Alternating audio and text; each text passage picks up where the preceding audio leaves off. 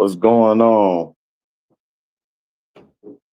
Welcome to HDiiTV. You're now rocking with your boy.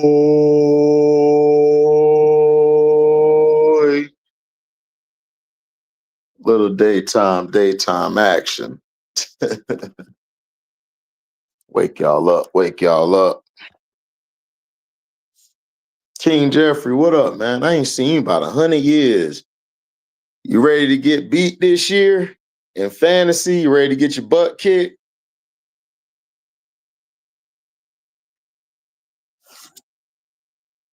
Now, Alicia Gray has been underrated for the whole year. She doesn't have the big stats and everything, but he said never. I don't want to hear about no, oh, it's rigged. I don't want to hear that. I don't want to hear that. You talking about it's rigged. I don't want to hear that. I do not want to hear that. I do not want to hear it's rigged from you this year. Now, Alicia Gray has been disrespected like for a long time, and it's mainly because Alicia's very quiet. Um Leash Blue came up on the scene just last year with her country accent and with her ability to hit the shots, hit the threes, and then she won, of course, the skills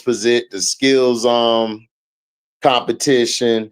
Then she won, of course, the 3-point competition because we didn't have no Sabrina. What's up, Paul? I'm just trying to highlight Alicia Gray. Alicia Gray hasn't really been getting a lot of love this season. Just highlighting her. All right, King Jeffrey, we gonna see. We gonna see. But Alicia Gray doesn't get the credit. And this video, like, when I created my page, I didn't care about getting all the views or getting a lot of shares. I wanted to highlight what the mainstream media isn't highlighting. They're not highlighting how underrated Alicia Gray's been playing this year. Alicia Gray has been top notch. Yeah, she don't have the numbers like I said on Stars Hoop Central. Make sure y'all go to Stars Hoop Central. I'll let you know, King Jeffrey. I'm gonna do a video on it, King Jeffrey, because I got to go over the rules so everybody know what's going on. And I'm still waiting for 2 people to give me their money so they can be invited. So I'll let you know. I'll send it to the DM, King Jeffrey. What's up, MDT? So I've always wanted to show the real. I never wanted to always highlight mainstream. Yeah, mainstream. I can make a bunch of Angel Reese videos. I can make a bunch of CC videos. I can make a bunch of Indiana Fever, Sky video, but that's not why I created my page. I didn't create my page for just to get views. I created my page to highlight players who have not been getting the recognition that they should be getting. Alicia Gray has been one of the most disrespected and underrated players that's been in the league for a long time. And she hasn't gotten the proper respect. To me, she should be put in the MVP conversation.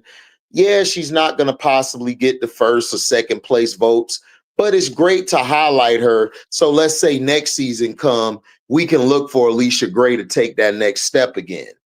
Because each year she's been playing better and better. What's up, Tulip? So we don't give these type of players highlights, but on this page, I want to give those players highlights. Y'all going to see during the NBA season. Y'all going to see during football season. I'm going to talk about players that nobody's talking about. Not going to get the views. Not here for the views and just the, oh, I'm here to get this and go viral. That's not the point of my page. My page was created to talk sports because I lost my father.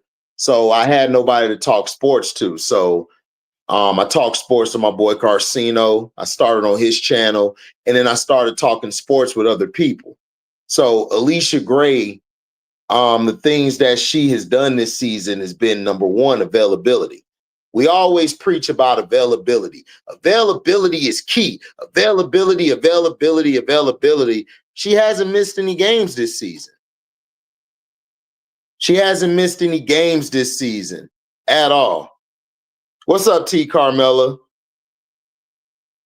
Yeah, Leash has been the best guard in the league this year, Tulip. I agree.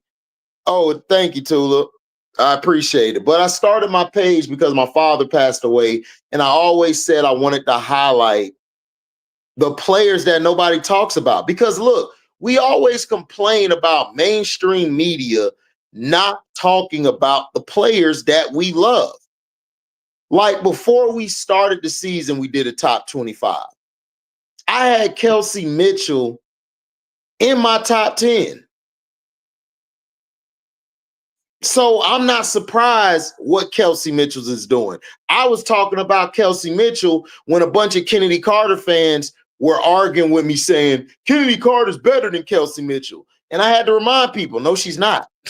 Kelsey Mitchell has always been that girl. She's just played on a sorry ass team that didn't build around her. It took for them to get Alexi Hole and then an Alyssa Smith, excuse me. Then it got Aaliyah Boston. They were going to make the playoffs that year with Aaliyah Boston on the roster added. She got hurt. So people try to, it's because of CC. No, it's not because of CC. Stop disrespecting Kelsey Mitchell. Kelsey Mitchell been that girl since Ohio. You're not going to keep disrespecting players and then want me to give your player props. No, this player has been a baller, just like Alicia Gray. Alicia Gray has been balling since she went to North Carolina, then transferred to South Carolina, then went to the Dallas Wings, then went to the Atlanta Dream. So we're not going to keep disrespecting people because y'all want to paint a narrative. I'm so sick and tired of narratives. WNBA has really pissed me off for the past 2-3 years, maybe 4, because of the bum-ass commissioner, because of the bum-ass fans, and because we have a lot of men, especially the men who are, I like to call fairies, love to pit black women against black women, and I don't like that. I really don't like it.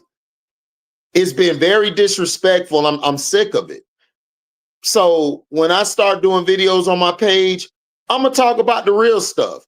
No, I'm not going to get the views. I don't care. I want to talk about and highlight the real players who have been putting in work this year. Alicia Gray is one of them. Alicia Gray gets so overlooked and disrespected, it's not even funny. And then when somebody tries to bring Alicia Gray up, they're trying to make it a slight to somebody else instead of just giving Alicia Gray her credit, giving Alicia Gray her love. You understand? Blessings to you, Nadira. Yeah, I got Leash over KM too, Tula. You're not wrong. But I'm just highlighting them because they don't get the proper highlight. They don't get the proper love. And it's just mind-boggling to me. Like, it takes for you to disrespect somebody for them to get their love. Like, people were disrespecting Kelsey Mitchell because Kennedy Carter was here. Why not highlight both Kennedy and Kelsey Mitchell? Why do we have to always say, I got to pick this player, I got to pick that player, I got to pick this player? Why not? I love all these players. Why not give a player credit for them being great? Why do I have to go and say, it's because of this person, now they're being looked at? Why can't I just give love to that player? We don't do that anymore. This year has been toxic, just like last year, just like it's been over the years.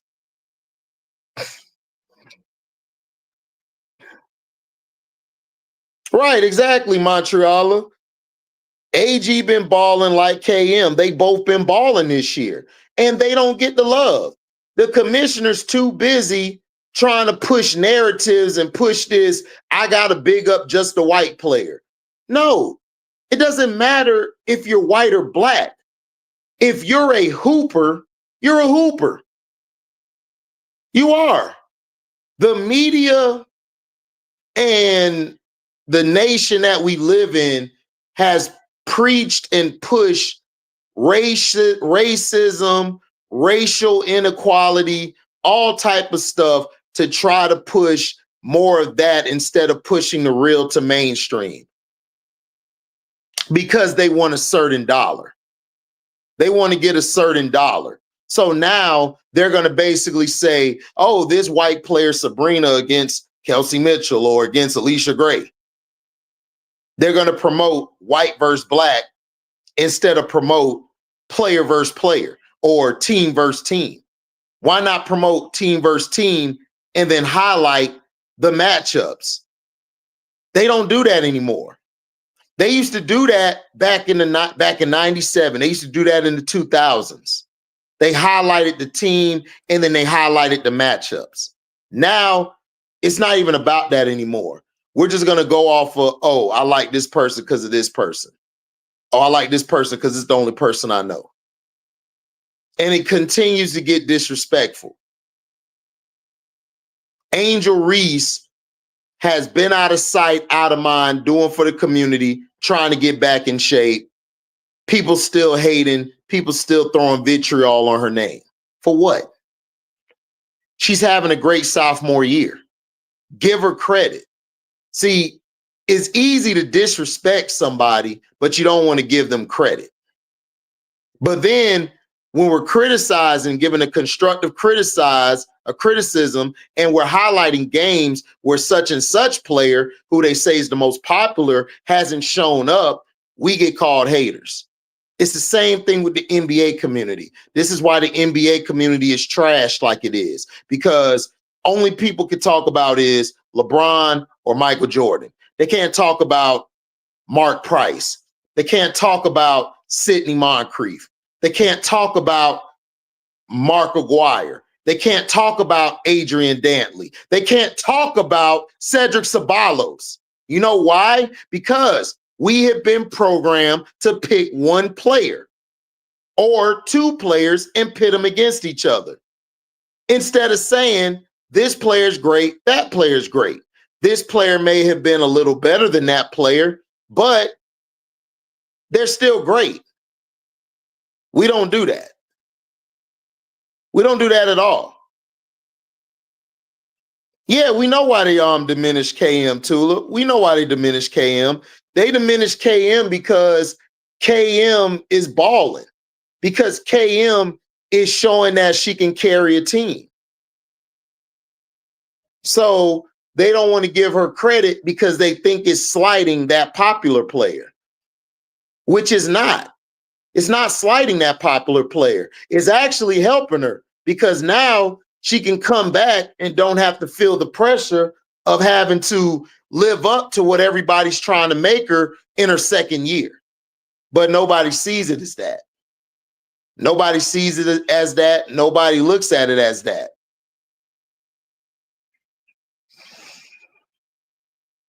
They don't.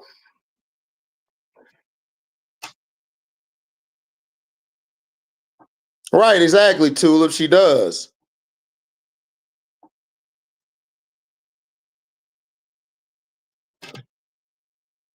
That's what I'm saying. Like, Kelsey Mitchell has really shown a lot of leadership this year. I don't think people talk about the leadership that she has shown. They're not talking about the leadership, basically. They're not talking about the leadership that she exuberates to everybody on their team. You know what I'm saying? Like, she gives everybody praise. She bigs up everybody. She shows everybody love. She continues to play even though they've been riddled with injuries. They haven't had the best. They haven't had their team completely together. You think the Storm are done? I think the Storm done too, Jamie. I think the Storm might miss the playoffs. What's up, J. Lou? Right, exactly, King Jeffrey. They talk bad about Kobe. You know what I'm saying? They know like real GOAT conversation is MJ and Kobe. They're afraid of that conversation. That's the real GOAT debate. Exactly. That's a GOAT debate. But see, they want to forget Kobe. That's what they want to do because they think if they give Kobe praise, it's slighting LeBron. And that's not the case. Top 5 win shares this season. Yeah. Nafisa Collier 1, Asia Wilson 2, Alicia Gray 3, Boston, and then you got Alyssa Thomas. Yeah. Listen, Alicia Gray, man, Alicia Gray, even Aaliyah Boston. Yeah, Aaliyah Boston does throw a lot of elbows. She does a lot of plays that is borderline, if not dirty. But you can't take away from how great Aaliyah Boston has been this year. Aaliyah Boston, that's why I call her all business. She come in there, get the job done, go home. Is she going to cry and complain? Sure she is. But we can't take away how great she's been at that 5 position for this team. We can't take away what Natasha Howard has done for this team. Natasha Howard has also brought a lot of leadership. Kelsey Mitchell has been the focal point of the offense, and she's delivered. Now let's get back to Alicia Gray. Alicia Gray has been in the offense, been in the system, been on the team. She's been the most consistent. Her leadership and her willingness to breathe life into Pow Pow. She's taken Pow Pow under her wing. She teaches Pow Pow everything she can teach her, trying to make her, better than what she is, instilling that confidence in Pow Pow. Pow Pow, shoot that ball, shoot it. Pow Pow's been playing lights out as a rookie. The issue is she's not going to get the recognition because Carl Smecko kind of is up and down with her minutes. But most of the time when she does get the minutes she's supposed to get, Tahina's delivered. So I give Alicia Gray that. Alicia Gray has really stepped up doing other things. She also passes the ball. She play makes very well. She gives the ball to who she needs to give it to. Defensively, Alicia Gray has been top-notch this year. She's been one of the best defenders at the 2 position. And then when Jordan Canada came back and Ryan Howard was out, she moved to the 3 to help give them flexibility. And she played great at the 3. It's like they were missing nobody. Yeah, I agree on Nadira. Yeah, they have a chance. I agree, Jamie. Alicia Gray needs to be talked about more. Alicia Gray doesn't get the recognition because she's quiet. And yeah, she only has 18 points. That's understandable. But if you look at what she's done in the games that they played in, even if she's not shooting the ball great, Alicia Gray's defense and her playmaking ability has really helped Atlanta get to that number 2 seed. And they have the potential to actually stay at the number 2 seed. Good morning, Chicago Cheetah.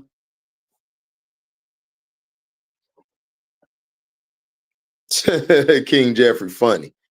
But Alicia Gray, man, I just love her game and love what she's been doing. And I think a lot of people just don't talk about her because of her being quiet. She off the court. She's fun to be around. She's very funny. I love her. I love her energy. I love her attitude. Her attitude is great. She always has that mindset. Even if I shoot the ball, it's not my fault.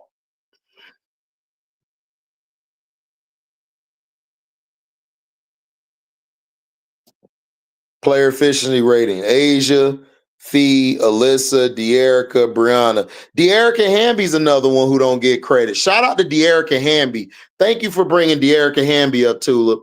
De'Erica Hamby doesn't get no credit. De'Erica has done a very good job with the LA Sparks. She and Kelsey Plum surprisingly, in my opinion, has taken a big step this year. Her leadership, her taking Rakia under her wing, her wanting the best for the team, her sacrificing a lot of volume shots to get everybody else involved has shown me that Kelsey Plum still she still harbors that winning mindset where it's like, yeah, I get my stats, but at the end of the day, it's about the dub. And that's what I was starting to fear from Kelsey Plum, because early in the season, I thought Kelsey Plum was going to come in and say, oh, I got this to prove. I got that to prove. I got to show you this. I got to show that I don't need Asia and the aces. No, Latricia Trammell came into the game, came to the team, and basically was like, no, you need to take a step back to make the team better. Yeah, Lynn Roberts did a little bit of something, but adding Trammell to their team has made them a lot better because Trammell brings experience. She brings knowledge. She has more insight than Lynn Roberts do, especially with W players. Pow would be starting right now, Nadira, and the Sky would basically be in the playoff contention if we had Pow. Dream versus Aces tonight. Who do I got to win? I got the Aces. I got the Aces winning tonight. Azare should be up for most improved player of the year. Like, for real.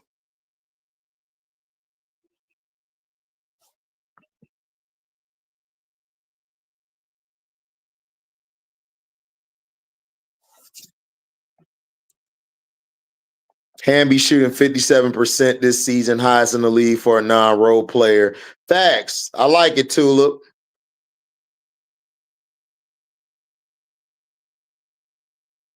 I agree, Tulip. Plum is playing very unselfish, and I love watching it. Yeah, defense and rebound. That's it. That's the only issue. What's up, C. Brown? Yeah, I won't put her on my parlay, C. Brown. That's the thing about Gray. Gray will have an off game from the scoring or that aspect. So she's not really a player to pick for the parlay. I wouldn't pick Gray for the parlay, but I would watch Gray as a fan of the game, as a fan of women's sports. I would watch Gray and actually look at what she does.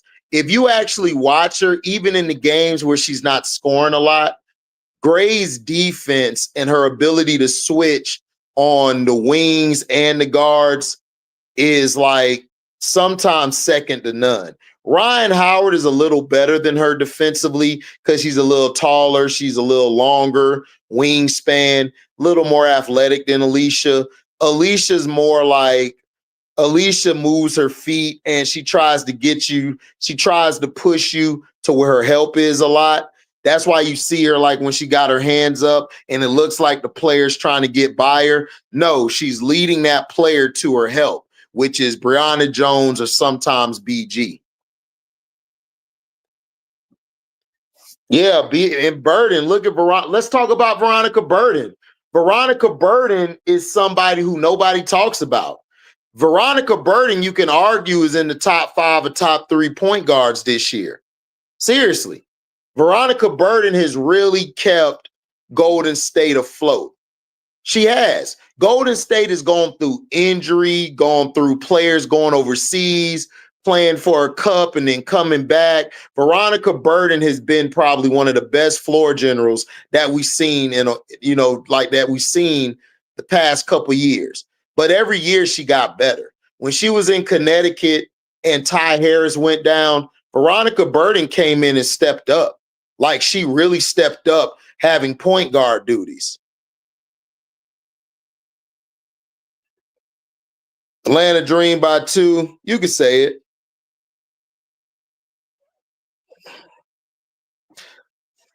Sonia Citron's in the Rookie of the Year conversation.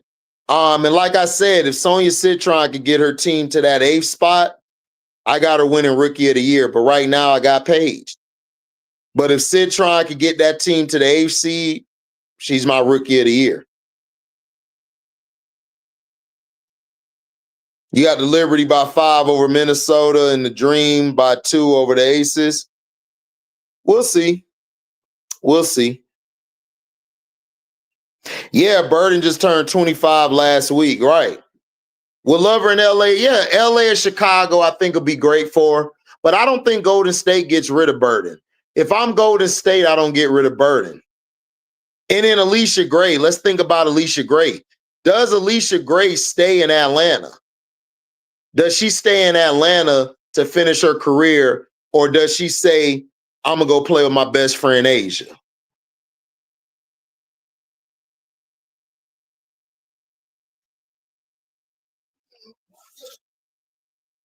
You know, that's one thing. But I don't think if I'm Golden State, I wouldn't get rid of Burden. Like that'll be stupid to get rid of Burden. HD, you were chilling last night while Zoe Show and Key were crashing out.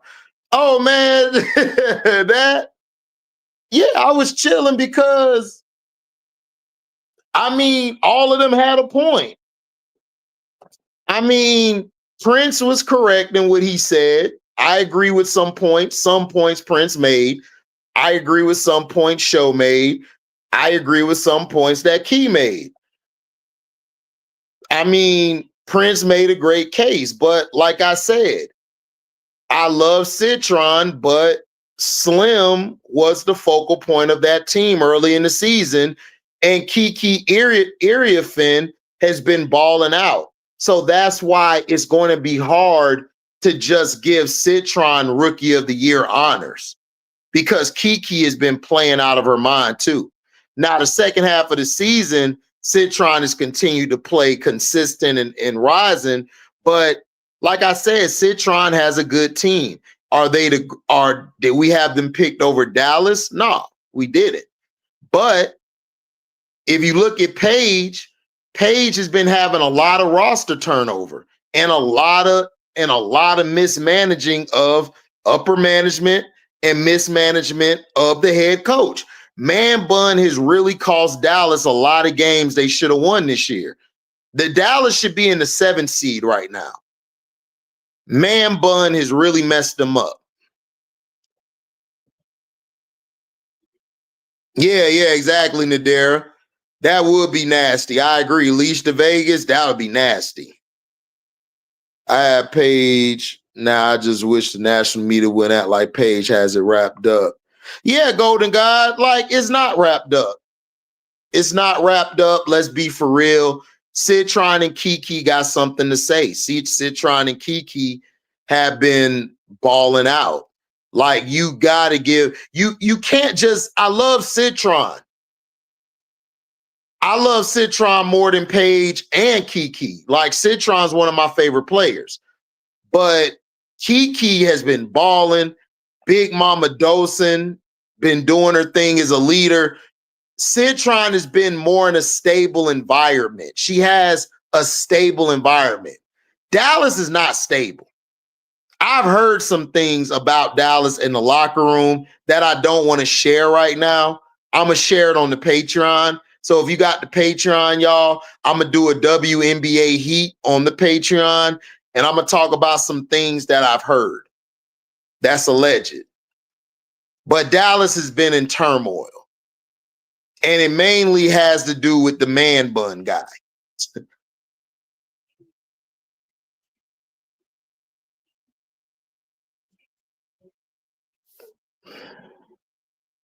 Yeah, I agree, Tulip. Golden State's going to throw the bag at Burden. The 2 hours of screaming made me tired. What you mean, Chuckle Chatter? What 2 hours of screaming? What's up, Rasheen, man? Salute to my brother Rasheen. Kiki should be the Rookie of the Year. She got a case. You can make a case for her. You can make a case for Kiki. Kiki broke the double-double record, I believe, for Washington. So yeah. You can make a case, Chicago Cheetah. Oh yeah, facts and Derry, you're gonna love it.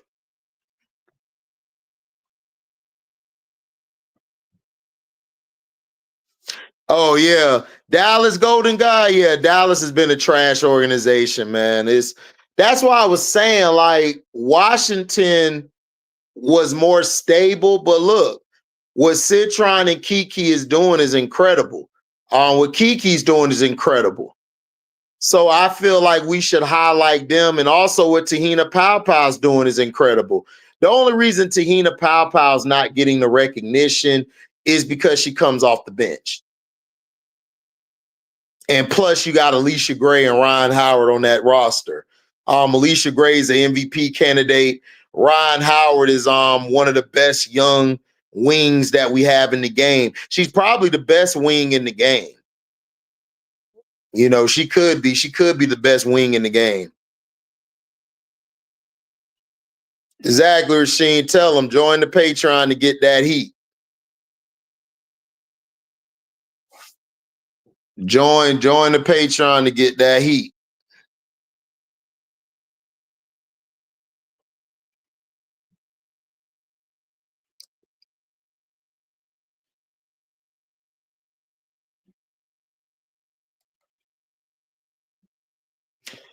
Man, we could have had Aaliyah Nye, we could have had Zaza, we could have had Fago, we could have had so many players, Nadir. Like I said, I don't know what this clown is doing.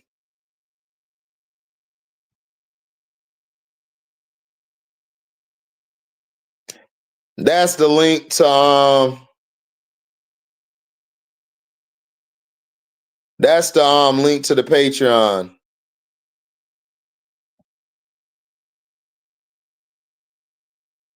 Yeah, I like Citron too. I didn't know that Dallas was very bad in the locker room because of the coach. This is the first year. Do you think he'll stay as a coach? I don't know. I don't think if I'm Kurt, I don't bring him back. I don't bring him back. But again, Paul, you got rid of all the vets out of there that you mainly had problems with. So Koklanes could come back next year. I could see it. But I wouldn't bring him back. Yeah, we could add Tipson too. Yep.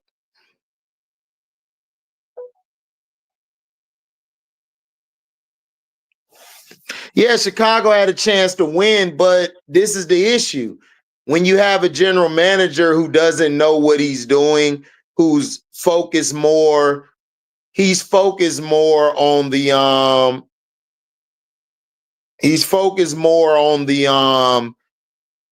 optics. If you're a guy, if you're a GM going in worried about the optics, you're not going to win games. You're going to win the media over. You're going to win the national people over because they're going to be like, oh, that team is so nice. Look at all those light-skinned white players over there. Like you're gonna win in the media and mainstream, but to win, you're not gonna win. Indiana did the right thing. What they did, Indiana said, we finna go get a bunch of sisters.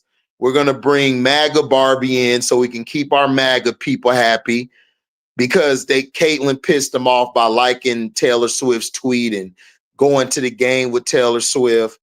So again, they knew what they were doing. They had their white girls. They knew, okay, let's go get all the sisters to put around them, like Natasha Howard, Dewana Bonner. You know, they were bringing back Dantas. They knew who to put around their team. You know. Yeah, I would have took Fago.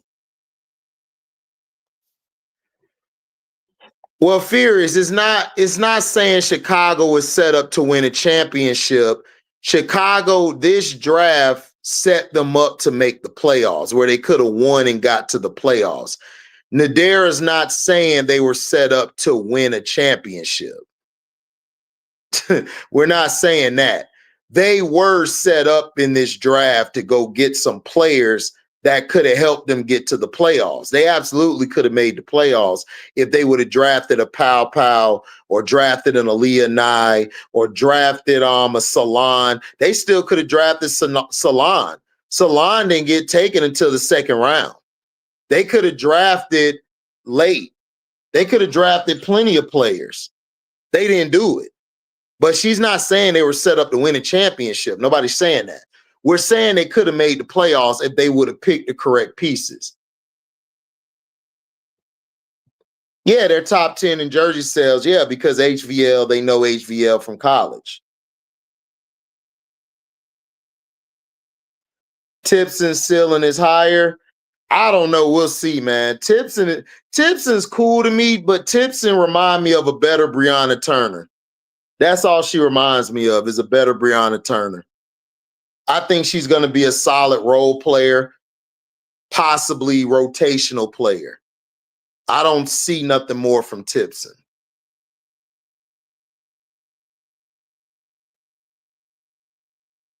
Yeah, exactly. They did the exact opposite. Yeah, they did.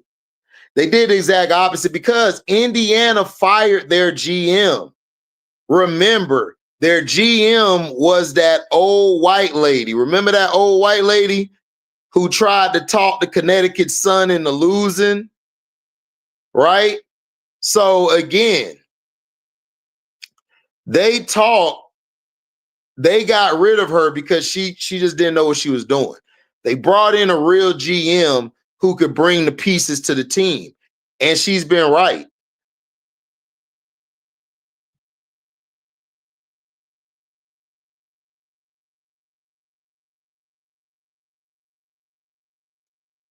Yeah, Fierce ATL, you still could have drafted HVL, but you could have waited. You could have waited till number 16 to get HVL. You could have went and got Pow Pow and Zaza or Pow Pow and Aaliyah Nye. You could have got those three players or one of those three. You could have waited to get HVL around 16 or 22, man. Like nobody was going to take HVL at 10 or 11. Nobody was going to do that. Yeah, Chicago's a profit first. It's not even about profit, Chicago, Cheetah. Chicago went into the season saying, we need to make the team lighter or whiter.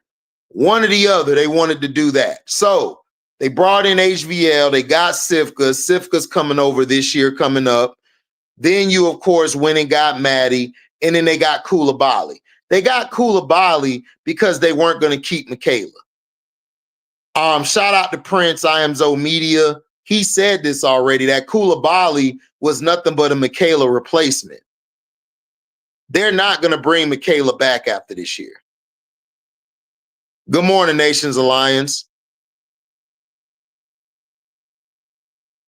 I don't know. I don't see Natasha Howard in her. I think Tipson to be a better Brianna Turner.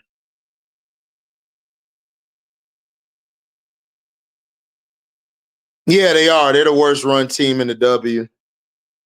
What's up, Brass? What's for breakfast? Psh, I don't know. I'm gonna make some later. I'm gonna make some. Probably gonna make some grits and eggs this morning, man. Grits and eggs and some bacon. Great combo with Sess and Rob yesterday. Oh yeah, man! Shout out to Auntie Sess and Rob the Man Media. Make sure y'all go to their page. Make sure you subscribe to them, and you sign up for the membership. Like it was, that's what's up. We talked yesterday. I mean, it was a great convo. Like, that's all it's about is having the conversation, Rasheen. I think a lot of people get in their feelings when it comes to conversation, and it's all right. That's why we're here to have the conversation. I'm not going to be everybody's cup of tea. Everybody's not going to come to watch me. There may be more people to say, I'm going to go watch Key. I'm going to go watch Prince. I'm going to go watch Show. I'm gonna go watch Auntie. I'm gonna go watch Rob. That's the point. That's why we're here. We're here for you to get the information, the real information. It doesn't matter who you go support or who you love to watch more. I think a lot of people think that, oh, I like Key more than HD. I don't like HD at all. I think HD don't know what he's talking about. That's cool. Key is a part of the family. So that means the family's growing. See, I think a lot of times us in the Black community, we have been subjected to just pick who we like and not have to go listen to somebody else.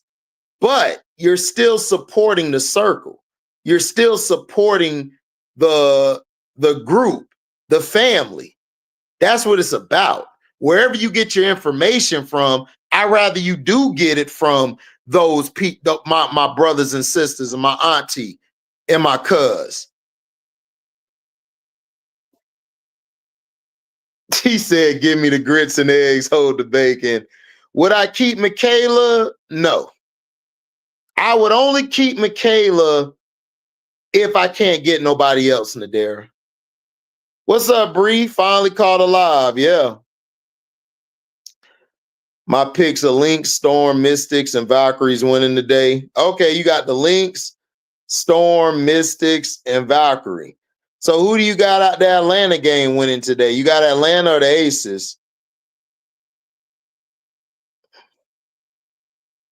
I don't think they did, Chicago Cheetah. I disagree. They didn't pick the players that the fans wanted. The fans wanted other players. The fans wanted Citron. Not Citron, excuse me. The fans liked the Pow Pow and other players.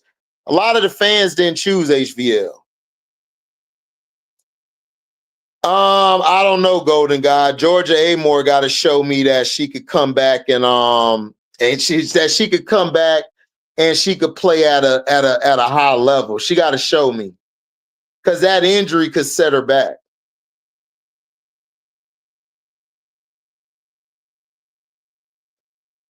But Chicago Cheetah, you're making my point.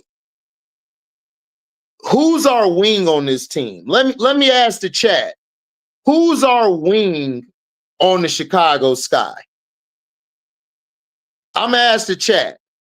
Who's our wing on the Chicago Sky? Fee could play tonight against Liberty. Okay, bet. Brad said Stars Hoop Central is the shit. Yeah, man. We be having fun. Facts, HD. We win as a whole. Right. We win by a whole. I mean, that's the point. Like, I had somebody say, like, I think it was in Stars Hoop Central yesterday. Somebody was like, "Oh man, HD just moving the goalposts. I'm not gonna listen to him." Good. Don't listen to me. You still got Key. You still got Prince. You still got Show. You got Auntie. You got Rob. You got Coach Rowe. You got Coach Coleman. You got Political Lil. We family. Whatever you want to listen to, get the correct information. I'd rather you not listen to me and go to somebody you like and get the information correct. That's why I don't get mad when people be like, "Man, I'm listening to Carcino. I can't listen to HD. He irritating." Cool, listen to Carcino. That's my brother. We're family. You're helping us because I'm in the algorithm along with him. Who would you keep on Chicago if you're the GM or the coach? I would keep Ariel Atkins. I would keep Angel and Miller. I would keep Maddie. I wouldn't keep HVL. That's just me personally. I don't like HVL. I never liked it, HVL. I would see what Koulibaly has for me. Sivka. I would move Sivka. I would see if I could get a couple picks for Sivka or possibly one of the or HVL. Who are your top 5 perimeter defense of the season? Perimeter defenders. I got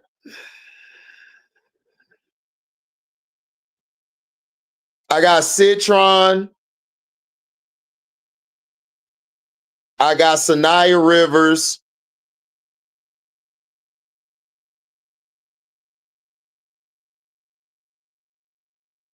I got Ron Howard. When she's healthy, I got Ron Howard. I got Carlton. I got Carlton. No, excuse me. I got J.O. J.O.'s up there.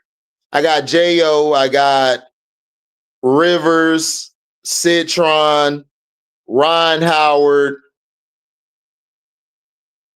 and I'll go Alicia Gray. Right. Our wing is non-existent. We don't have any wings. So that's why Chicago Cheetah, Jeff P should have got us a wing. Okay. Right. We got nobody. Well, Chicago Cheetah, Michaela Onowere is not. To me, I'm gonna be honest with you. Michaela to me should be more of a two guard instead of a wing. To me, she's okay, but she's not that good of a wing. He said it's a Barbie. What's up, Mac Mizzle? You got the Sparks and Valkyrie sneaking into the playoffs. I can see that. I can see that. He said y'all are funny. Showtime made me laugh when he was cooking Zoe.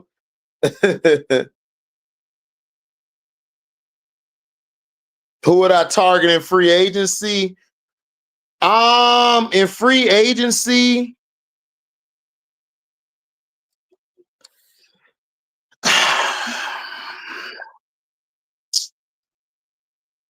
In free agency, I would try to get.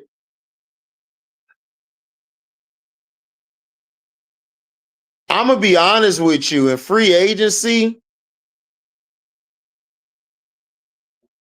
I would try to go get. I would try to see what Odyssey Sims is doing. Because I think Odyssey Sims will. You know what I'm doing? And I know this is going to sound crazy. I would go get Skylar Diggins. Skylar Diggins is the right fit for this young Chicago team. Skylar is what Ariel Atkins and Camilla need. They need somebody along with Angel to put a foot up your ass. That's what they need. They need somebody to put a foot up their ass. I saw practice clips of Sky yesterday. Angel looks good, but why isn't the coaching staff fixing Cardoso defense on the perimeter? Because Bree, to me, the reason why I don't think they're fixing it, because it's not a fixable issue. You can't fix it during the season, Bree. What you can do is mask it. You would have to work on Cardoso in the off season to get her perimeter defense better. But she's not going to be a great perimeter defender. You need Cardoso to stay in the paint. The problem with them, Bree, is they don't know how to mask Cardoso. They don't know how to switch around Cardoso. Like when they're doing the pick and roll, instead of the defender staying with their player, they're switching it to Cardoso, which is a rule. No, you don't do that. You stay with your person. Cardoso will come up and help and play the in between with your defender and her person she's guarding. But what they're doing is just passing the player off to Cardoso. She's never going to be that good on the perimeter. I would keep Cardoso in a zone in the back, and I would only switch if it's a pick and roll and you got Angel as the defender next to you. Angel is the only post player that I'll have switch on the perimeter players. But they're not going to do that because they're stupid. They only focus on offense.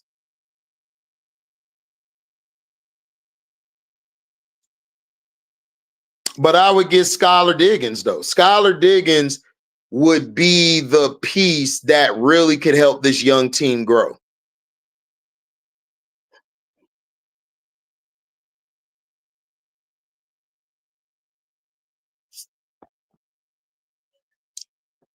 Yeah, that's true, Bree. Alicia Gray would look good. the Sky. Would NECA fit the Sky? No. NECA would not. NECA would only fit the Sky if she's willing to come off the bench. I think Chicago bringing Sloot and Bantam back. I wouldn't be surprised, Lil Sip. I would not be surprised.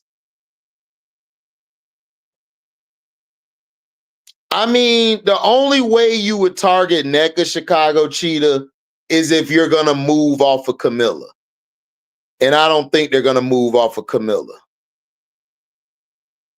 But Skylar Diggins would be a fit because Skylar Diggins is what this team needs at the one.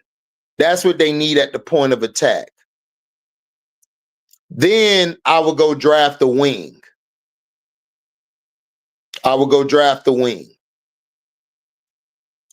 With that number 5 pick, because I think we're going to get between 1 to 5 in the first round this coming year. I will go get a wing.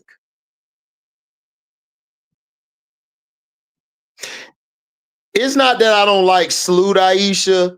I would only like Sloot if I could bring her off the bench. If I could bring Sloot off the bench or just make her a coach, I'm cool. I would make Sloot a coach. I think she's did what she's done. I would move on from her.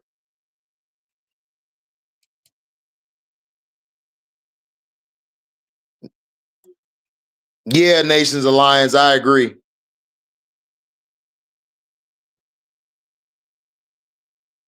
Yeah, I agree, Christian. I agree. What's up, Joe Cool? Yeah, man, Alicia Gray. Like nobody talking about Alicia Gray, man. At least I had to put Alicia Gray up because people have been, kind of dirty in her name.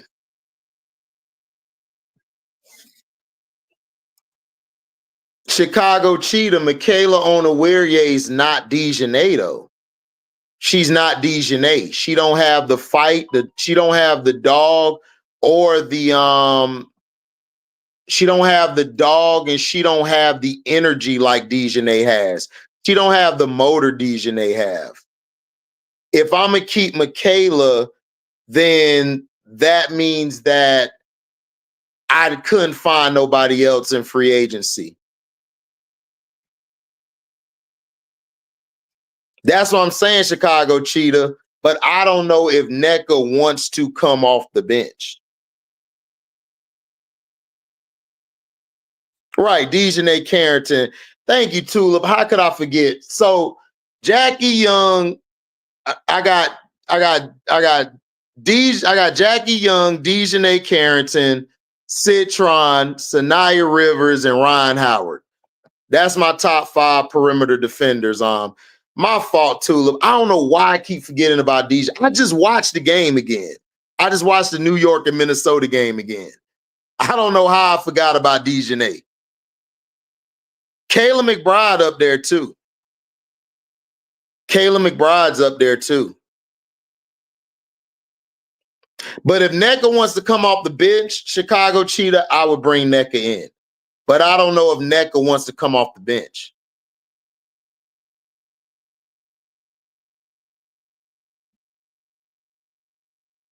Right, I agree, Nadir. Yeah.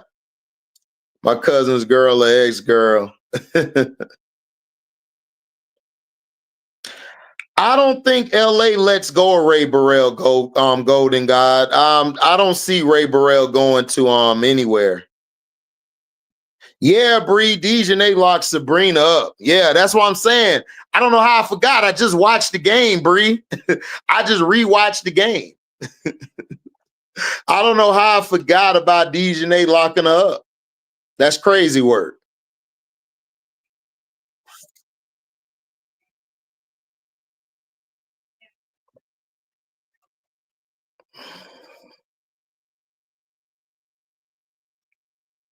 You think the Sky might target Jackie Young? We'll see.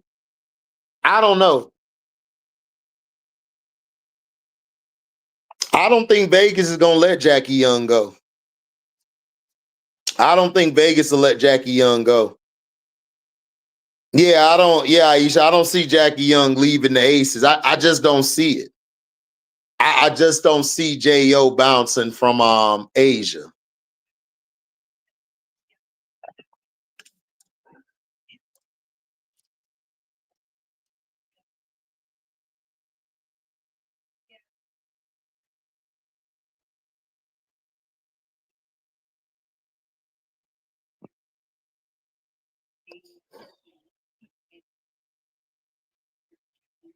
Jackie is staying with Asia. Veronica Burden. Burden's defense is good.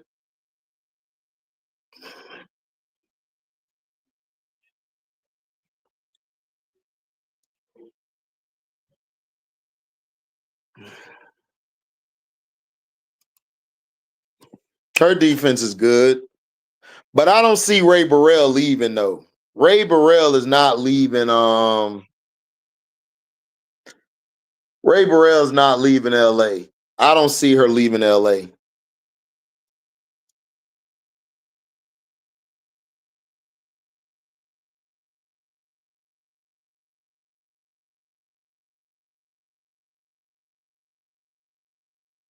All fam, yeah.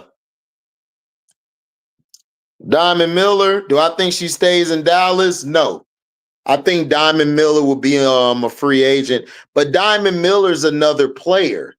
Like Diamond has to improve on her game this offseason.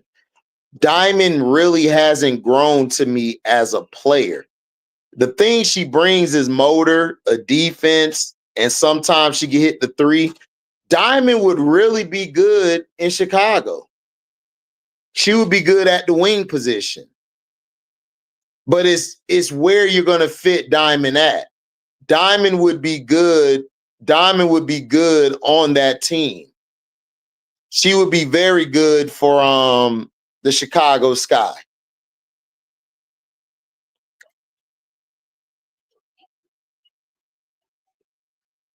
Diamond Miller should go to the Sky. I agree. I agree. Plum said she was tired of being the fourth option on the Aces and not getting the credit from the team. Aisha, I already told you, I already told everybody why Plum left. Nobody wanted to believe me. Everybody's saying, oh, are you in the locker room? Like Sinister Aristotle always tells me, am I in the locker room? But every time I'm right, he don't want to come and give me credit. Sinister Aristotle got mad talking about the Las Vegas Aces, and he's been sneak dissing me. He's been sneak dissing me on other channels, trying to say, oh, I don't go to Twitter or other places to get my news and stuff. And I'm like, Sinister Aristotle, I've been right. I told y'all why Kelsey Plum left. I said this on the Patreon. I told you when they played each other the first time, they were finna bust Kelsey Plum ass.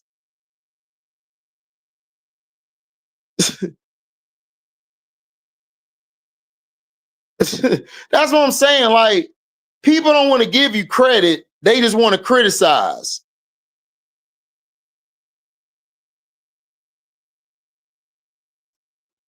Melbourne would be real good in Chicago, Golden God. I agree. Melbourne would be very good coming off the bench for us. She would be very good coming off the bench. Yeah, Aisha, but Aisha, I told the truth why Plum didn't come back. I told everybody that. I told everybody on the video. Kelsey Plum and Becky Hammon were beefing last year because Kelsey Plum was chucking up bad shots. She was doing that same bullshit earlier for the LA Sparks. And you know what happened? Latricia Trammell came in and said, all this allegedly, I'm going to say allegedly, Latricia Trammell came in and said, look, stop shooting the ball. Get Rakia involved. Latricia Trammell had to tell them how to use Rakia. Hasn't Rakia been playing a lot different since Trammell came to the team? Hasn't Rakia started getting the ball more? You know why? Because Latricia Trammell said, put Alleman at the point, let Kelsey Plum stay at the 2, let Rakia get acclimated in the offense. I told everybody that. Told everybody this. Kelsey Plum and Becky were not getting along. I told everybody that. They were giving Kelsey grace because remember, Kelsey got out that nasty divorce. But as the season was going on, they were getting tired of Kelsey chucking up all these shots.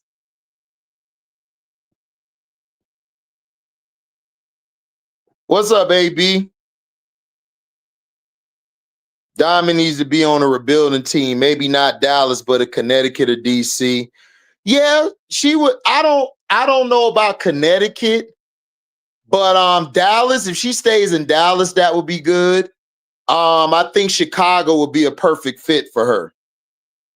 Bets to the Valkyries, I could see it. What up, Andre? No, Trammell isn't the Sparks coach, Golden God. Trammell was hired on to be basically a liaison, not a liaison, but an overseer of Lynn Roberts. That's why she was brought on. She was brought on because Lynn Roberts was screwing the pooch. So they brought her in to shadow, to basically oversee Lynn Roberts and to give a game plan. If you watch when Lynn Roberts goes to the bench, Latricia Trammell is right behind the first seat. She's coaching up the coach. She's coaching the coach, and she's coaching the first chair and the other chairs. Go watch what Latricia Trammell's doing on the sideline.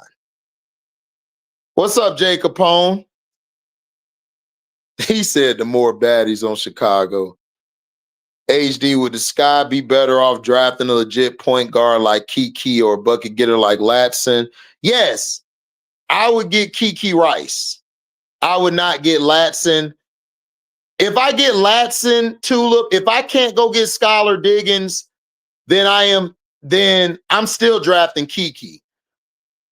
But if I can't get Skylar, I'm trying to get a trade to go get a Latson or go get a wing. I would go get a wing if I could try to trade back into the draft.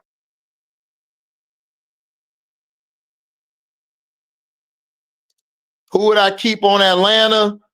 Obviously Gray, Ryan, Pow. You can't protect BG. Because she's already been, I think, cored. So I don't know. Nas Hillman.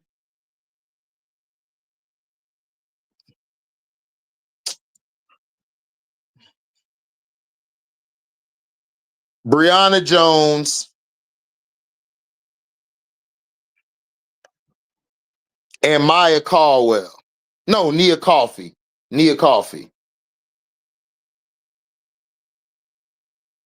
Yeah, Chicago needs a wing. But we need a point guard too.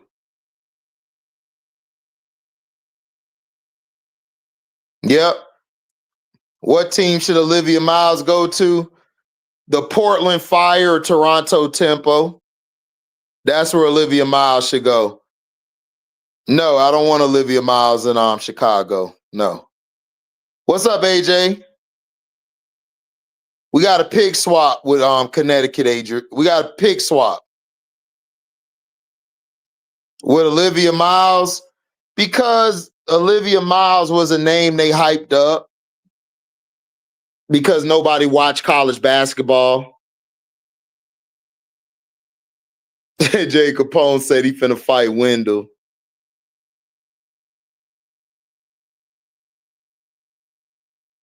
He said you finna fight. You finna fight Wendell J. Capone for what?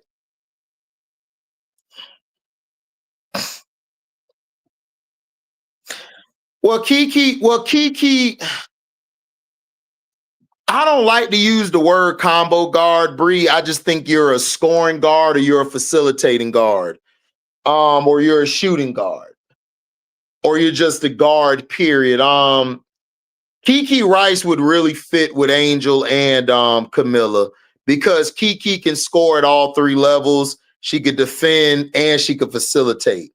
So Kiki would be a good pick, Bree, if we do get Kiki. But I don't know what this dumbass gonna do. But I think Kiki Rice could do something.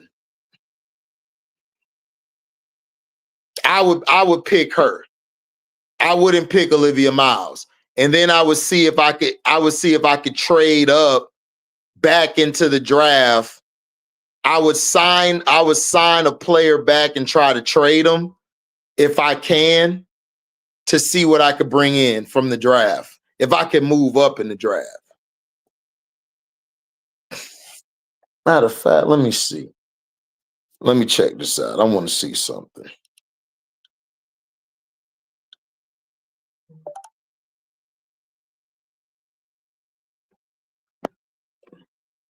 I agree, Bree. I agree. Yeah, Kiki is tough. I don't know. I don't know why Auntie and them don't like Kiki. They don't like Kiki Rice.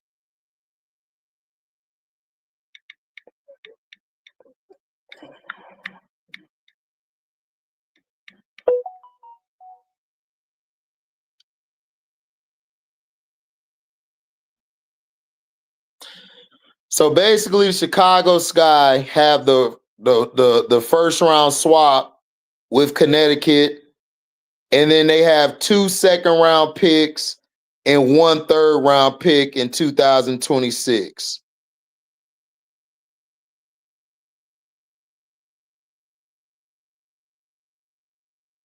So basically, they got 2 second-round picks and a third-round pick. So again, you could get you a wing in the draft. It just depends on what this idiot does.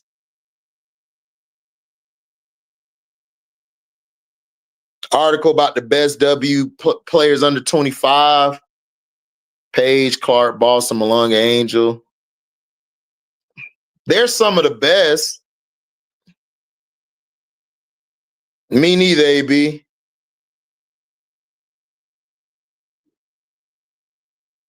Hey, 2-9's Guapo. I'll do the same thing. I would grab Neepkins and then I'll try to grab Sykes. I would either get Sykes or I would get Skylar Diggins. Yeah, get Neepkins. Yes. What would be my thoughts if they picked Olivia Miles? Depends on the wing he gets. If you get Olivia Miles, you're gonna have to get a wing who could play who's a defender. You're gonna have to get a wing that's a defender. Because if you bring Olivia Miles in, you got to be able to have a wing that can defend. And then you got to get another wing who could come off the bench and kind of do both to match up with Olivia Miles. He said Pawn Dexter. Well, that's the type of dude Angel needs. Angel's very fiery and got a strong mind, strong personality. So she'll get her somebody like that, Jay Capone. Neepkins to the Valkyrie. I agree, Chicago Cheetah. All fam would be good. Neepkins gonna be gone second round, I fear. Well, 2-9's Guapo, we possibly could get her in the second round. What we probably could do on 2-9's is we could probably trade a couple of them picks and go up. Is Chicago likely to bring Sloot back? Yes. If Jeff P is still there, Sloot will be back.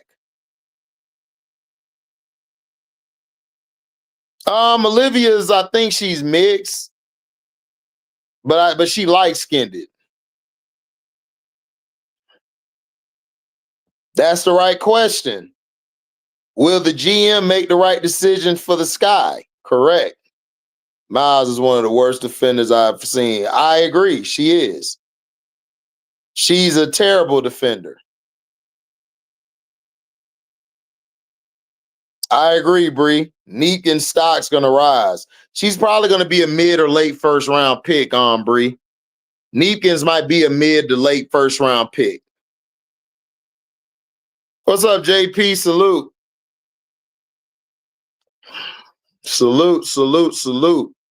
But looking at this, Chicago has 2 second-round picks and 1 third-round pick, and a pick swap with Connecticut.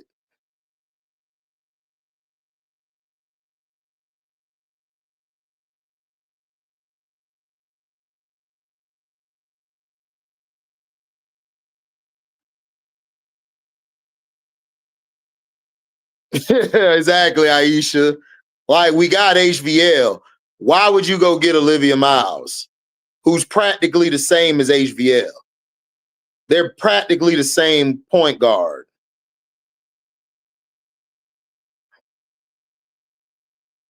Yeah, I would move Raina Wakama to the head coach if I could.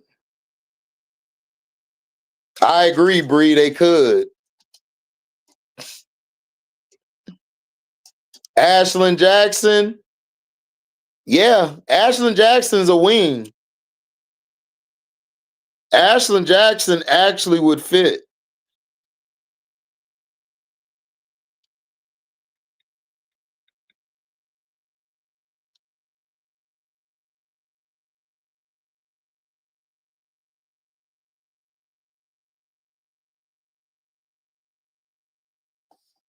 She's 6 feet, so Ashlyn Jackson would actually be a good 2 guard. Andre, we do got a first round pick. We got the pick swap with Connecticut, 2 second-round picks, and a third-round pick. Who would I protect on the Fever? Caitlin, Kelsey, Aaliyah,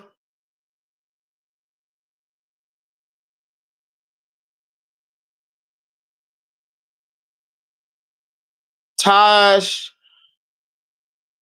Dantis, and Lexi Hall. That's who I would protect for the Fever. No, she can't space the floor like that, 2-9s, but she'll be a hell of a scorer off the bench. She could come off the bench and she can give us a scoring punch. I would try to go after Madison Scott in the offseason. What y'all think about Madison Scott? Y'all like Madison Scott been playing good for Washington. Madison Scott's been doing well for Washington.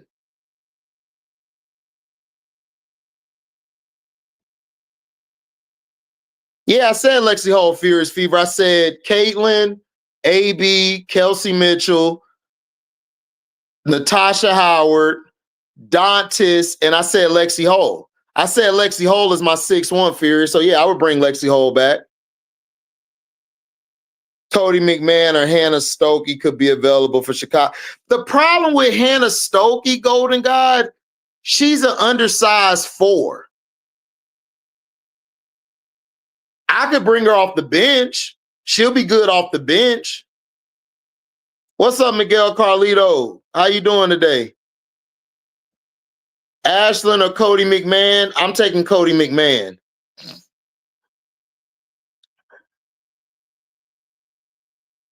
Yeah, I know, Bree. She looked real good on Washington. She would be good, though. Man, be prepared, Andre. They're going to F this draft up. I believe she should leave, but he asked me a question. If I'm the Fever who I'm protecting Kelsey Mitchell. I'm signing Kelsey Mitchell to a big deal. Whenever the CBA done, I'm overpaying. I'm giving her the house. The Indiana Fever better bring Kelsey Mitchell back. If they don't bring Kelsey Mitchell back, they're done. They're not winning the championship in the next 2 or 3 years. Hannah Stalky to the Fever, yeah. Plus Madison from the DMV. Oh, okay then, Bree. I forgot.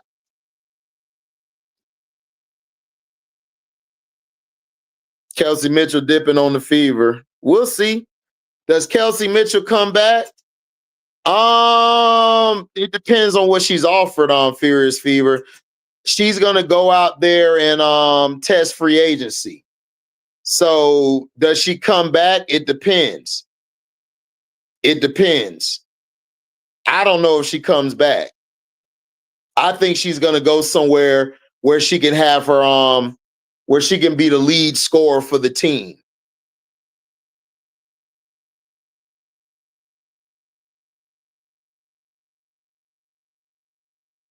2 9s, I already know. Look, Madison Scott would fit Angel Reese. This is why I said Jeff P. If you give me Jeff P's job, we will have this team turned around in a year. I bet you your bottom dollar I could turn Chicago around just like that. Because I already know what we need. I already know what we need. I'm moving Tyler as back to the development coach. If he don't want to be it, see you later. I'm moving Raina Wakama to the head coach. We're going to go get a bunch of her Nigerian team. We're going to go get a Nigerian team on our team. We're going to go get her players because she got a bunch of wings over there that's better than a Michaela. That's way better than a Michaela. Then I'm going to go get Skylar Diggins. I'm drafting Kiki Rice. Then I'm going to try to move a couple of those picks to move up to either get a wing or trade for a wing.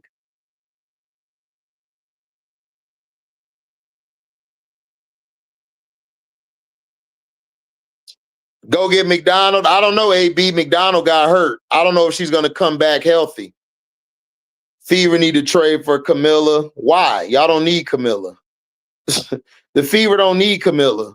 And plus, Camilla don't fit with Caitlin Clark. Exactly, Bree. 6'2" forward who plays the 1 through 5. Exactly. I would have put Madison Scott on the wing. She would have been the wing. Toronto could take Kia Nurse. Facts.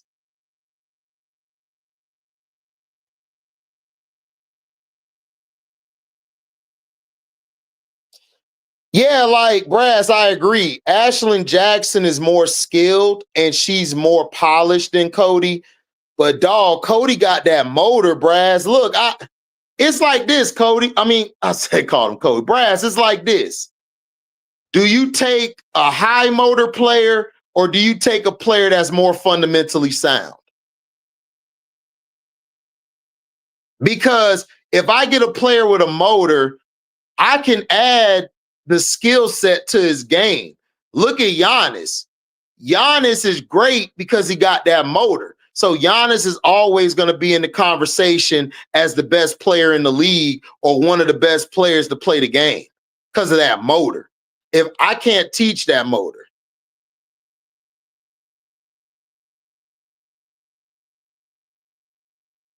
I agree, Golden God. I would go get Carlton as well. Camilla wants to win. She not going to win in Indiana.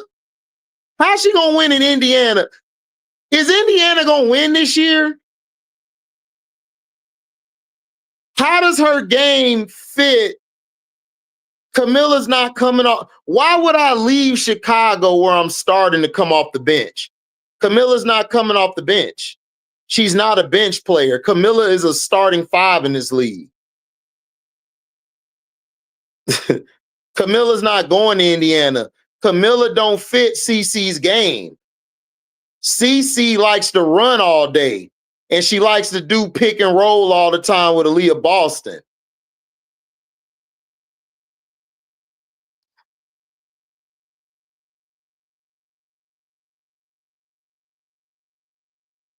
Yeah, Cody's a dog. I got to keep Cody.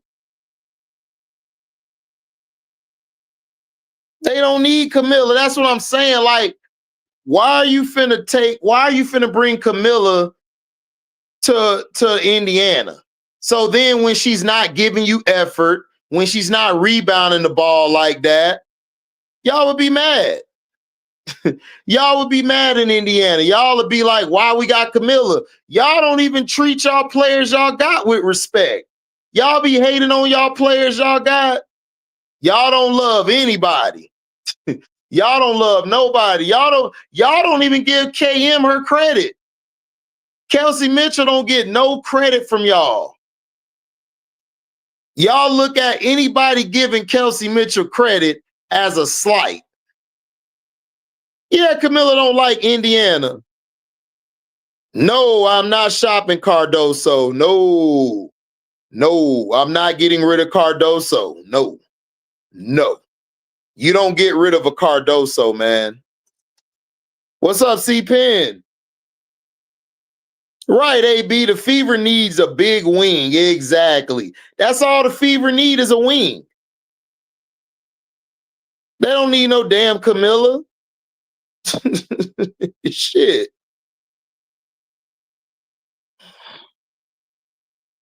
What's up, Andre?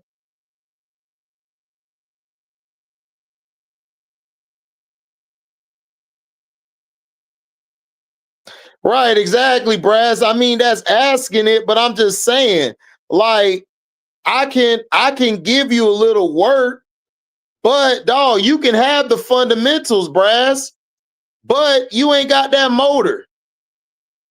You ain't got that motor. Exactly, Bree. Thank you. Just because Tyler Marsh doesn't use Cardoso correctly doesn't mean she needs to come off the bench. I agree. What other vet would I keep? None of them. The only vet I'm keeping is Ariel. Everybody else can go.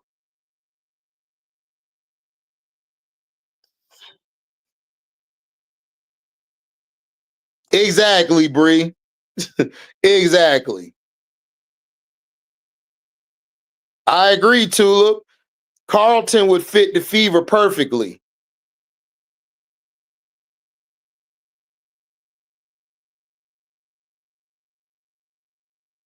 Right. He gave credit to Kelsey Mitchell, not a blast in the dad. It's like, all right, whatever. What's up, Art?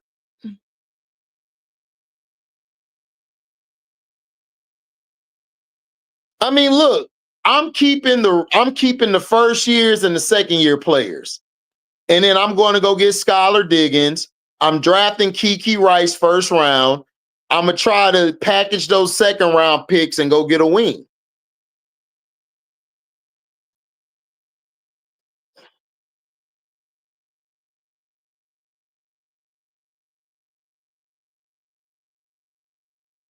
Yeah, I'll keep Bantam, Tulip. Bantam's the only one I would keep if she comes off the bench. Yeah, Bree, I agree with you and Tulip. I agree with you, Tulip and Bree. Tulip and Bree, right. I would bring Bantam off the bench. She would be off the bench for like scoring and shooting. Exactly, Andre. Doso ain't no damn bench player. What are we talking about?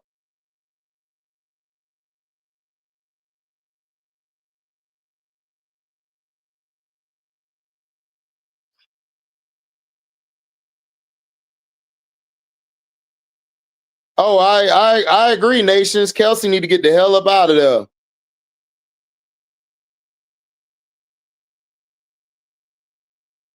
Oh, Jay Capone. It's not me. It's not about just getting the black players. I'm getting the best available player. If Bridget Carlton's out there, I'm going to go get Bridget Carlton. I'm going to go get Skylar Diggins. I'm going to draft Kiki Rice. I'm going to go get a Neekins or a Cody McMahon. Like I'm bringing toughness and attitude to the team. I'm not bringing this soft ass gummy worm bullshit. Yeah, Miguel.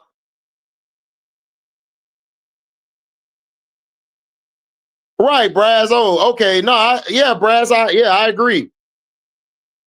Yeah, like I love skill, but if somebody got a motor, I'm getting the motor player. But I ain't mad at superior skill either, Braz. I agree. If I can get the skill player, that's cool. But if I could get a player with a motor, bruh, ain't nobody trading Lexi Hall for no man. Furious, go smoke a joint.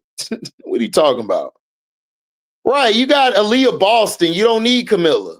That's stupid. Imagine Rivers on the sky.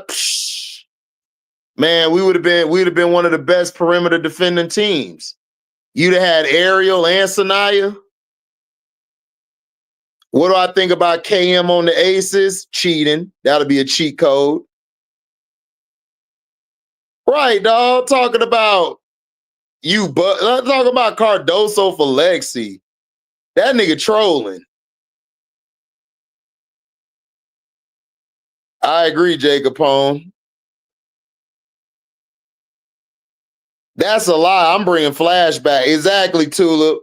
Flash has been their third best player this season. Thank you, Tulip.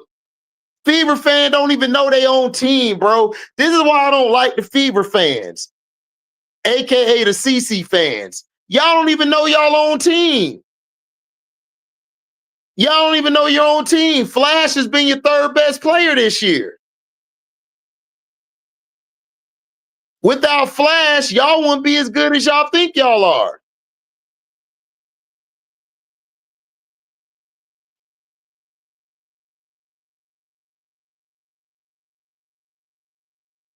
Exactly, AB. I agree. Kelsey Mitchell to the Valkyrie. Woo! Hey, look. Hey, I don't know. I don't know.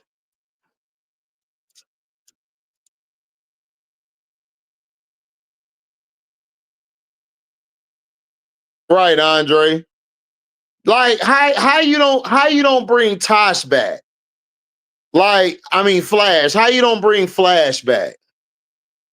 Flash's veteran presence, her leadership, her toughness, her ability to help AB down low. She was a better pickup for them when they got rid of Alyssa Smith. Like, you're out your mind if you let Flash walk. You bring Flash back. You don't let Flash walk.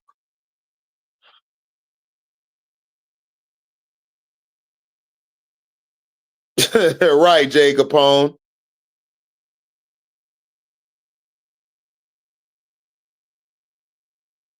Yeah, I heard that, Tulip. I heard Joe Sight is coming. Yeah, Joe Sight gonna be with Burden, so yeah, they gonna be tough. That's what Rob was talking about. Shout out to Rob, the Man Media.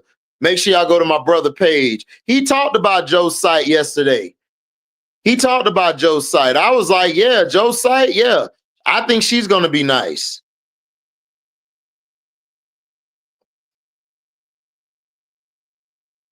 Her and Odyssey Sims, Liquid Ocelot. Her and Odyssey Sims saved the Indiana Fever. They saved the Indiana Fever yesterday.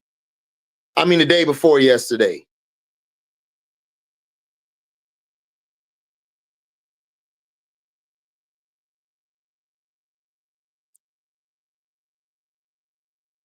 Yo, Sita. Okay. Yo, Cide. Yo, Cide. Did I say it right, Tulip? Yo, Cide. So, Yo, Cide next to Burden, if she's bringing that Luca type of play style, that'll work because Veronica Burden could play off the ball.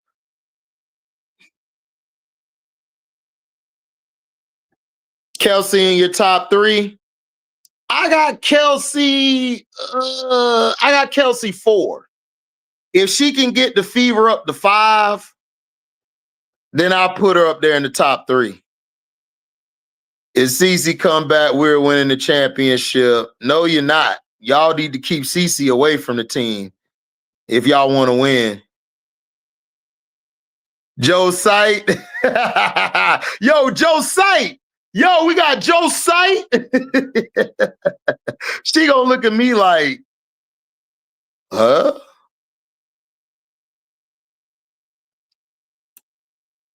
Odyssey Sims is not coming back to the Indiana Fever. Somebody's gonna go pick her up. Yo, seat day.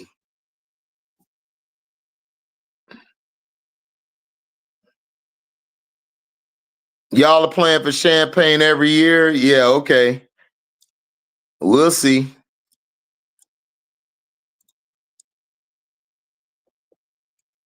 Y'all over here bragging about a damn commissioner cup that don't mean shit. That don't even count as a championship. Y'all worse than the damn Lakers when they won the won the little tournament shit, the in-season tournament.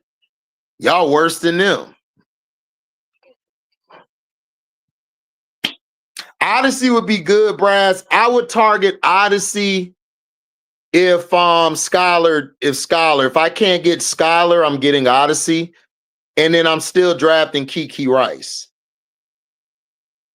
Because Kiki Rice is going to be if I draft Kiki Rice, I might not want to go get Odyssey.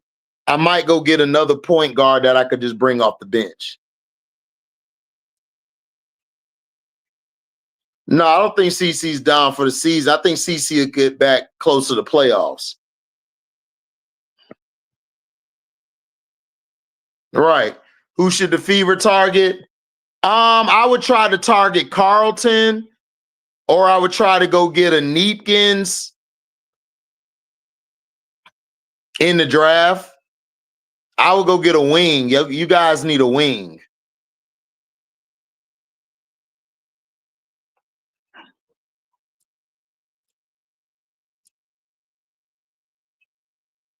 What can she do to become and to improve her durability? I don't think her durability is the question. The reason Angel got hurt is because they're not calling any fouls. They're letting her get beat up and knocked around. Angel just need to continue to get her body together, and they need to put a better team around her. If they put a better team around her, then Angel will be fine.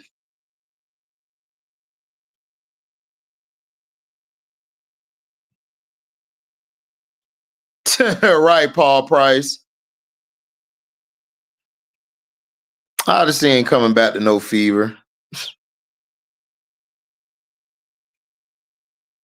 I agree, Tulip. I would go get Ty Harris. If Ty Harris wants to come off the bench, I would bring her in. But I don't know if Ty Harris leaves Dallas. If I'm Dallas, I don't get rid of Ty Harris.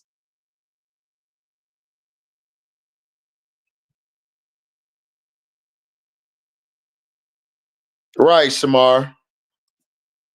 What's up, Elijah? I agree, Brass. Rona was coaching the team. Good. I guess because it's Nigerian night, so they're going to let her coach.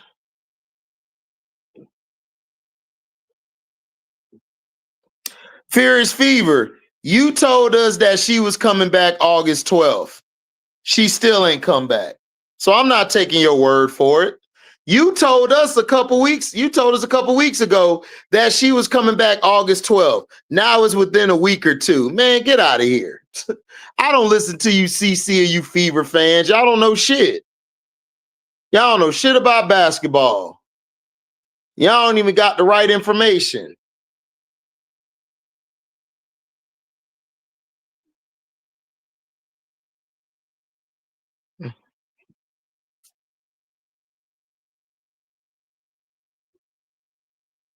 Right, exactly.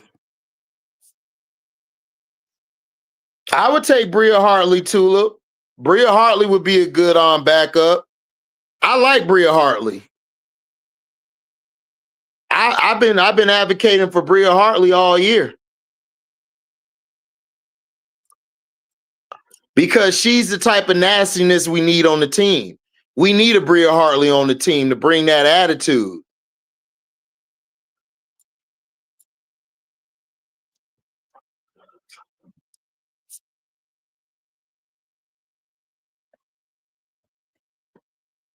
Yeah, that's what I'm saying, Tulip. I've always said I'll bring Bria Hartley to the team.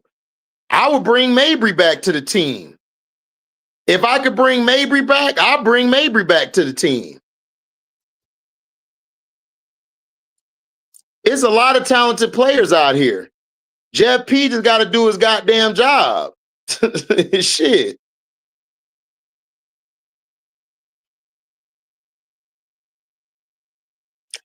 He just got to do his goddamn job.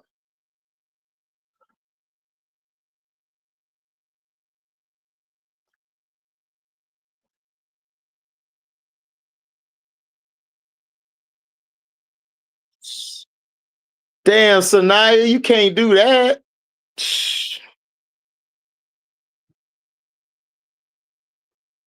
Me too, Elijah. Me too.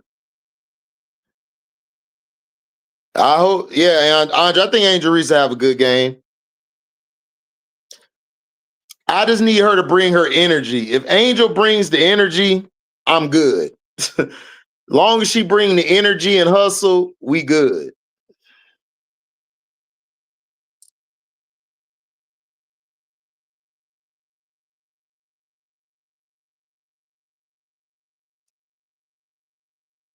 Yeah, unfortunately, T. Carmella, yep. Yeah, Bria was balling in UConn today. I've been knew about. Bria can play.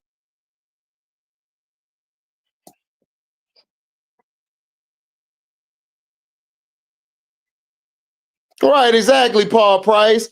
They always coming in here talking about she gonna be back soon. You just told us 2 weeks ago she coming back August 12th. It's August 19th now.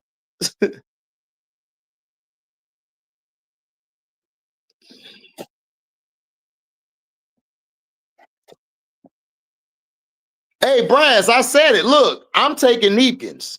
If I can get Neepkins, Brass, I'm taking Neepkins. I'm taking Neepkins. Neepkins is coming to the team.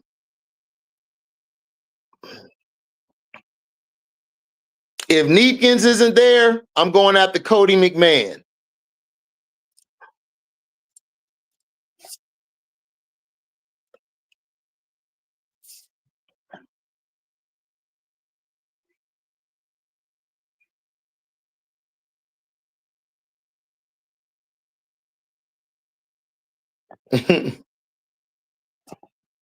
Me too, T. Carmella.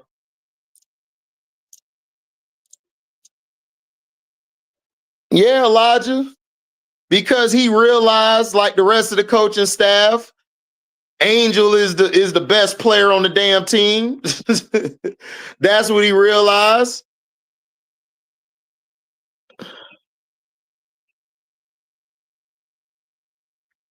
Yeah, Andre.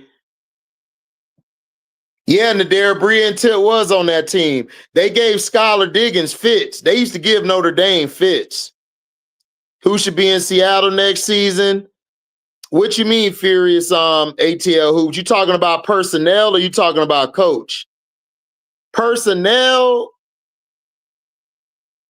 I would let Skylar and NECA go. And I would keep Slim. I would bring back Ezzy. I'm starting Malunga and Ezzy next year. And then I'm finna go, I'm gonna keep Zaya Cook. And I'm gonna go get me some more players off that bench. I'm gonna go get me another wing.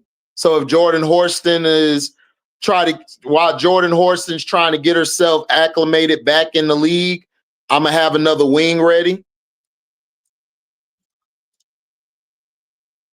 Sarah Williams to the Sun. I like that. I mean, I don't know though, Furious ATL. Would you bring her to the Sun? I think Sarah Williams I think Sarah Williams would be dope in ATL because I don't know how long BG or Brianna Jones, I don't know if they're going to be there next year. So she would be good in ATL.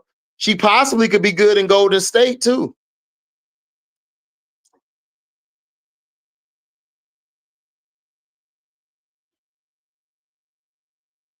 I think so, Andre. Yeah, I agree, Tulip.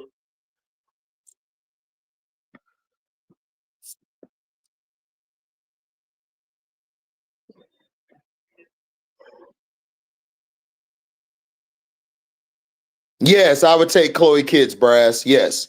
I would take Chloe Kitts if she falls to the second round. Yes. I would take Chloe Kitts. Yeah, Nadir, they were. UConn and Notre Dame matchups were crazy. I agree, Tula. Dallas, Sarah is needed in Dallas. I agree. But Brass, if Chloe's I don't think they go get Chloe because you got Sifka and you got Maddie you got Maddie on the team. Next year you got Sifka coming. So you wouldn't need Chloe. Chloe would honestly be good in Dallas. She would be good in LA. She would be good many places.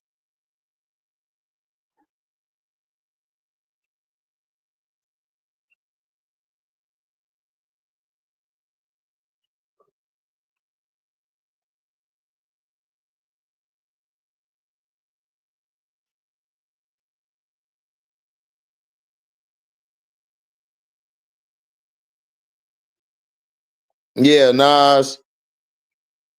Lauren Betts to Dallas? Nah. I don't like Lauren Betts in Dallas. Dallas is too up tempo. Paige need an up tempo 5.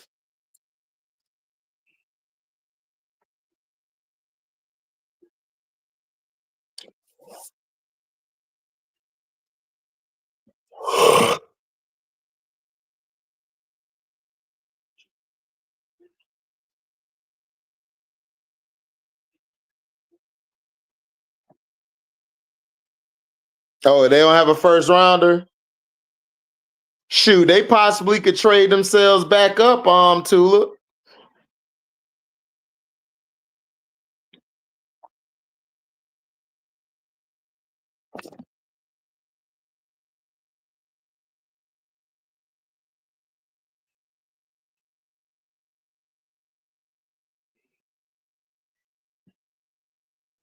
They got 2 first round picks. Seattle needs to get a wing and a point guard. That's what they need.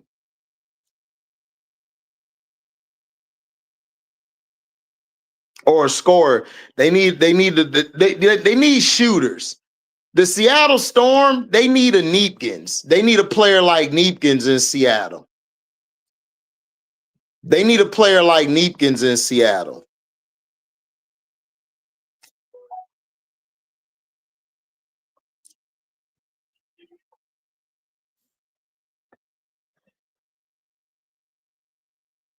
Now I'm finna drop the link. If y'all want to come up, y'all could come up. Make sure you guys and gals don't curse, like no F-bombs, no type of hating on gender or anything. Like it's daytime. I'm dropping the link if you want to come up, you know what I'm saying, and cook. You can cook.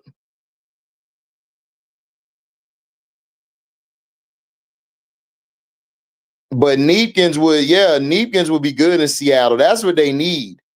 I'm surprised Seattle didn't try to go get Mabry. I agree with that, Furious ATL. They need a center. They need a center to come off the bench for what's her name? For Shakira. Gotta turn your background down, Brass. Oh. What's the name? For Shakira. Yeah, we can hear Brass. Watch them admit. How much does the woman want to get paid on the CBA? The women want to get half of the TV money, and they want to get contracts up to $1 million or $1.5 million for a max deal. Well, and they want to get rid of they want to get rid of the core. Well, they said they offered the $1 million, but I think the ladies want a little. No, they didn't offer that. Don't listen to them. No, they didn't offer nothing. they tried to leak that they did to try to make it look bad on them. No, Okay. That's what Yahoo didn't put out. Man, I don't listen to Yahoo. They Yahoo, yeah, they Yeah, Yahoos. they Yahoos, That's what they are. They put that out, and I was a little like, because the only reason I remember Yahoo put it out, and then I saw they did an interview with Satu, and she said that that's not true. So that's why I was gonna say she said that wasn't true. So she rebutted that. I'm just saying. No, it's not, bro. They went. They met at the All-Star game, bro. They went to the All-Star game and met, and all of them walked out of there furious at how they were disrespected by the WNBA. They didn't offer that to them. That's exactly what she said in the interview. Yeah, Satu was in the meeting. Angel was in the meeting. Angel's a businesswoman, and Angel even said it was some bullshit. That was some bull crap what they just did. Yeah, they didn't offer all of that type of stuff. See, they're leaking. Look, y'all gotta remember. Look, if somebody tells you that they're trying to get paid like the men, they're a plant. Yeah, if they're trying to tell you that, oh, they got this deal together, they're a plant. If they try to tell you, oh, CC's bringing all this, they're a plant. They were going to get this without CC. All of this stuff was in motion way before CC came into the picture. So, again, I tell people to go do your research. Stop listening to crack pipes and go do your research. It doesn't take you that long. You can go pull up the CBA, read it word for word. You can also see the offers and stuff that they're talking about. Well, you know, it's that easy. You know, nobody's gonna actually go take the time and. No. They're gonna take the time, but if somebody's getting paid an X amount of dollars, they're gonna twist it. No, I'm talking about regular people. I don't care about regular people. Regular people can drink bleach or jump off the bridge. I don't care about regular people. You look, if you're gonna open your mouth, do your research. The only person stop listening to bullshit. The only person I'd listen to is NECA. Anybody else? Right, NECA, or Brianna Stewart, or Fee, or Satu, because they're in those meetings. They're in those meetings. Satu's in those meetings. Gabby Williams is in those meetings. I'm listening to them. I'm not listening to these crack pipes who think they know something. And no, NECA is not.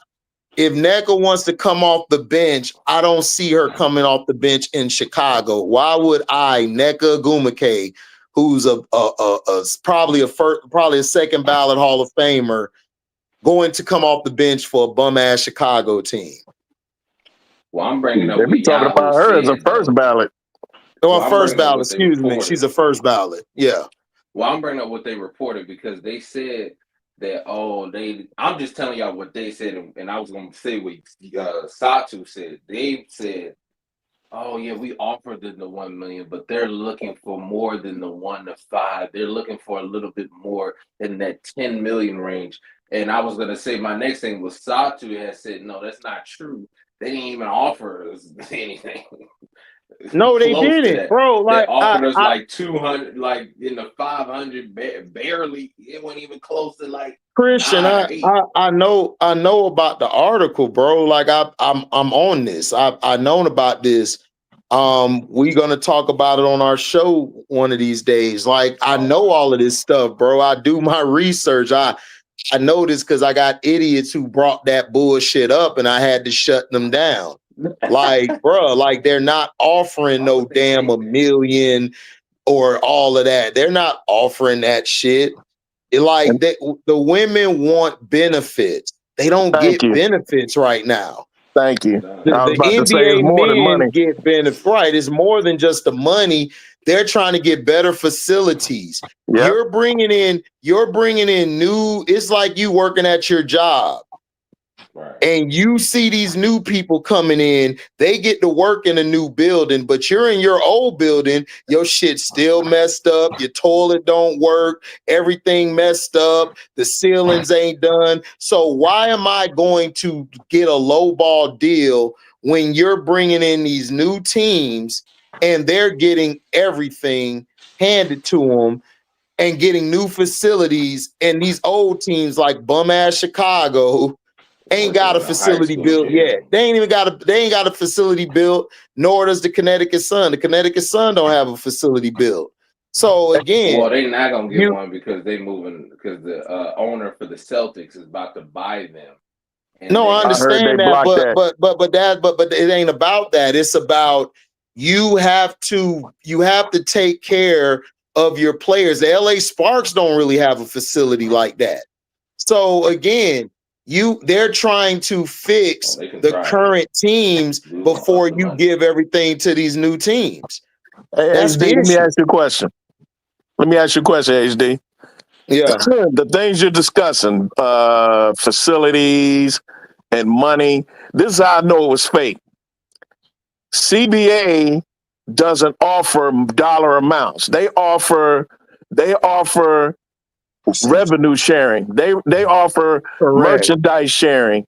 They discuss percentages of those kinds of things, the TV contracts, and stuff like that. They don't offer players $1 million. That don't even sound right. Only the GM or the owner, the GM, can offer individual players that kind of money for play.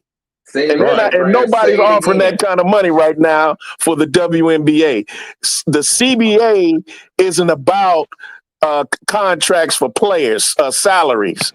It's about accommodations. It's about revenue sharing. It's about merchandise sharing. What piece of the pie do the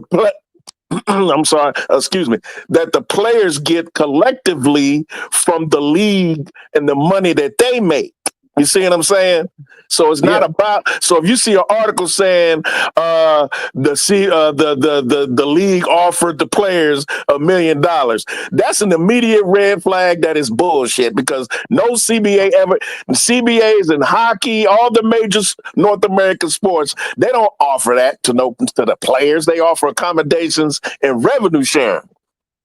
Can you say that one more time, Mr. Brass? Because this is why we're bringing these things up, so people can hear these different articles that say, hey, this isn't true. Because people don't know how CBA actually works and what they do.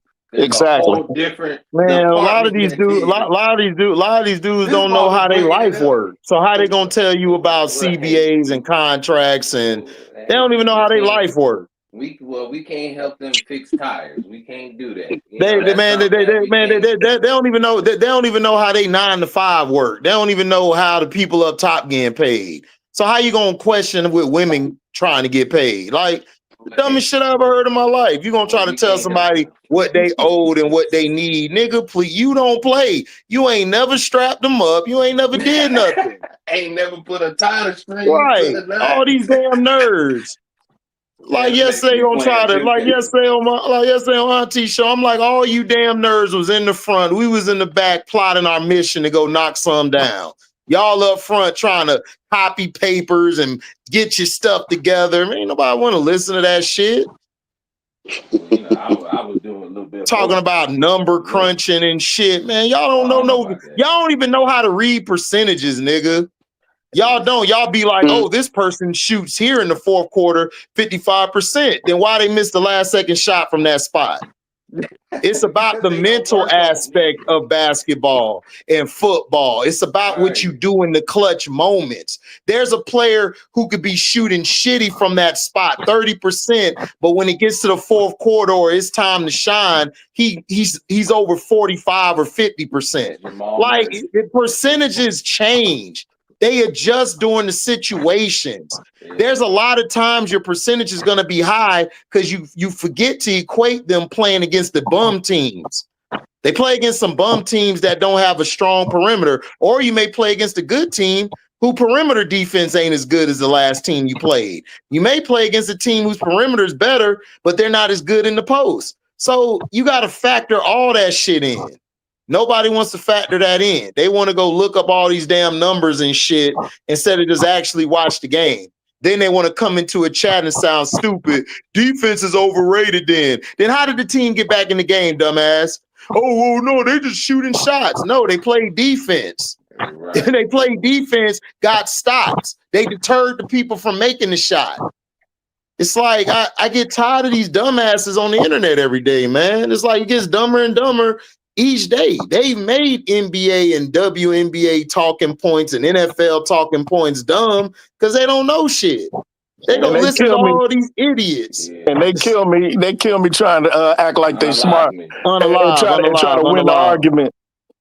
And trying to unalive and talking about I played the game. Well, if you played the game, either your coach was trash or y'all ain't won nothing because your basketball IQ is remedial at best.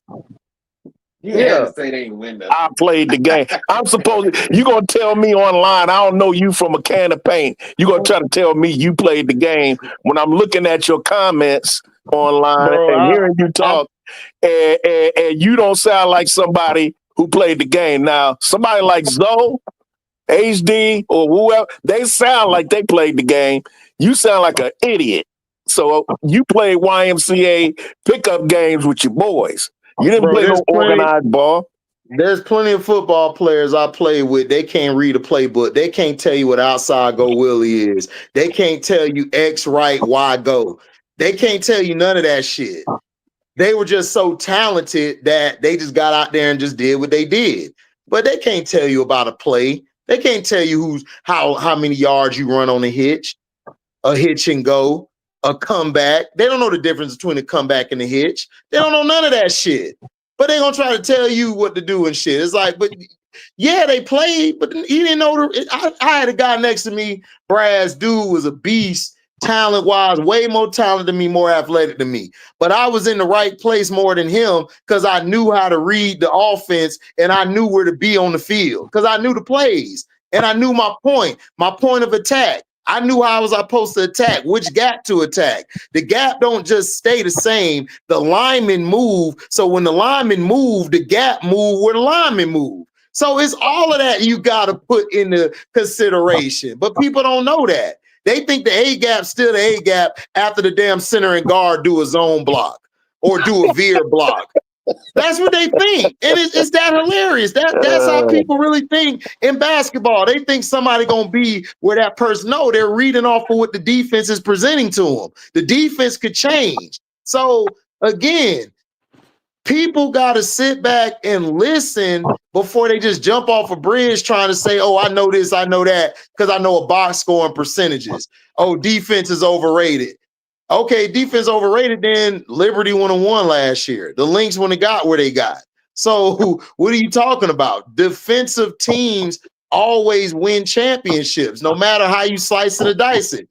Look at this year. You got the OKC Thunder.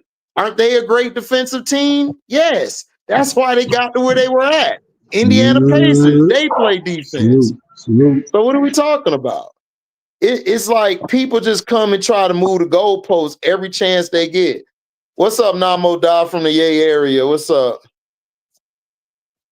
So that's all I'm saying, man. Like Alicia Gray, man. Shout out to Alicia Gray. Alicia Gray don't get the credit she deserves.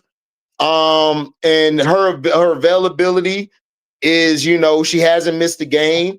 She's been balling out this year, and I think people don't highlight her enough. Kelsey Mitchell been carrying Indiana all year. She don't get no love for it. It's sad. Veronica Burden been balling. She's been the most consistent for the Golden State Valkyrie. All the lineups, people been hurt. She's still been filling in. She's doing her job. So again, we got to highlight these players coming up this year. We got to highlight these players in the NBA who nobody talking about. The NFL, nobody talking about. It's not all about your views. It's about putting something out there for people to go back and watch. We got to stop just putting out just the main player when there's other players out there balling. It's lazy takes. I want to hear more in the NBA than just Curry, LeBron, and KD. I want to hear about other players. I want to hear about more players. Like, I want some straightening. Huh?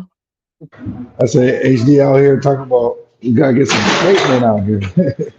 Bro, we gotta get some straight, bro. I gotta get some straightening, bro. I'm sick and tired of dumbasses coming in my chat telling me about a player they telling me about Rudy Gobert is a great defender because he's a rim protector. Oh my like, God. dog, it's more to Please. defense than rim protecting. So if it's just about rim protecting, then talk about Jack Sigma, because Jack Sigma was way better than Rudy Gobert at rim protecting. If you want to be honest. So let's stop. Yep. Like, let's stop with all that, bro. Like, don't tell me about somebody playing defense because he rim protect. That don't mean you a great defender. Hey, we want to be real about it. Reggie Evans, who used to play for the Nets, who had the headband, and he was like undersized without rebound Rudy Gobert. I'm just saying, out defend him. He would. Some games he would. I'm just saying, like, if people don't know basketball for real, and I think that's the thing I like in what NBC is doing. They're bringing in a lot of players that played the game. They're bringing people that talk about the right players who played the game, because there's some of these players, they don't know shit about running plays. Well, they don't. They just were just talented and were in the right place. I don't even want to hear that shit. If you played the game, well, you played the game. Tell me the X's and O's. Then show me X's and O's now. Because I don't want to hear that shit, because I shouldn't be sounding like when I'm talking basketball, I know more than you and you played at a higher level than me. I shouldn't be in football breaking down the plays and breaking down the personnel better than you, and you played at the NFL level. I don't want to hear that shit. Like, you gotta be like my boy Prince in basketball. You gotta show me something. You gotta break a play down. You gotta put a play up on the board. You gotta show me. Because a lot of these guys been getting away with their natural God-given ability, which is nothing wrong with that. You got your money, cool. But don't come here. If your ass ain't never made no greens and all that from scratch, don't teach me how to cook. Don't tell me how to cook. Right. Don't tell me how to cook when you ain't did it. You don't know the recipe. You don't know the right paprika and stuff to put in there. Good though, man. My greens are good though, man. Hey, man. Yeah, good and terrible, nigga. What my boy said, good and terrible. What he said, good and terrible. Hey, if you ain't never set with no coach, hey, look, guys ain't never really set with a coach. Hold on, Christian. Let me read this real quick. Cleveland WNBA has appointed Allison Howard as his first team president. She was also the first president of the NWSL's Casey Current. All right, yeah, that's good news. Good news. Go ahead, Christian. A lot of guys, like I said, these guys ain't never really sat with their coach, never really sat with the film room. Because I mean, some of that stuff that you learn, like, you should be learning in high school. They don't even really teach you that anymore. And that was something when we would sit in the locker room. They don't even teach that in high school. Some of these coaches. They don't even know how to read a triple coverage or a double coverage in basketball. It's like, even like a backdoor screen, it'd be like basic stuff. Like, and you don't see, like, when you see these guys like in the NBA, when they be drawing stuff, they don't even really be drawing no plays for real. Like, they playing tic-tac. They playing tic-tac-toe. Do that. Like, it's like they only know like a couple plays from 2K. They be running stuff like that. And it just be like, dude, like the thing that I respect about football that basketball doesn't do, you can't. It's so hard to cheat the game of football. You gotta run. Yeah, plays. it is. It's hard to cheat the game, and that's why football can never be unalive. You can't. It just won't. As much as people try to change it, you can't change something like that. And that's why I said basketball made itself so vulnerable that they can't. That it's just hard to get back to. It's trying. But football remains the number one spectator sport in the United States, hands down. Yep. Nobody comes the thing close. about basketball Nobody comes close. They allowed the wrong people to make the narrative bigger than what the game actually shows you. Like back when they used to allow the teams to play to build up a personal rivalry. Like the Suns and the Knicks had a rivalry with Barkley and Ewing when they played. They got in that huge fight and stuff. They created something there. The Sonics created something with the Suns and the Rockets. All three of them had something going. The Rockets knocked off the Suns to get to the championship. So everything was organically made It wasn't force fed. It wasn't okay. This is a rivalry. So now we're going to use black and white. It's like, why are you going to use black and white for it? That's a lazy take, because there's white players that I love watching. So now you just basically cut off half your fan base because you want to make a white person greater than what they are, or better than this white person, but then you want to try to use this white person to say, oh, well, they're not on this Olympic team. Well, the Olympic team has a lot of white people on it. Oh, but it ain't the white person I like. Well, just say that from the beginning then, instead of just saying that they're keeping white people off of a game or a certain white person when that's not true. There's always been white players that can ball from the beginning of time, since George Mikan came in, since Nancy Lieberman and women, since you had Kim Mulkey. Kim Mulkey could play. Becky Hammond was playing. Then you had Cheryl Miller, who could play as a black woman, and you had Cheryl Swoops. You had Cynthia Cooper. Even though we got Cynthia Cooper later in her career for the Houston Championship, she was older. But if you watched her with the McGee twins, you'll know who she is. Dennis Rodman's sister was a beast, Deborah Rodman.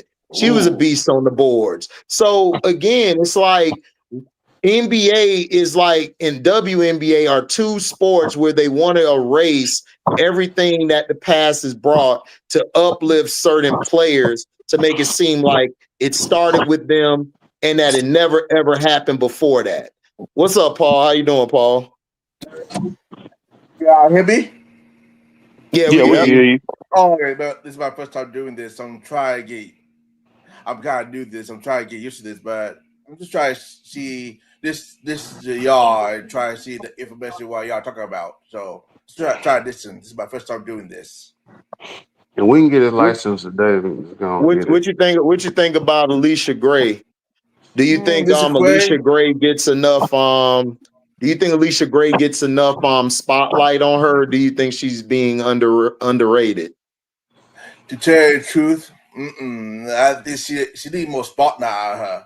Cause we see the Neta team, they be doing really good. They have no spotlight on them. They need more spotlight on them. Right. And plus, anyway, all this TV thing, this time zones that they're using on this schedule thing. You don't have enough time to see all the teams because they all have the same time. So you gotta see which one. I hate that. I hate that. What's up, B Will? What up, B Will? B Weezy. Yeah, I hope y'all enjoyed the show Stars Hoop Central yesterday, man. Yeah, man, that was epic. I gotta catch the replay. I gotta catch the replay. Yeah, hilarious. Now what with me, Auntie, and Rob? That was a good show too. We went at it at the end about the Kim Mulkey stuff. That was hilarious. HD, you're the perfect straight man when Key, Showtime, and Prince get to arguing and screaming. HD just be sitting there chilling, smiling, letting them go at it.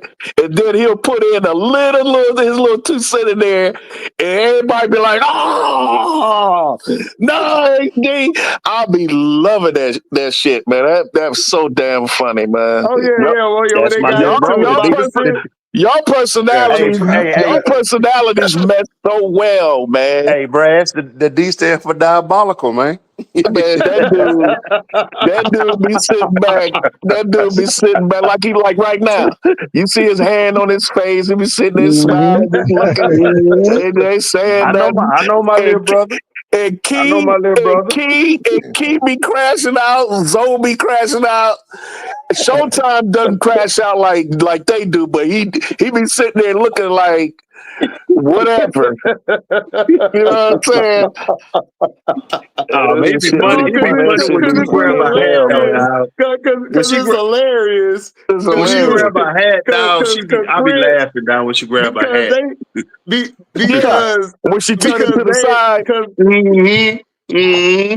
Because I put up AG because I was just sitting there listening. I'm like, well, I mean, I was just saying, by y'all criteria, Alicia Gray should be number 2 because she hasn't missed a game.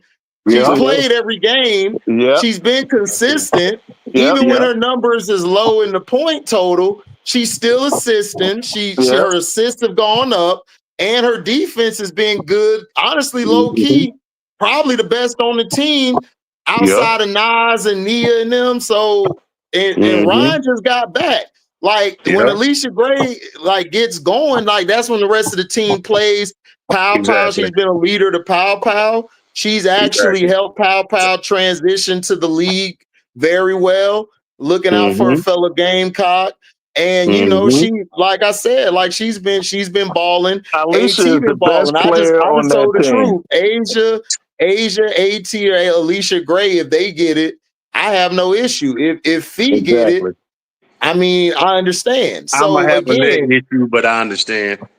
yeah, I understand. But because Fee got the numbers, and Fee got the record, and we know that's how they judge stuff is off of your numbers. And sometimes they go by narrative, and that's the thing I hate.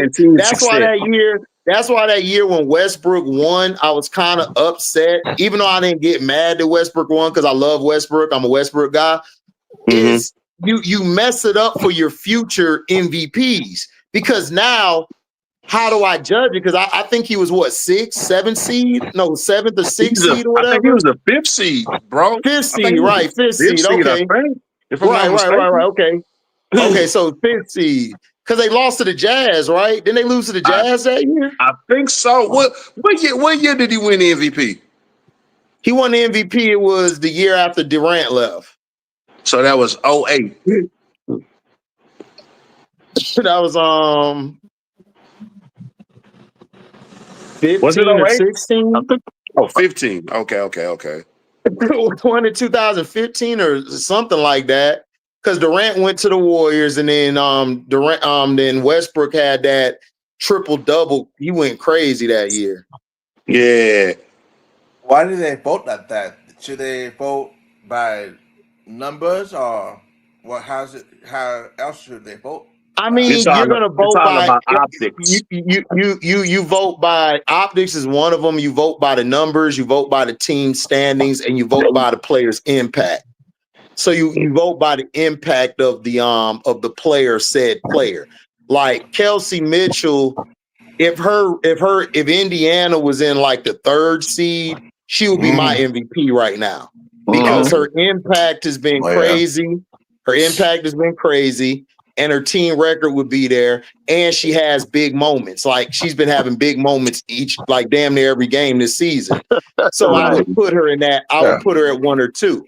You know what I'm saying? Asia was putting up the MVP numbers early on the season, even though it was 21. That's still better than most people's regular year. And then she was doing things on the defensive end, but her team wasn't doing well. So she wasn't in that 1-2 category yet. AT has always been in 1 and 2 because she's taken a team of no names plus with a Kalea Copper and Satu in and out the lineup and got them in the top 4 in the standings, top 3.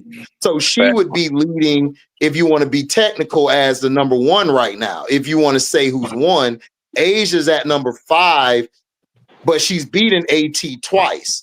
So she got a argument to say, I beat you twice and we're turning up late and our record is good. So Asia could possibly be number 1. FISA only missed, I think, 4 games, I believe, or 5 or 7, whatever games she missed, 7 probably. So if she comes back before the end of this month and then she's putting up them numbers and she's doing what she's doing, she still would be people's front runner because a lot of people have Nafisa as a front runner still.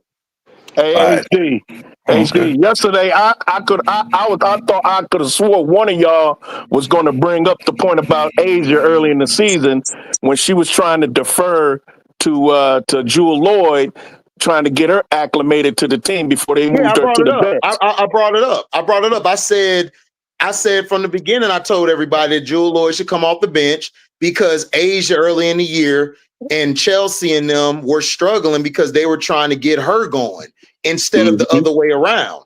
Like that, I mean, that's what I would have done earlier on in the season for this type of roster. So does leadership play a role in your decision? Because that's a leader. When you're the best player in the world and she can roll out of bed and get you 30 and 15. Yeah, that's why I had Braz. You've seen me all year have Asia in my top 3. She's been in my top 3. Like her leadership, I don't give Becky no credit because Becky really didn't do nothing. Asia Wilson talked about her and Bam and them talking about devising the defensive scheme. Then she talked about how she got everybody going. Jewel Lloyd came to them and said, yo, I'm going to come off the bench because Jewel Lloyd's a winner. That's what winners do. Winners do something that others don't do. That's why everybody's not a champion, because the champion takes sacrifice and playing your role. Yes, you're a superstar, but you're still playing a role. You're a superstar. You're the best player. So she's done her role to the highest of anybody to me. Like she got everybody playing. Chelsea is now, if Chelsea can give you 6+, like I said, if Chelsea give you 6+ assists a game and only give you maybe 1 or 2 turnovers, then hey, they got a chance. Hey, Paul, your mic messing up. So again, so that's what I'm saying. So you have to take everything in consideration. Right. AT's leadership, even when AT was out, her coaching and leadership of Satu was incredible during that run. I love AT. So she has leadership. Nafisa to me, I like Nafisa.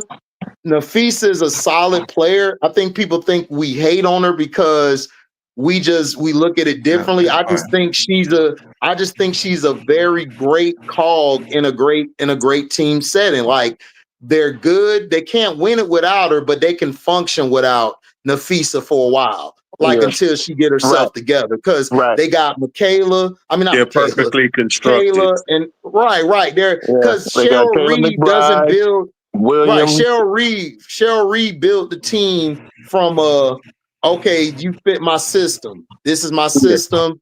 You guys are the right players for this system. Then Kayla she messed around and got Dejanay. Right, then you got Dejanay coming off the bench, where Dejanay will come in and she'll change the energy. Like her defense down the stretch against Sabrina. I rewatched the game. Her defense on Sabrina, her defense on Johannes, really, really, really helped that team out. So she does what she has to do.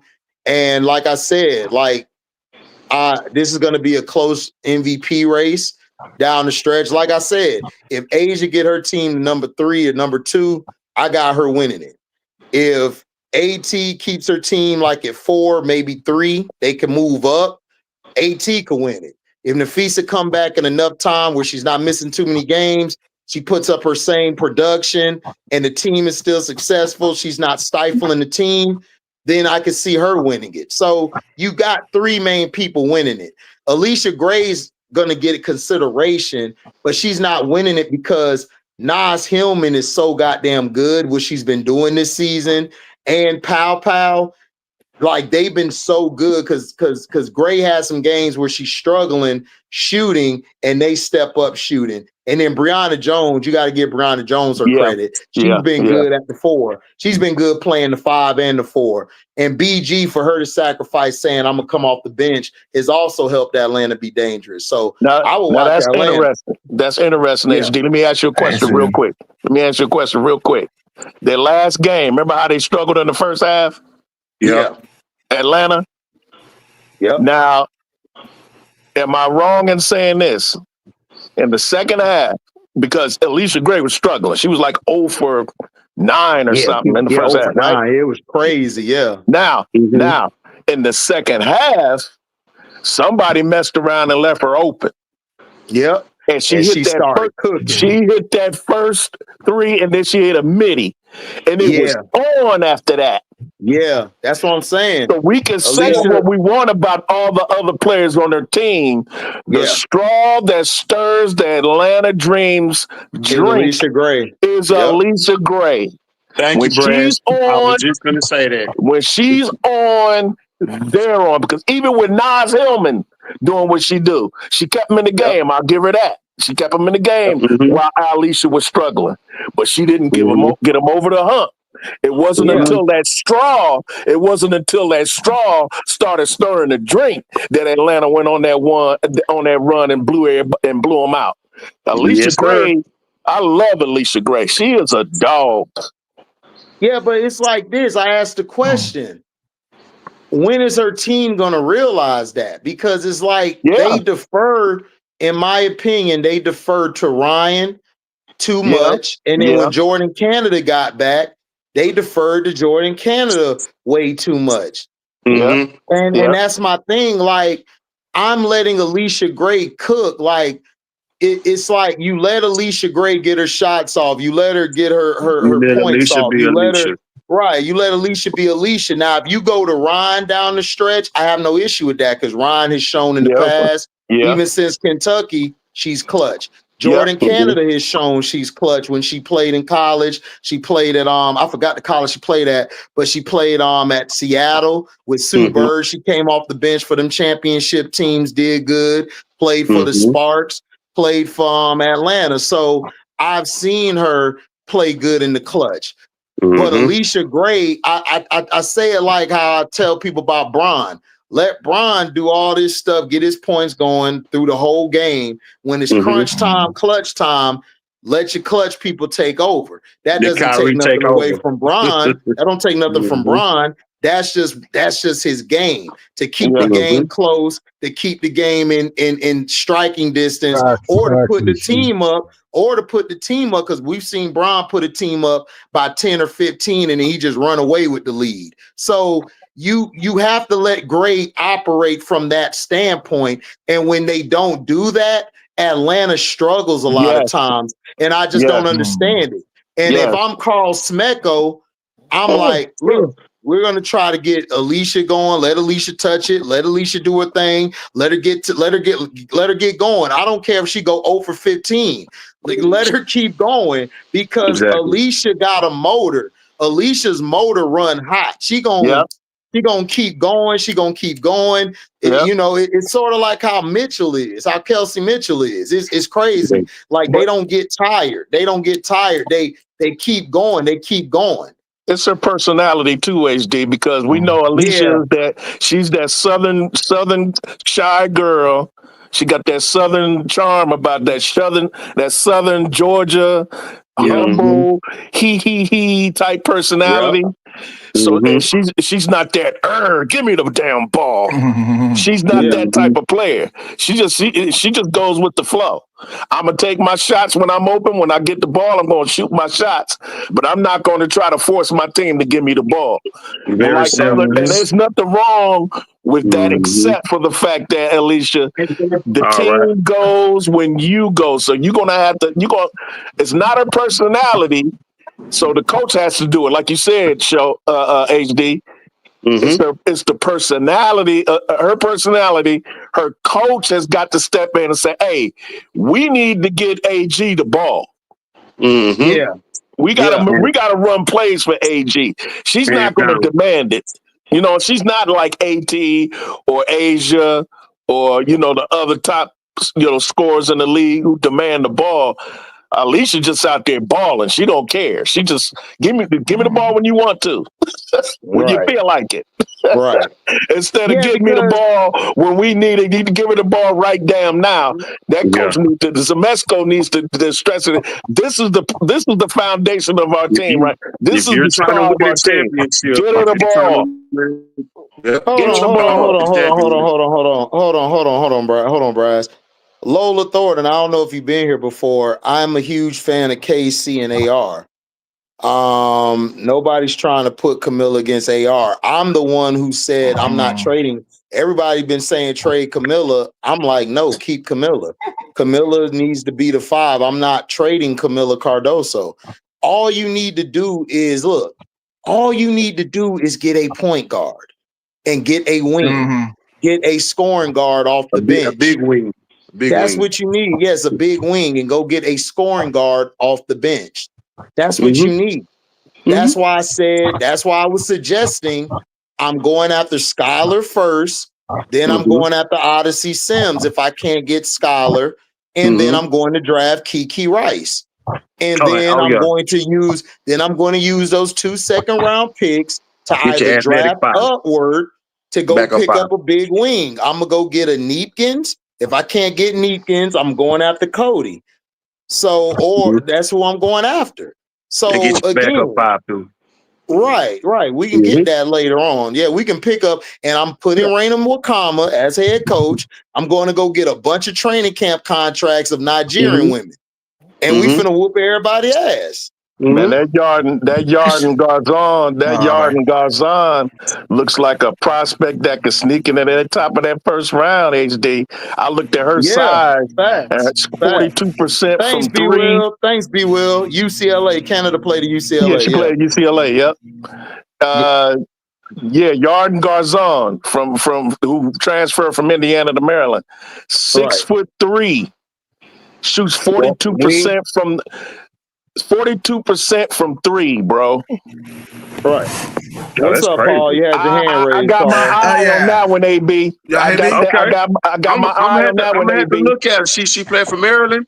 Yes. Okay, I'm gonna have to check out. She was with Indiana last year. She was the one that because Indiana was a good shooting team last year. Yeah. And she used to shoot the lights out. You left Yarden Garzon open. I didn't know she was that big. I didn't know she was that big. 6'3", that's nice. That's 6'3". nice size. She's tall as that. She's almost as tall as Angel. Yes, and can shoot 42% from the front. Now that's the kind of big shooting wing that Chicago needs. But I'm gonna keep an eye on her at Maryland though. Paul, what you say? Paul, you had your hand raised. Hear me? Yeah, we hear you, Paul. Why does everyone trade Kabita? They don't need to trade her. They need to keep on the team. I don't know why the who fans want why her. They don't need her. They have Boston. Y'all need to stop it, really. Man, because all it is SC and LSU dumbass fans. Like that's why I said yesterday on the show with Auntie, I said, look, I don't care about you LSU or you SC fans. I'm a Kim Mulkey and Don Staley fan. I've been following them before some of y'all even watch women's basketball. So I don't care about that. I like what I like. And y'all don't like Camilla. Camilla gonna be Camilla. As long as Camilla's running the floor and you're hitting her running the floor and she's taking her shots, I'm good with that. Camilla needs a foot up the ass. That's all she needs.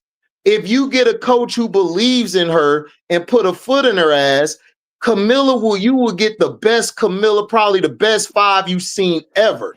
You don't have that with Tyler Marsh.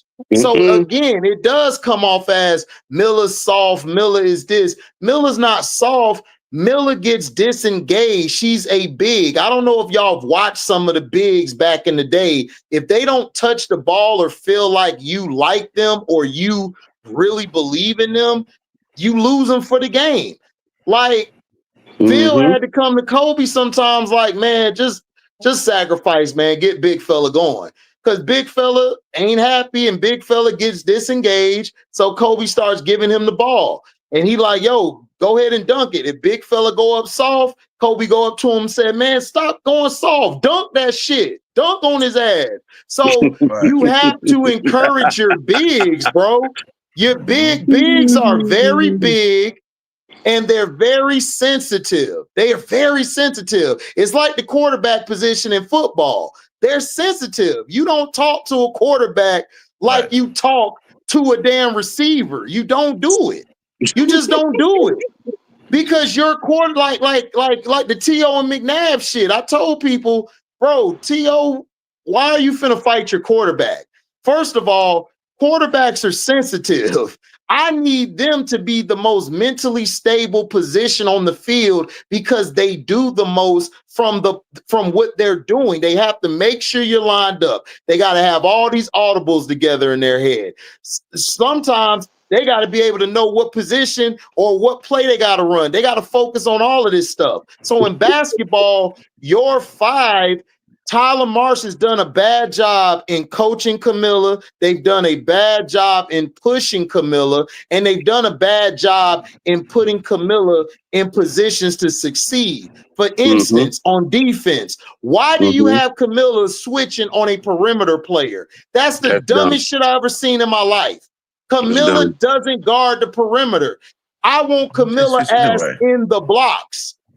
I want her in the blocks. If Camilla's not giving me effort, if Camilla's not giving me effort or setting up in the block, I'm gonna do her ass like Don Staley. Miller, get your ass over here. Sit down.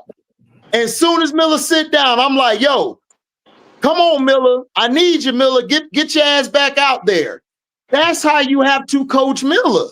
He's soft. Tyler Marsh is soft. He's pudding.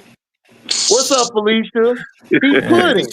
And I don't know why they switch. Why players switch anyway? They should stay out there. I hate that, Paul. I hate that switch defense. I hate it. Plus, I hate it. I hate it. Just stay in the paint and block shots and exactly. Make sure that if we play offense, make sure you attack the paint all the time. Exactly. Like you shoot threes, but make the smart threes. So don't check out threes all the time. I hate that. Yeah, when you put on the perimeter, you leaving your middle wide open for them backdoor cuts. Wide open. Wide open. This is the thing. Let me ask you this. Let me ask you this, Brass. So if I have, let me say I have a Sanaya Rivers, Ariel Atkins, and a Veronica Burden. Would you switch between them three on the perimeter? No. Yes. Okay. Yes. Now. You don't have to, but you don't have to. No. I would switch. I see where you're going. I see where you're going. Now, if I have a Kia Nurse, a Bantam, and HVL, right? No. How am I gonna switch with that? It'll be disastrous if you do. Exactly. So I'm going to do what? Get blown up by 20 and 25. I'm going to play a zone. Yes. So look, I'm not even coaching right now. I'm not even on the floor, Paul. So for me to explain that, and me and everyone on the panel get that, why can't your 4-eye ass Marsh do that? So that lets me know you're just a puppet. Yeah, he's a puppet. Yeah. 2-3 I just explained to you zone, 3-2 zone, a 1-3-1 press. Right. You can run so many different variations of it. It's crazy. A box. Right. And then it depends on your personnel, though, AB. I wouldn't run all of that. I wouldn't run all of that with Kia Nurse. Yeah. No, I would just throwing them defensive stance out there. Not with them, Not with them. This a regular 2-3 zone. Regular 2-3. I asked this question. Who is you gotta be real basic with basic players. When you got basic players, you gotta be basic. Go ahead, HD. Who is the wing on this team? We have no wing. Nobody. Okay, now everybody want to say Michaela, right? No. Michaela is an undersized wing. She's undersized. She's more of a guard, but she don't have the fluidity to be a guard. So she's stuck at the wing. So she's a tweener. Yeah. So again, the only true wing they have, HD, is the Barbie. And she's too busy doing other things because of the deficiencies on his team to play her true positions, which is point forward and wing. Because just like we've said thousands of times, coming out of high school, she was what? The number one wing. She's a and Zoe said she's a big wing. Yeah, she is. She's a big wing who plays the 4. So I want her to play the wing. I want Angel at the 4 because thing with Angel can cover ground. So I want to get me a big. I want to get me a big wing. Right. She can spread the floor, and then I can get me a big wing. If I got me a wing, then Angel ain't got to stretch herself thin. That'll minimize your injuries. Right. So people don't see that. People don't see that. Right. Yeah, she be getting injured a whole lot now. Just I don't know why she be getting injured now. Because she's doing too much, Paul. Because She's She doing playing so hard. Yeah, She She's playing doing so too hard. much. And Tyler doesn't use Madden how he's Listen. supposed to. Michael Jordan, considered the greatest of all time. Michael had early injuries in his first 2 years, but that ain't stop him. No, you know what I'm saying? So again, each year Michael's weight got alleviated because they started bringing players in. So again, you have to bring the right players in. If you got a Kia Nurse on the floor with Bantam and HVL, that's going to stretch Angel and Miller thin because now Miller got to move from the low block to the mid post. Then Angel got to move to the elbows and to damn near the nail so she can help out with the switches because these guards can't guard shit. And they're letting a lot of dribble drives come to the basket. So then she got to adjust. Then she got to try to block the shot. Then she's getting hacked when she's going back up for the offensive rebound or the defensive rebound. She's getting hacked. So they don't call it. So that adds up as durability issues. If they refed her better than what they do, Angel wouldn't be getting hurt like she is. Yeah, everybody. And once again, that's true. That's true. B. Will, but Beck Allen, you're right. Beck Allen is a true wing. I agree. But the problem with Beck Allen is not the right wing for this team. That's what I was trying to say. This team doesn't have the right wing. If you have a Vandersloot at point guard, you need a big wing that can also play both sides of the ball. Like if you don't have that, Vandersloot is not going to look good because now on defense, Vandersloot going to get cooked because who gonna step up and protect her? Yeah, you got Ariel Atkins, but I might have my guard position on the other side of the floor. Ariel might not be able to get to you, but your wing will always be playing in the middle or playing around the perimeter because that three that she's guarding is going to be moving around. So she's going to be there. So if Vandersloot get beat, she can cut it off. She can cut it off, or she can send that player to her help, which is Angel and of course Camilla. And you're not going to have a lot of off the ball slash into the hoop or backdoor cuts because your wing is going to be there. So that's another issue that we have. And yeah, you're right, B. Will. Rebecca Allen's lost a step. Rebecca Allen would be better coming off a bench. She wouldn't be good starting. See, they felt like, all right, we're going to start her. But you can't start her because she doesn't have that movement anymore, and she's not that consistent of a shooter. You know what I'm saying? So Tyler Marsh should have came in this season. What him and Jeff P should have done. This is what they should have done. And I said this is what I would have done. I would have drafted Citron with the number 3 pick. Citron would have been my starting wing. And then at the number 10 pick, if Sanaya Rivers was gone, I'm going to go get Pow Pow. The reason I would have got Pow Pow is Pow Pow can play defense. She can score all 3 levels. She can assist. She could play without the ball. And she can also switch between the 1 to the 2. So she'll be good on switches if you decide to run that switch bullshit because Pow Pow can switch from 1 to 3. I'm not saying she can lock down 1 to 3. Let me break it down because y'all gonna run somewhere and say HD she could guard the 3. Let me break it down. She can switch 1 through 3, not shut down 1 through 3, but she can guard it, but she can't shut it down. I'm not having Pow Pow guard a wing all game. Okay. So I just had to say that because people are slow. They're going to clip that and then run somewhere else and said, HD said Pow Pow could guard a wing. No, I didn't. Exactly. I said that that's why you got Sanaya to guard the wings. You got Sanaya to guard the wings. Right.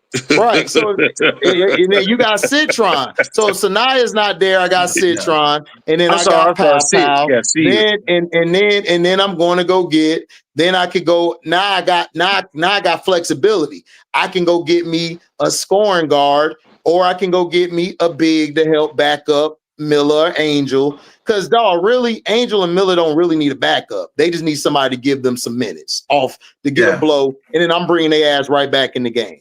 Oh, so that's all I need that for. I could have got a Fago, or I could have got a Maddie. In any way you want to do it. I would have got an Aaliyah Nye, or I would have went after Salon. Salon was available for Golden State. I could have got Salon. So you know what I'm saying? Yeah, B Will, you gotta clarify, man, because people people they misrepresent me with hot takes. They always misrepresent me. They always in the words of our brother MJ Lover, man, that's the first level thinkers, man. First AB, level. but AB and Brass, this would piss me off. They take one of my hot takes and they run and they don't give context behind what the hell I just said. So then when they come back and I cook their ass, now they in their feelings. Now they running back to RT and other pages saying, man, he ain't nothing but Skip Bayless. First of all, I would destroy Skip Bayless in the debate because I know way more sports than him. Skip Bayless wouldn't even challenge me because he know it would tear him apart and his show would be dead. His show would be unalive like it's already unalive. It'll be even worse. So again, him and Stephen A don't want it with me. I would destroy them. Like I destroy them. Like it'll be easy work. Like that's easy. I would wake up out my bed, take 2 showers because I'm gonna be ready. I'm gonna be ready and focused. I'm gonna come in there, dreads braided, lined up, everything, suit, tie, got the nice shoes on. I might have the Gators. I'm feeling myself, and I'm gonna be sitting right there across from them. I'm gonna sit right across from him and I'm gonna tell him, pick the topic, and I'm finna unalive you right now. Hey, AB, I can imagine walking in with some Gators acting like Ric Flair. Woo! And I'm having a hard time holding these Gators holding these alligators down. Hey, LeBron know about Zero Sunday morning. Pull it out my strap. I'm looking good. Chip Peace and I don't know why Chip Peace all those other players. I don't know why he did that. That's stupid. It's crazy. Exactly, Paul. Like it's Jeff P. This is how I know Jeff P. don't know his job.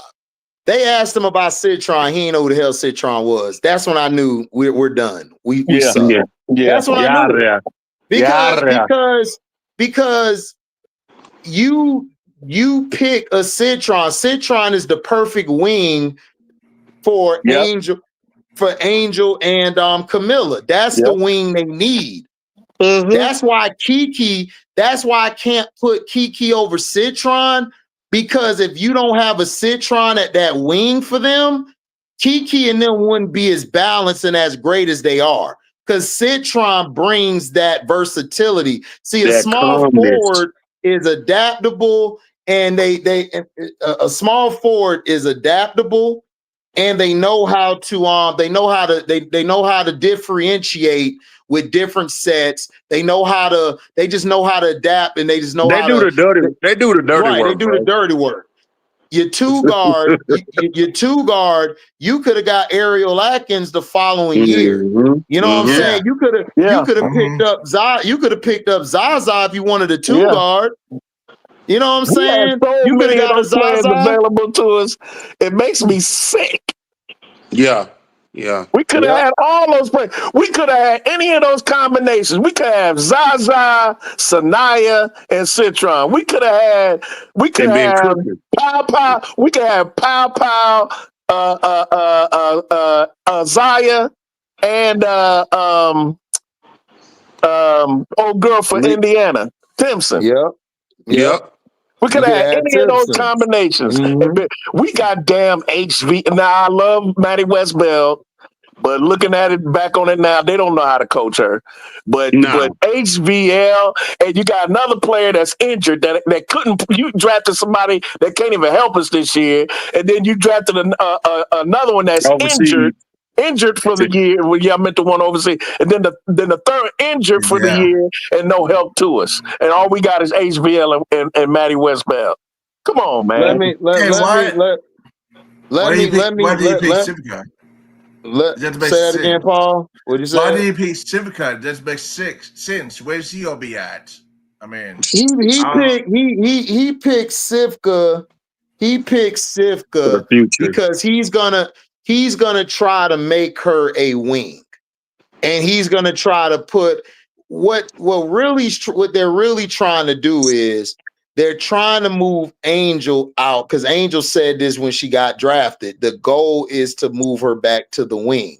So he's going to try to do a Sifka with a Camilla and Angel and all of that. And if he could try to move one of them, he would. But what messed him up was he didn't know how great Angel was going to be her second year. So he was putting out all them pieces with that chump Carly Bell and them, trying to say, well, I would trade one or the other, but Camilla has more value, which is a lie, because Camilla does got value because she's 6'7" and she has the ceiling. I would trade for her for a stealing type of player. She's 6'7". She's better than most 6'7" in the league. It's only a few 6'7s that's better than Miller. Exactly. Whatever these people telling you that they don't know basketball, Miller's one of the best fives in the game at 6'7". She is. So you could get something for her, but Angel Reese brings off the court as well as Miller. Miller brings a whole country behind her. You know what I'm saying? So they both have value, but Angel has had 2 back-to-back all-star years, and she's possibly put up the best season of all the sophomores. Rikia has came on of late, but if I put all the body of work together, Angel's had a better season than Rikia or anybody as a sophomore. What else, HD? And you know what else, HD? Was they're whispering behind closed doors, not getting out in public? Angel Reese is the best female rebounder that's ever lived. Right, and she's the only one averaging a double-double. So again, that's value. So I don't know. That's why people is telling me about Carly Bell. I guess she did something with Sapp and them. I didn't watch that interview. I watched the court side with Carly, which pissed me off because she was over there defending Jeff P. and Marsh, and I'm like, Jeff P. and Marsh don't warrant any saving. They have been bad at their job. You allow Odyssey Sims and Ari McDonald to go to your supposed rivalry. It's like you're allowing Indiana to get better while you get worse. That's how it's looking. Like it's looking like that. Like that may not be true. That may not be true of the stuff that we're putting out there. But me, Key, Prince, and Show and Auntie and Rob have been right about the whole situation with Chicago. And now Chicago, they're looking dumb because we've exposed them and shit. And they're trying their best not to highlight Raina. Shout out to I Am Zoe. Prince pointed this out. They're trying to minimize the success of Raina because they don't want Tyler Marsh gone. They like Tyler Marsh. He the safe Negro. He OJ. Yeah. He OJ. You know what I'm saying? I ain't black, I'm OJ. Right. I'm Tyler. I'm not black, I'm Tyler. So that's just how it is.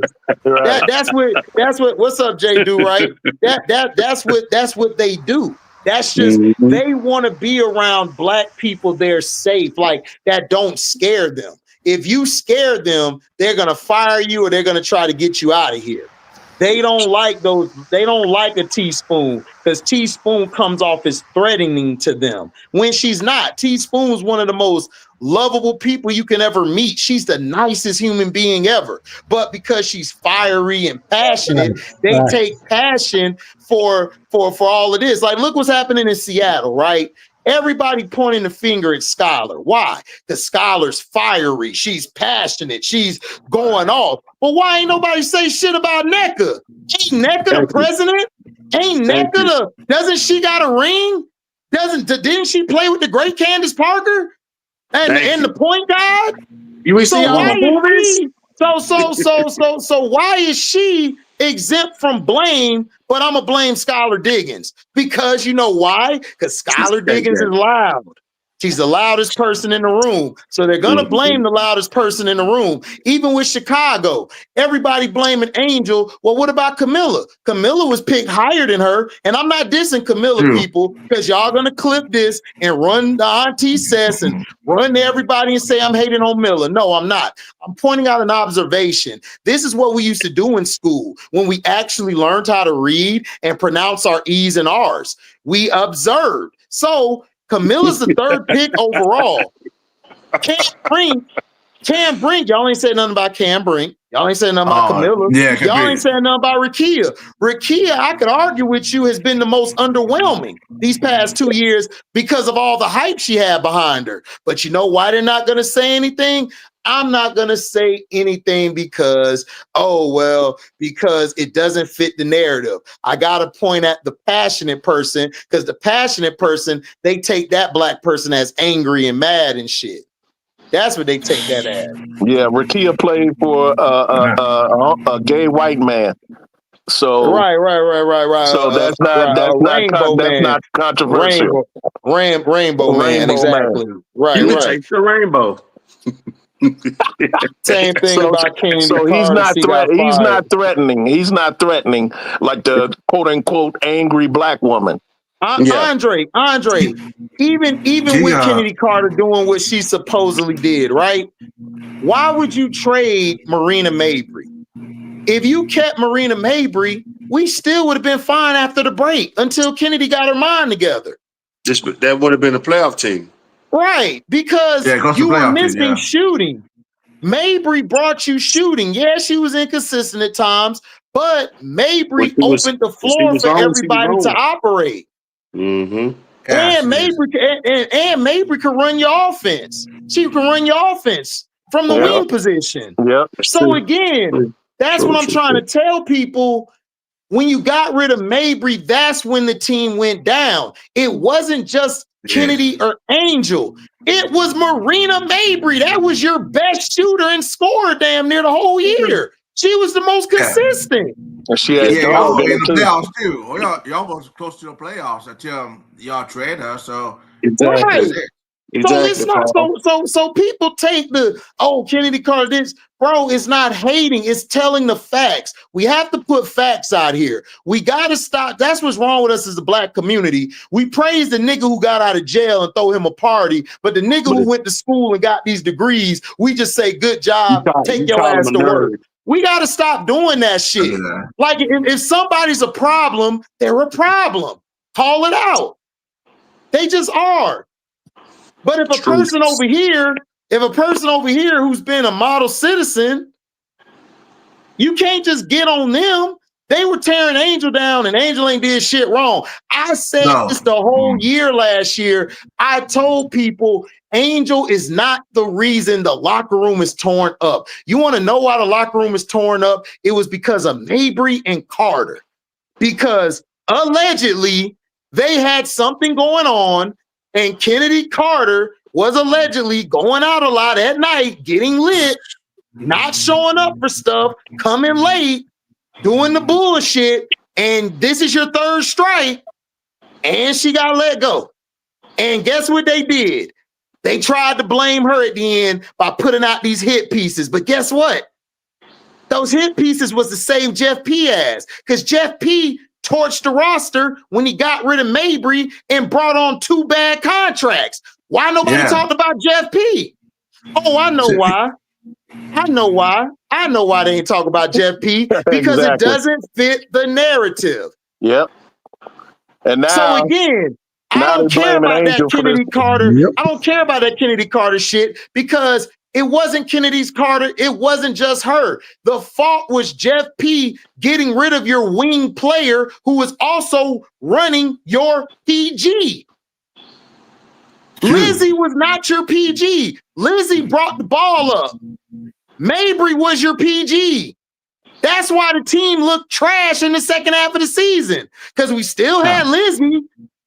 We still had Dana. We still had Kennedy. Whenever she decided to show up, what happens? Y'all got to look at the whole picture. We were like Roto Rooter. We went down the drain. Yeah, y'all lost the playoffs. Y'all went down with whole lot injury. Y'all had injuries too. That with Wiz got injured too. So y'all went way down. Right, but not only that, Paul. But Paul, not only that, they tried to put it on Kennedy. I don't care if Kennedy did all that. My issue is why Jeff P. did you bring in these 2 bad contracts and you gave up Mabry, who is looking great in Connecticut and possibly is going to sign back. Connecticut going to have a team next year because they got young talent and they got veteran leadership. I don't care about that Kennedy Carter. See, the thing is, I'm trying to get people's minds off of Kennedy Carter. If you keep rehashing Kennedy Carter, you stop moving the blame to who it needs to go to. Jeff Hagley Alter.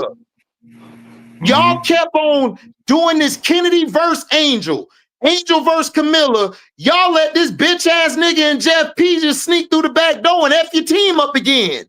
Yeah, that's true. Yeah, that's why I be trying. That's why I don't talk to everybody. Like Pharaoh right here. Carter was hurt in the second half. Pharaoh saying Carter was hurt in the second half. What does that got to do with? Hold on. What does that got to do with Pharaoh? You gave up your best player on offense for 2 bad contracts. What does her injury got to do with that shit? See, you're moving the focus off of what you need to focus on. This is Jeff P. Yes. Exactly. This is Jeff P. It's the same thing. It's the same thing with this Caitlyn and Angel shit. Y'all allowed them to move and position Fee as the best player over Asia. That's crazy. Because y'all too busy arguing about Angel and Caitlyn in their second year. Who cares? They're gonna get better. Focus on who's great now. Asia Wilson is the most disrespected superstar I have seen in a long time. Yeah. Y'all gotta stop with this bullshit. See, I don't go on a lot of people panels because a lot of people don't know shit. They want to talk about the narrative, stats, box score. No, let's talk about what's really going on. What's really going on is y'all allowed, Chicago fans allowed dumbass Jeff P and the organization to spread these lies and to pit black women against black women. Well, I don't know Angel will get better in the second year. Clark, I don't know. Clark would not get better in the second year. I think she's just soft. She's just very, very soft. She's not doing nothing. She's not in practice. But King Lion Crown. If the consumer don't feed into that CC and Angel Reese shit, it would have never been a rivalry. Thank you. The consumer fed into that shit. The money that they wanted was those racist white folk or black people who hate themselves, who don't like black women. They put the money towards them. If us as the consumer, Kings Lion, decided I'm not finna support that shit, it would have been done this year. It would have been done. Nobody would have cared about it. The rivalry has nothing to do with basketball. Exactly. Oh, the consumer, the off the court is what is messing it up. The consumer fed into it because they allowed them to feed into it because that's who they want to go to. If the consumer would have said, man, I don't want to see that shit. I just want to see basketball. That's all we would get is basketball. At the end of the day, yes, Larry Bird and Magic, they had their stuff, white versus black, whatever. But at the end of the day, Larry Bird stepped up and nipped that in the bud. And guess what? We got back to basketball. And guess what? It was fun to watch because Larry Bird can actually play. Magic Johnson actually can play. You understand where I'm going with this, people? This is why I don't just hop on people's panels, because I would take their show over. I would take it over because I would be preaching the real shit about the business and the real shit about the game. A lot of these content creators, they're not telling you about the game. They're not telling you about the picture. They're only telling you drama shit. So then we get into this drama shit. We allowed the Kennedy Carter thing and the Angel Reese and going against Miller. We allowed that bullshit to mess up the team and to mess up what we should have been blaming was Jeff P. We allowed that bullshit with the vets were doing to take away from who was the culprit from the beginning, Jeff P. and the front office. We took our eyes off the prize. We worrying about non-dribbling ass Dana and Izzy crybaby ass instead of focusing on who we need to focus on. Jeff P., why did you put this bullshit roster together? Yep. Yeah. It's terrible. Y'all get blown out every game. Yeah. And just ruining Angel's second year. She's putting up numbers and she's an all-star again, but we all know that Angel does not care about individual success. She wants to win. But not only that, Brass, you ruined Ariel from getting a big contract. You ruined Camilla's second year. Yeah. You ruined Ariel from getting a big contract. That's true. You ruined Camilla's second year. You ruined Kia Nurse's year. Kia Nurse was trying to bounce back after that injury. She had a bad year in LA. She thought you would get her a better year. You done messed her year up. Rebecca Allen going outside. You messed Rebecca Allen year up. Jet P has messed this team up. And instead of blaming the players, you need to blame his dumb ass because you put the wrong players together. This team didn't need a Kia Nurse starting. This team needed a legitimate wing. This team needed a legitimate point guard, not your buddy Vandersloot. He was at the last game, Golden State game. He up there joking with Vandersloot and Quigley. Man, I wanted to throw something through that window like, you bitch ass. And then he drafts HVL, who is not a point guard, and now you're trying to make her a point guard, and her season is ruined. Her season is ruined. Maddie Westbell didn't get hardly any time at all. If you look at her old before she got hurt, she's one of the best stretch fours in the women's game. You ruined her by not giving her time, putting her in the marsh. Farrell, what Farrell X was Dana and Izzy trash? No, they weren't trash. They were being utilized incorrectly. Izzy was playing the 5 last year because E. Will got hurt. Dana Evans was being did like a traditional point guard. Dana is a scoring guard. Why do you think she looks good on Las Vegas? Because they don't ask her to play point guard, dumbass. God damn, y'all niggas love to call people trash. Kia Nurse and Allen, no, they're not washed. They're bench players right now. They're playing in a starting role. They're not starting players at this point in their career. If you would have got a real wing, if you would have got a real point guard, they would have been fine. But they didn't do that. They just try to get this old veteran player. Thank you, Shamar. Thank you, Shamar. Izzy was coming off injury last season. Exactly. She was coming off injury. And then you got her playing the 5. Because remember, Camilla got hurt early in the year. Yep. Y'all forget that. Then when Camilla was coming back, E. Will got hurt. Yep. That's true. Dog, Dana turned the ball over Farrell because they had her running the point guard. She's not a point guard. She's a scoring guard. There's a difference. Just because you're the size of a PG don't mean you're a PG. Just because you're the size of a 5 or a 4 don't mean you're a 4. Like, it's different styles, bro. That's why I was glad when Jalen Rose broke that shit down. Just because you're a point guard don't mean you got to average 15 to 20 assists. Don't mean you got to do that. Sometimes you just may be a guard who gives you 10 and 5 or 15 and 5. You may be that type of point guard. So it's different styles. Dana's style does not fit what Teaspoon was trying to do. That's the facts.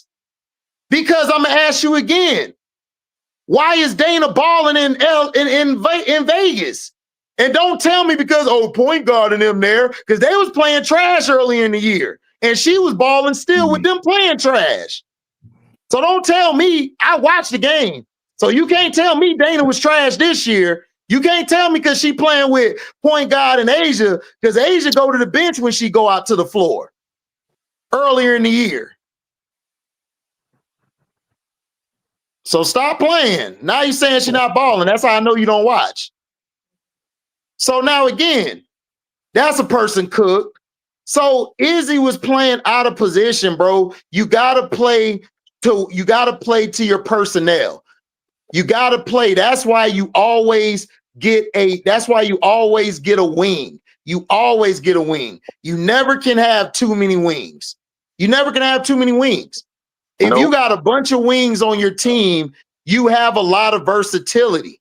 Wings can versatile. Now, if you got too many bigs on your team, you're going to lose.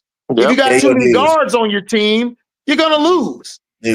You need wings. Wings are your balance. They bring balance. Well, they're the catalyst for the modern day positionless basketball because your wings are so, like you said, HD, wings are very versatile. They can pass the ball, they can shoot the ball, they can defend, they can rebound, they good in pick and roll, they good in pick and pop. Yep. They're good in fast break offense. They're good at half court offense. Yep. I mean, they can play zone. They can play man to man. I mean, wings are the thing in all of basketball, not just the WNBA, but in the men's game. I see it in high school. I see it in AAU. The wing position, positionless basketball is the move, basically because of the athleticism of the modern day player and the versatility. Right. He could do a lot of things, like Wemby. Wemby's 7 foot, and this dude can dribble, pass, shoot, everything. Yeah, because you know why? Wemby's a big wing. That's all he is a big wing. Karl Anthony Towns, he's a big wing. Yeah, that's all he is. So, like I said, small, like your boy Banchero. Yeah, Banchero's nothing but a big wing. That's all he is. A lot of these players are wings now. Like Bo is just the big wing. They're all wings now. That's why they have the ability to bring the ball up. That's why when you're running like your defenses, they're able to adjust easy on the smaller guards because they're wings. They're athletic. So that's what I'm saying. That's what the model is for your best players now, is to be big wings. That's what they're trying to do. Yeah. Wow. Yeah. And the thing is, going back to what you're saying about Camille and Angel, y'all have to understand the magnitude of what Pagliuca is on the path to do. He's about to ruin, arguably, the best duo in the history of this game. Yeah, I'm gonna say it. I'm gonna say it again. Pagliuca is on the verge of blowing the best duo in the history of the women's game, because nobody can Angel Reese and Camila Cardoso. I mean, he doesn't see it. Nobody sees it. No, everybody too busy trying to pit them against each other. Y'all can have years of fun and enjoyment watching those two grow together, but Jeff Pagliuca is ruining it. Yeah, he is. He's ruining them bad and everything. You know what I'm saying? Even Camilla and Angel saw that as soon as they got drafted. When they got together in the back room, and Camilla was like, "Yeah, I get to play with my girl and not against my girl." Right. She said, "Who's going to get any rebounds? Who's going to get any rebounds?" Bro, Dana's not taking any dunk, dog. Dana is told to take them shots, bro. If she come down court and just shoot that shot, Becky gives her the green light to shoot that shot. She's not just going to take a dumb shot. It may be a dumb shot to you because your ass can't make the shot. She possibly can make that shot. Everybody's shot selection is different from others. That's why I get on my nerves when niggas say Kobe's a bad shot taker. No, Kobe practiced those shots. That's his shot selection. He's a two guard. If Michael Jordan took the shots, if Michael took the shots that Kobe took, that's a bad shot for Mike because that's not Mike's shot selection. So what do y'all don't understand basketball? Like, y'all go off of this percentage shit. No, Sabrina Ionescu's shot selection, she takes bad shots. If y'all want to talk about bad shots, she takes bad shots. CeCe takes bad shots. That's not a bad shot for them because that's their shot selection. Everybody's shot selection is not the same. Y'all get on my nerves with that bullshit. So DeWanna Bonner and Asia Wilson's not going to take a deep three from where DeWanna's taking the three from. Why is that? Because that's not her shot selection. What are you talking about? A bad shot is when a player is not accustomed to shooting that shot. Like if Steve Kerr tried to shoot a damn half-court shot when he was with the Bulls, Phil Jackson finna say, hey, sit your ass down. Don't do that again. Don't do that again. Because that's not his shot. Patrick Ewing trying to shoot a top of the key three. That's not his shot. So that's what I'm saying. Y'all don't know the difference. Y'all just assume it's a bad shot because of a damn percentage. Man, stop playing. I don't care if Kobe shot 30%. If we need to win the game, hey, shoot that bitch. y'all don't even know what y'all talking about. And plus, AJ Wish is more like a player that plays in the paint or shoot the mid-range most of the time. Shoot the mid-range or shoot 1 3, and that's it. So she don't need to. She can shoot the three. Yeah, she'll shoot a three, but she'll only shoot the three if that's her shot selection or she feels comfortable in that spot. Like, she's not going to shoot that shot. It's like everybody be yelling at Angel. Angel, just shoot the shot, shoot the shot. Angel don't feel comfortable at that shot yet. Not yet. No, not yet. Once she gets comfortable, she gonna pull up from there. Because she feel it's all about your comfortability when you're taking your shot. If you're not comfortable with those shots, then you're not gonna take them. You're not gonna take it. No, that's the thing with Aaliyah Boston. Aaliyah Boston can shoot threes, but she's not comfortable shooting in certain spots. So she's gonna be like, I'm gonna get a better shot. And if they're not gonna let me get to that shot, if they're gonna sag off me, then I'll pull up because I'm comfortable in shooting where I'm at. So people don't understand that, man. Why? Why the Sky Organization keeping Jeff P? Man, because, dog, they all buddies. What's up, Angela Dawkins? They all buddies. That organization is running the buddy system, the mom and pop shit. Yeah, they never get fire them. They never go fire them unless something happens. They're not dedicated to winning, so you know why I don't know why we're still on this subject. Well, look, gotta remember, Jeff Pagliocca, I don't care what they say about how much he hung with James Wade. That dude is not a general manager. Do you know that general managers are generally like lawyers? They go to law school because they have to do contracts. They also have experience in picking out personnel. And they have experience scouting. Pagliocca has no scouting experience whatsoever. He was a trainer. He was a personal athlete trainer. That's all he was. He didn't have to pick no talent. He ain't no lawyer. He don't know how to do contracts like that. He probably has lawyers do that for him when he signs players. He does not have any scouting experience. He is inept. And he's not good at what he does. He's horrible. He has no eye for talent.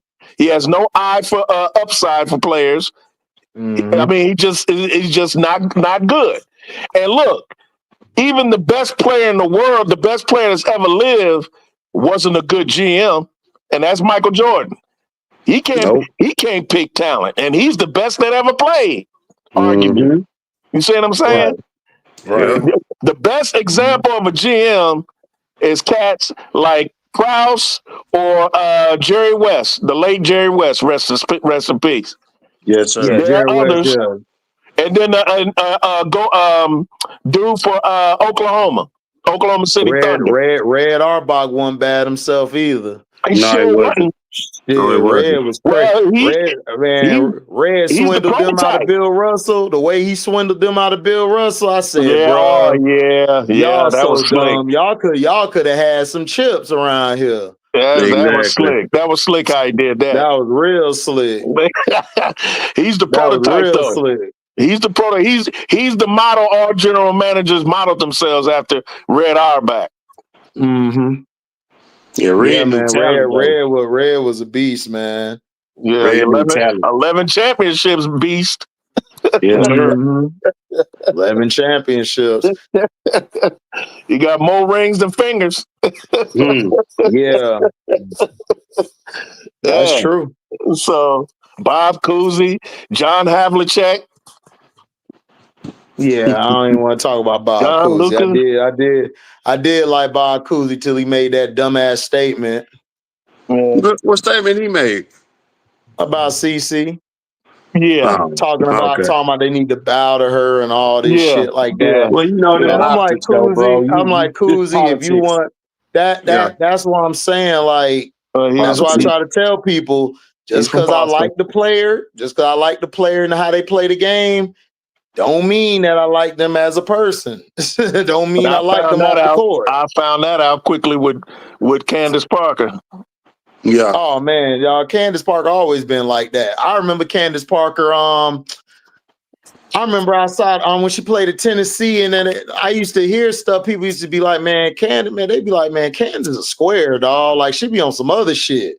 And I never used to believe it and stuff until I was watching her against them Detroit Shot days, man. Yeah, Man, they used to give Candace Parker all them damn foul calls. I'd be like, "Man, what's going on?" And then Candace get mad because they kept on talking shit. Like Cheryl Ford was mean as hell. oh Too yeah, bad I'm too bad her and the positive had a good relationship, but Ford ass used to get on her, used to irritate her ass, and they used to get into it. That's how that malice started. The Malice in the Palace, man, they was being physical with LA the whole game. And I think Lisa retired that year after. I think she retired that year, the year after she retired. Because Lisa just said, I can't do this. This is crazy. Like, what happened?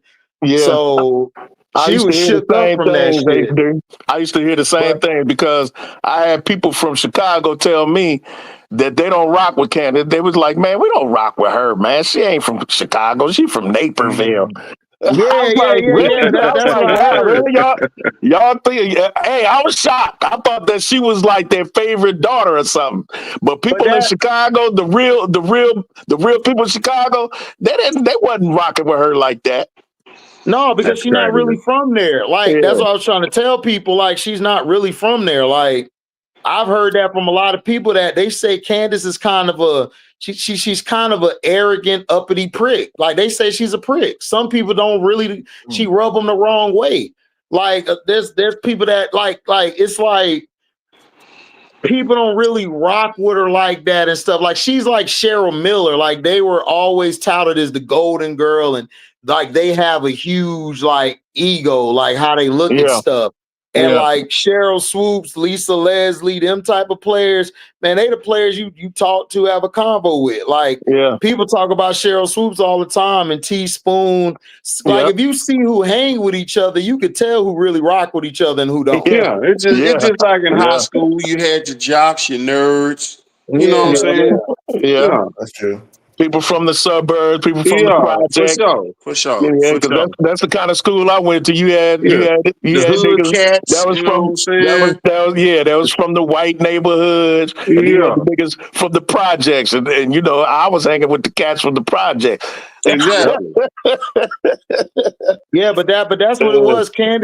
Candace never like was like she wasn't like Chicago and all that. She wasn't like Yeah, that. Like nah, Candace was a very very valley girlish yeah, and prissy. Like she's a great player. Like I said, like she's a great player. She's the GOAT or one of the greatest ever played. Mount That's why. Rushmore That's why. possibly.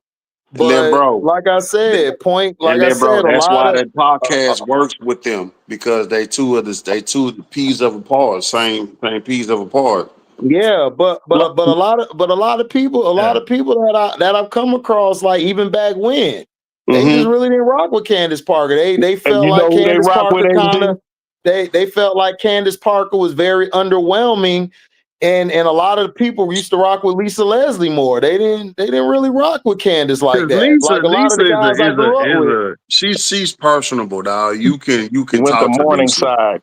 She's genuine. She went to Lisa's genuine. Morningside. Yeah. Oh, she went to Morningside. She went to Morningside. Yeah, she from the hood. She grew up around that gang ish. Yeah. Oh, So Lisa. so so Yeah.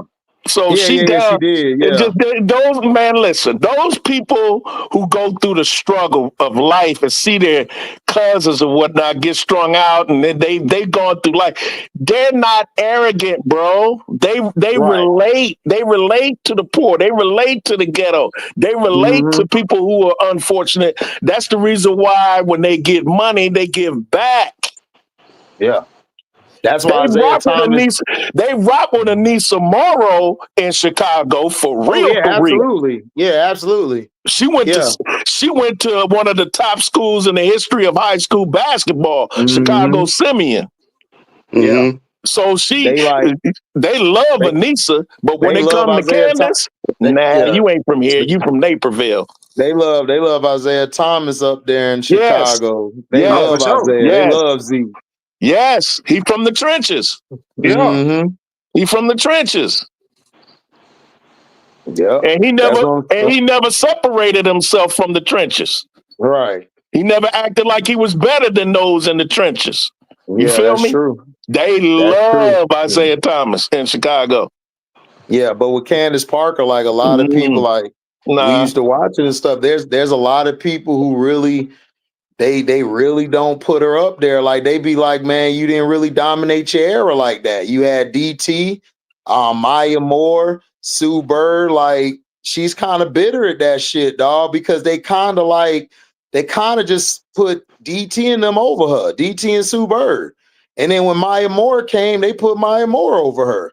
I mean, so but Maya was putting up numbers though.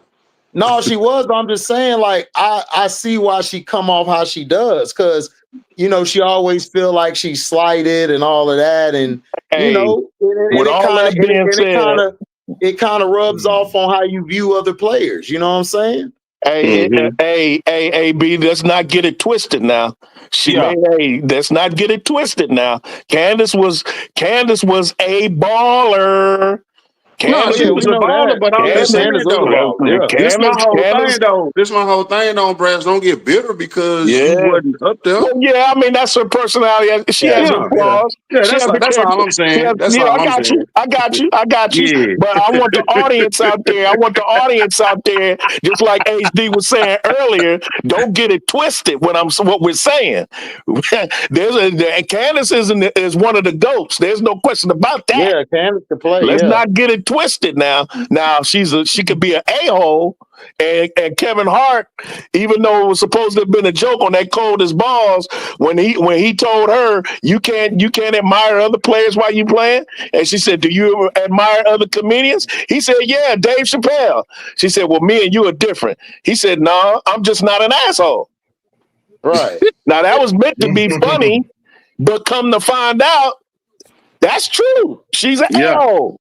Yeah, she's always been an a-hole. That's what I'm saying. Like she's always been an a-hole a lot of times, and then it's like, a lot of people hold over her head. Like, man, look, it took you a while to get it done with them teams you was on. You had Point Guard, NECA had to come, and then you had to go over there to Chicago. Kai and them got it done, So they've always slighted her in that aspect. As far as the greatest, they never slighted her in being great. Oh, no, she's always been up there. They just talk about like the certain stuff, like she kind of underwhelmed to some of them. It's like the same thing they say about Shaq. They felt like Shaq could have been a lot better than what he was. So they don't hate Shaq. They just said, I just felt like Shaq could have been a lot better.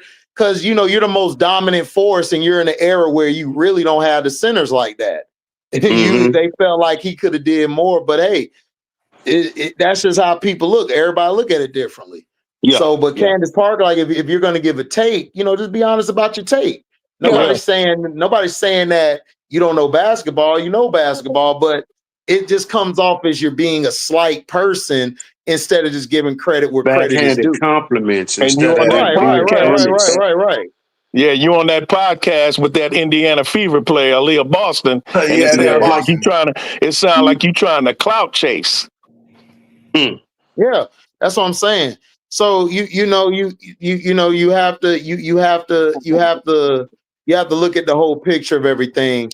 And that's all I was saying, bro. That's all I was saying. It's like, like you could be honest about it, like this and that. You know what I'm saying? No, she's a Hall of Famer. She was a monster. CP3 y'all wasn't directing that to you, AB. I know you know that. I know. But I'm talking about, bro. You my brother, dog. You my brother.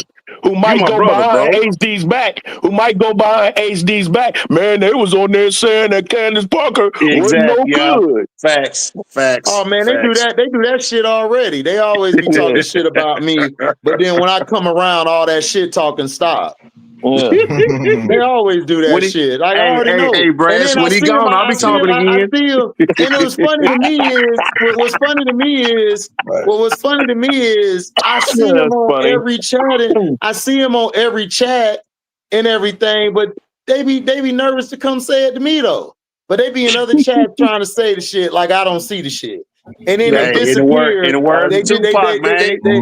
Yeah, but hold on. They disappear and go to other chats, start running their mouth, and then when I call them out on it, they forget. They got amnesia. Now you got amnesia. But when you were over there and over here, over there, it's HD this and that. But you ain't want to say it when I was right here. But you go to Prince page, and now you're on Prince page. I know who you talking about, AB.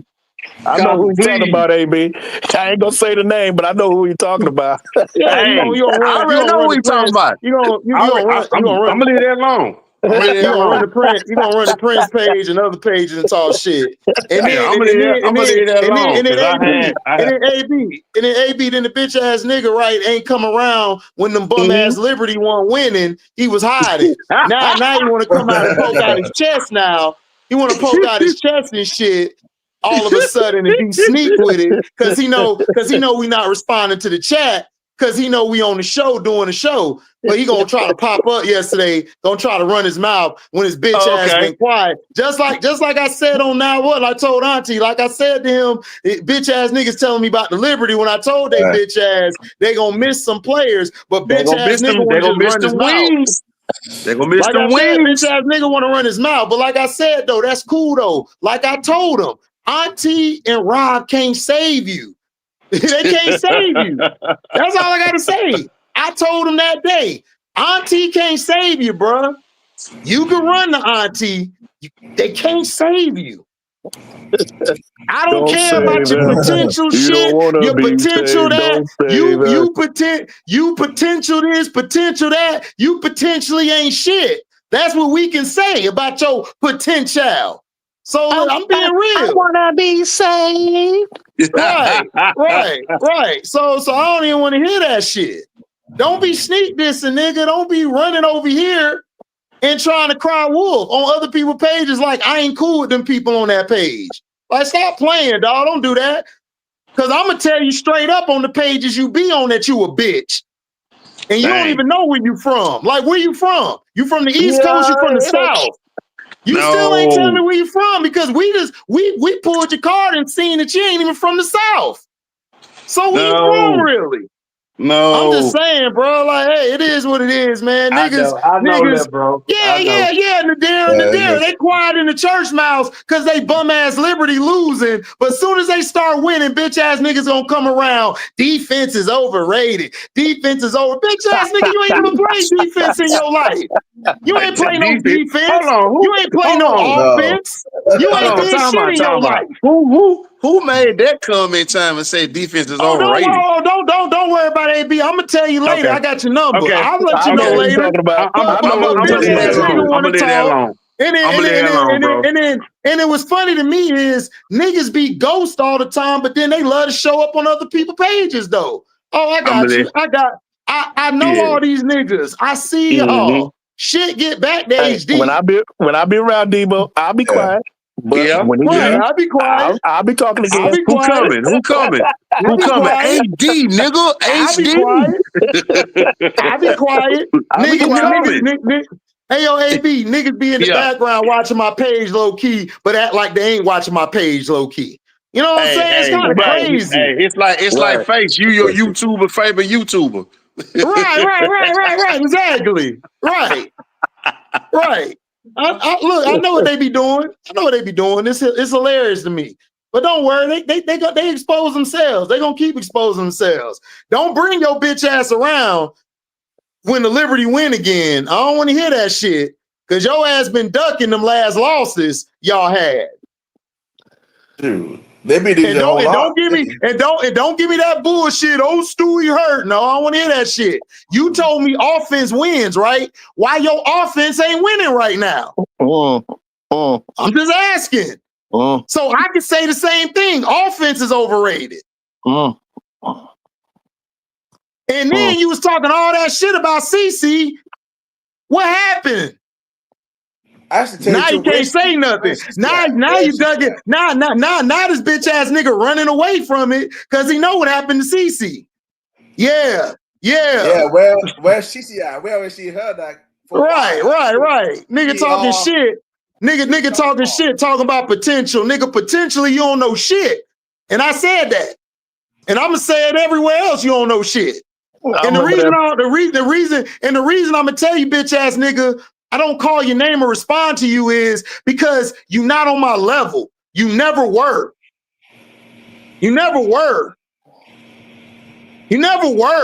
And then when I charged the bitch ass up, you forgot all of a sudden. Oh, I forgot. I don't know what I said. No, you made it. Oh, you forgot? Oh, so you can't repeat it, but you can go somewhere else and say the shit. Got you.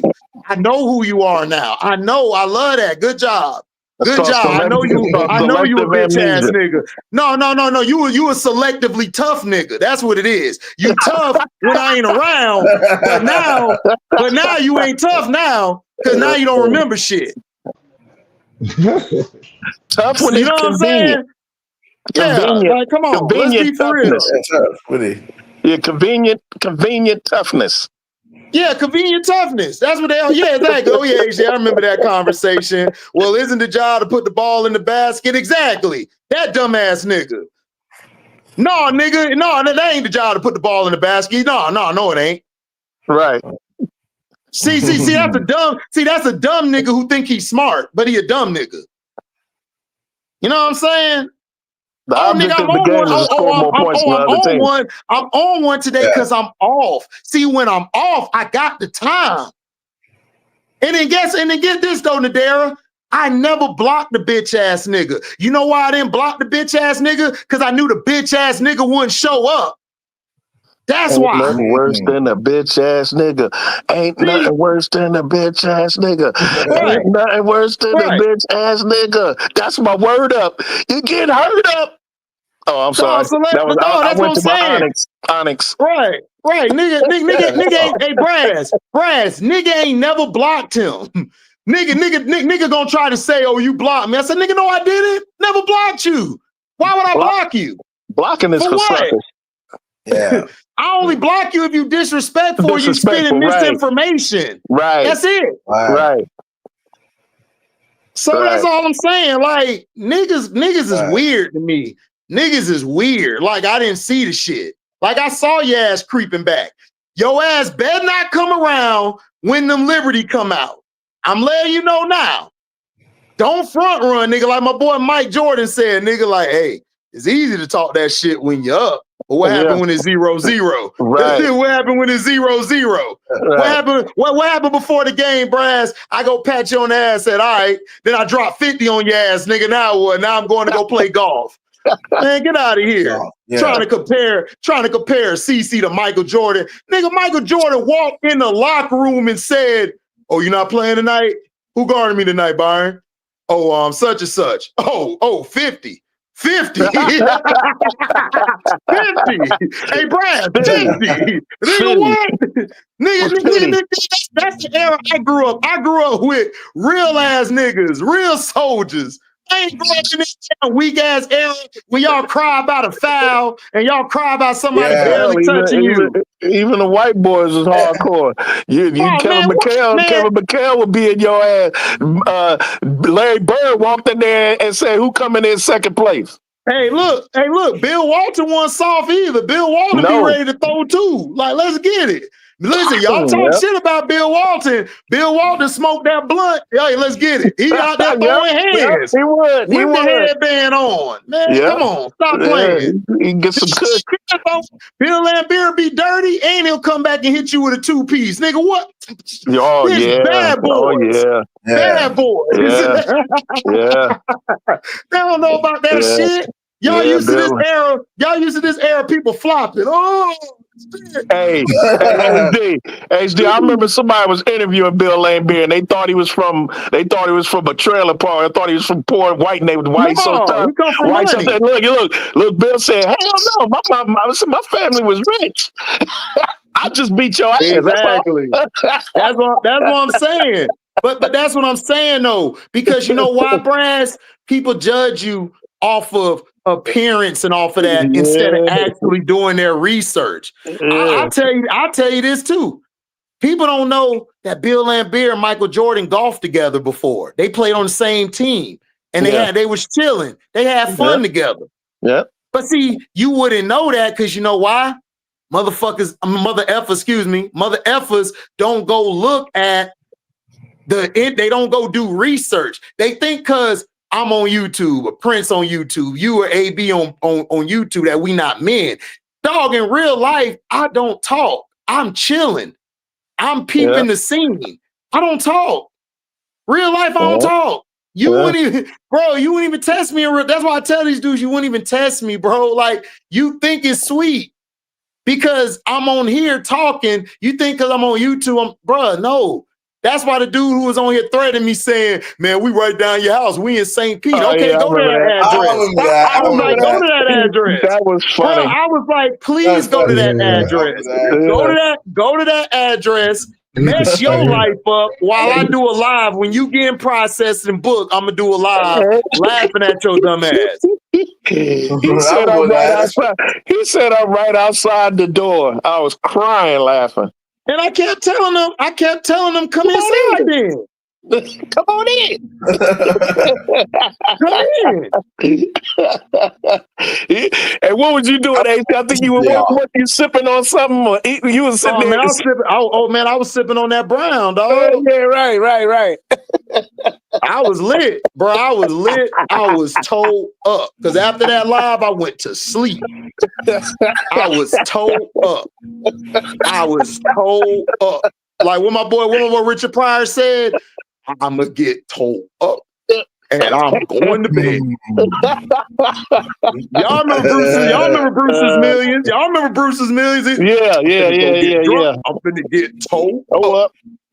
That's what it is. Man, ain't nobody got time. Listen, if you still talking about kicking in doors and robbing people in your 30s or 40s, dog, your life is whack, dog. Your life is sad. Your life is sad. If you talking about you want to fight and you old, bro, you sad. Over sports. You sad. Over sports. Yeah. Over sports. You want to fight and unalive somebody over some damn sports. Right. I'd rather say you got it and walk out. You got it, bro. And walk out. Like Prince be doing. You got it. And then walk off. You got it. Because if I ain't going to jail over sports for messing with you.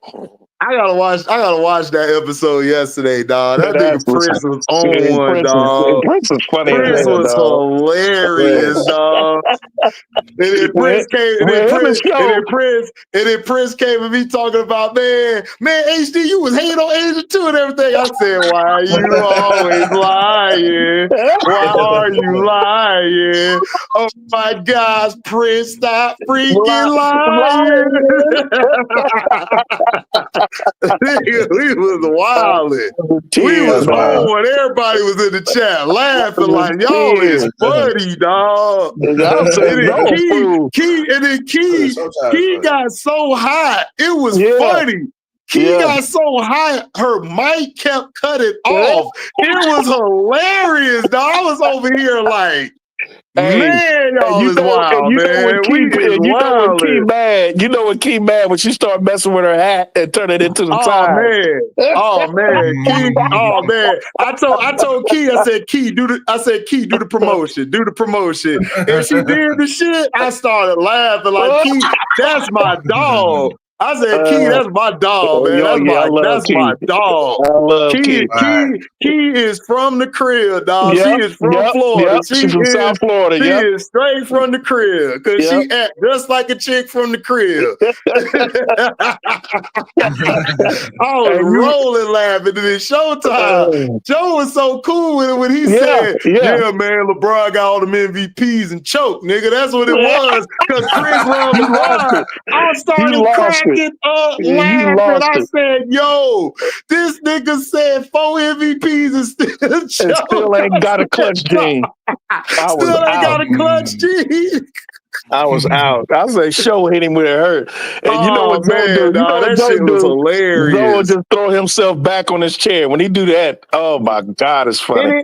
And then you know what's funny, bro? It's like, and everybody will make me mad is people like, oh, they beefing. Like, no, we not. We family. Why are we beefing? I never understood that. Like, people think because you're debating and don't agree that you're beefing. I'm like, really? Why? Me and Auntie don't agree all the time. And like B. Will saying right now, Prince be trolling. Man, come on. Man, it'd be hilarious, dog. But Prince be doing it. But Prince sit back in that seat, he be sitting way back in that chair. I be laughing. I be trying not to laugh. I be crying. This dude is funny, cuz. And then he start taking notes. What'd you say? What'd you say? Say that again. Right. And then he asked the question and stuff. I got people trying to say, oh, you moving the goalpost. I'm not moving the goalpost. I'm trying to look at it from that perspective. I can't just trade. Okay, if I started the year with Paige on the team, where am I going to put Slim at? Where am I going to put Suge at? Those guards don't really work well off of Paige. They don't. Because who's going to be the PG and get her open? Citron worked better with them because Citron's not in their way, and Citron can go from being a spot-up shooter to being, or she could put it on the floor.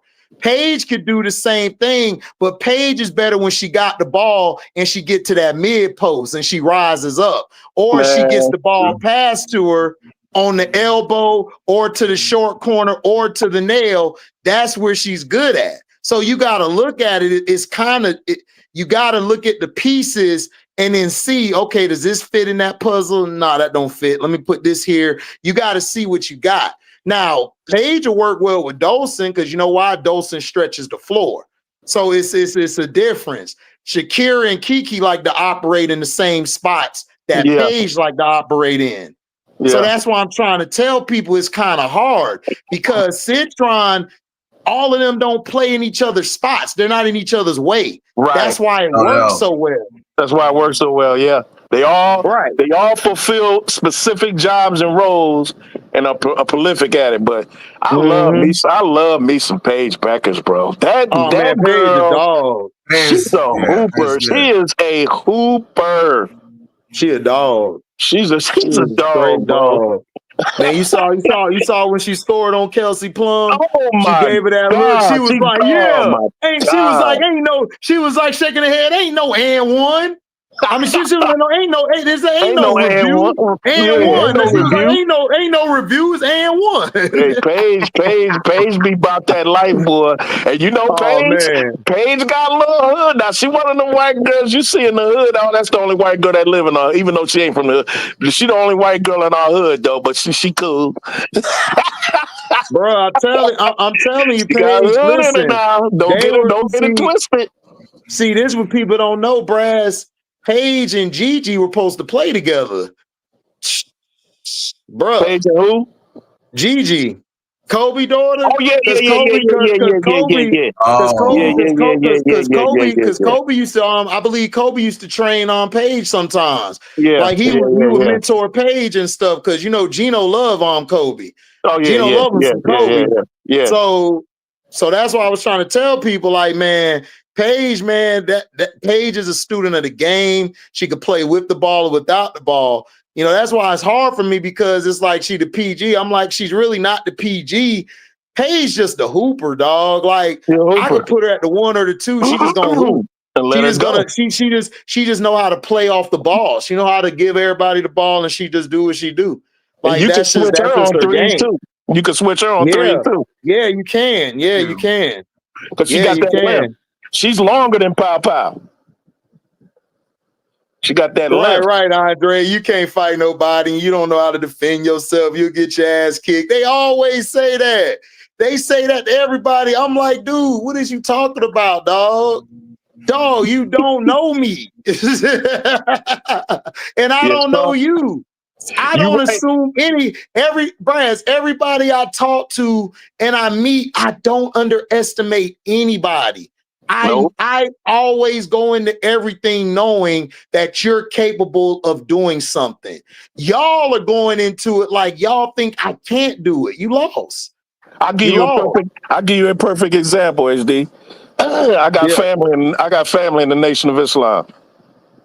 People look at the Fruit of Islam, the men who belong to the Nation of Islam, like Malcolm X's class. Right. He was in a class called FOI class, Fruit of Islam. People think that those brothers are just so humble. They don't bother nobody. They don't do nothing. I don't know if you heard of Tariq Nasheed, but I heard Tariq Nasheed talk about them one night. He was like, hey, don't underestimate them brothers because they sell bean pies and papers. He said, roll up on them. They got different. He said they got different type of hands.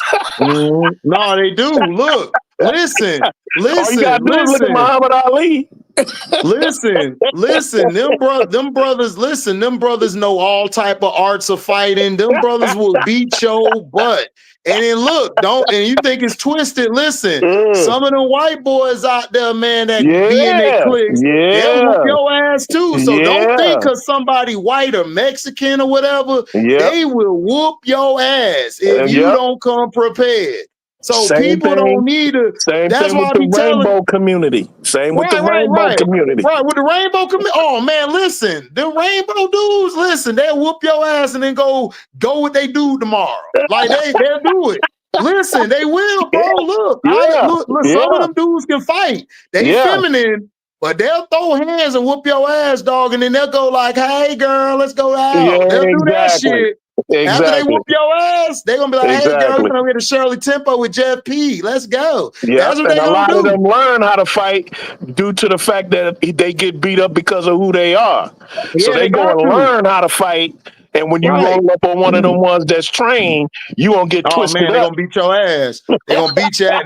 They're gonna beat your ass, and they're gonna beat your ass, and you're gonna be put in the position of expose dealing with them. I'm telling you, listen, dog, listen, Brands. Niggas thought I was laughing a bit. They was like, man, I'll run up on Young Thug. I mean, Young Thug, all right, keep playing. Okay. Bro, Young Thug gonna pop you and pop you. If you know what I'm talking about. Like, niggas, you better stop playing. Them people around him, they look like Prince homeboys, but they can fight. They let them shots off now. Well, so you gotta be careful. You see what he went to court for? Yeah. He used to run. He used to run like that before he started rhyming. Yeah, and that's why I tell people, like, I don't get when people say, "Oh, y'all just don't like CC," because bro, it ain't even that, bro. I like ballers, dog. Like, my dude, Larry Bird is in like my top 5 or top 10 of all time. Like, why would I not like a white person? Sue Bird is, to me, the best or one of the best PGs we've ever seen play the game. Yeah. So why would I hate? Diana Taurasi coming out of UConn was one of my favorite players to watch. She's considered by a lot to be the best basketball. Ever. Y'all don't know basketball, because if Diana Taurasi played these girls in her prime today, she would unalive all of them. She would abuse them. She would unalive all of them. Yep. These girls today could not handle the DT when she was coming up. Hell no. What's up, Jabari? Hey, B Will, stop biting my lyrics. B Will, stop biting my lyrics. You saw me one day. Hey, B Will, you saw me. You saw me say that before, B Will. Stop biting my lyrics. You heard me say that before. That Paige will plan the cookout, not be invited to the cookout. She'll plan the cookout. Man, facts though, dog. Facts. But bro, listen though, that's the truth, bro. Listen, man, Paige, man, people welcome Paige, and they're like, yo, man, you come through, Paige. You know you good. Yep, and she'll bring potato salad, and it'd be like her black mama made it, but she made it. Right. Paige out there living a life, having fun, man. I love Paige, man. Yes. I love Paige. I love watching her play. My God, is she a player? Oh She man, does everything. She can do everything, man. She does everything. She got midi, the three, her finishing at the cup, defense, dishing with either hand, Brass. Either hand. That's a lost art, Brass. A lot of people can't finish with that offhand. A lot of people offhand need work. About Angel. People don't know. People don't talk about that with Angel. Angel can finish with either hand. Angel is she ambidextrous. Angel is really right-handed, just like shoots with her LeBron. left. Just like LeBron is left-handed. It's funny, but LeBron shoot with his right and Angel shoot with a left. Ben Simmons do the same thing. Ben Simmons is really right-handed, but he shoot with his left. Yeah, it's crazy. Yeah. Hey, look what Jabari Mitchell said. Star Hoop Central was funny as fuck ASF last night. Yes. Oh man, look. Hey, look, man, listen. I ain't tooting my own horn, man, but look, we got every show I'm a part of, man, is a hit. It's a hit. It's a hit. It's a hit. Say less, mean more. Yeah. Hit. Now what? Hit. Yep. Stars Hoop Central. Hit. My shows. Hits, bro. Yeah. It's about the game. If you know the game. Yes, I'm animated. Yeah, I could get on people's nerves. Guess what? I don't give a shit because that's me. I'm going to be who I am. When I made my page, AB remembers this. My boy Detroit T was in here, remember this? I told people, you either going to love me or you going to hate me. It's not going to be in between. Yeah, I ain't no in between nigga, so I don't expect y'all to be some in between listeners. So, nigga, you going to love it or you going to hate it? I'm just being real. I can't stand you, but I like you. Right, exactly. That's how it is, though.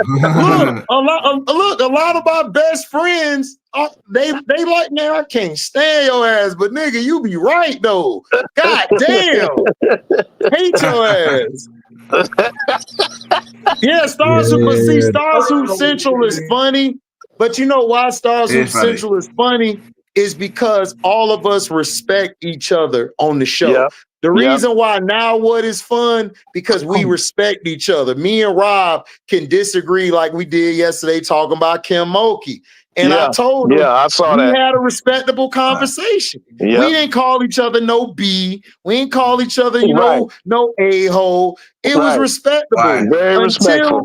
Until we get like that across the community, it's gonna continue being split, man. That's just how it is.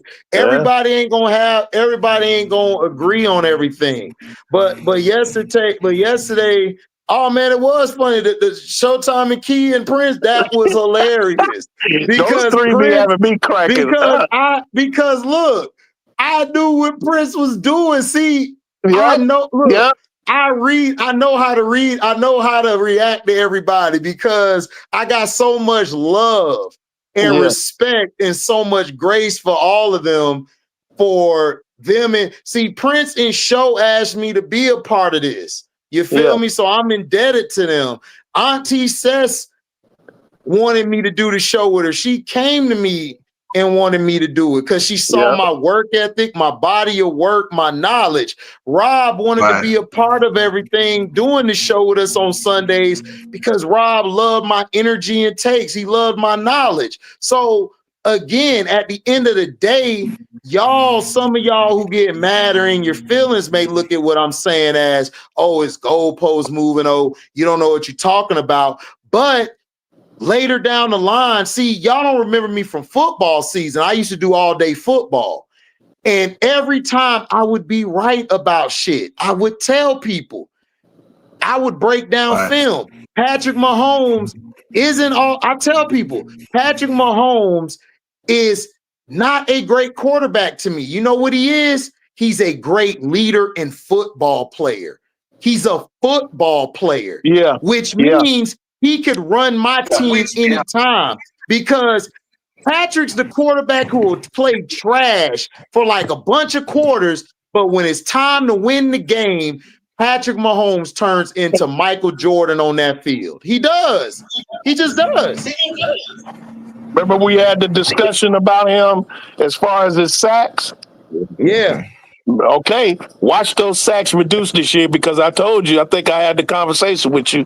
They drafted my boy out of Ohio State, Josh Simmons. Josh Simmons went to San Diego State, and then he transferred to Ohio State.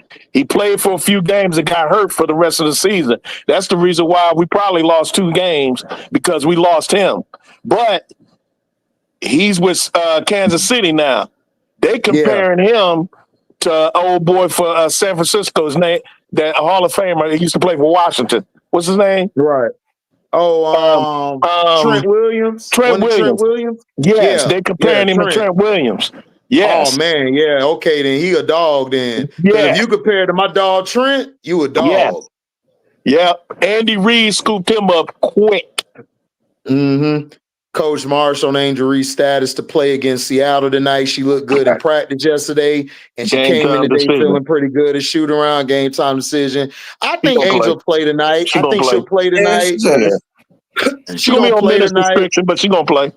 Yeah, she's gonna be on minutes restriction. But hey, I'm glad Angel playing, man, because I want to build momentum in the next season. Yes, sir. And like I said, I'm just sick and tired of the narratives. I miss. Listen, it's not fun without Barbie playing. I'm just sorry, it's not. It ain't. Yeah, it's just not fun. Like she brings that old school mentality, bang in the paint, and she just brings that basketball back. And it's not fun. Like people are even. There's people who didn't like Angel. Like, man, I wish she hurry up back she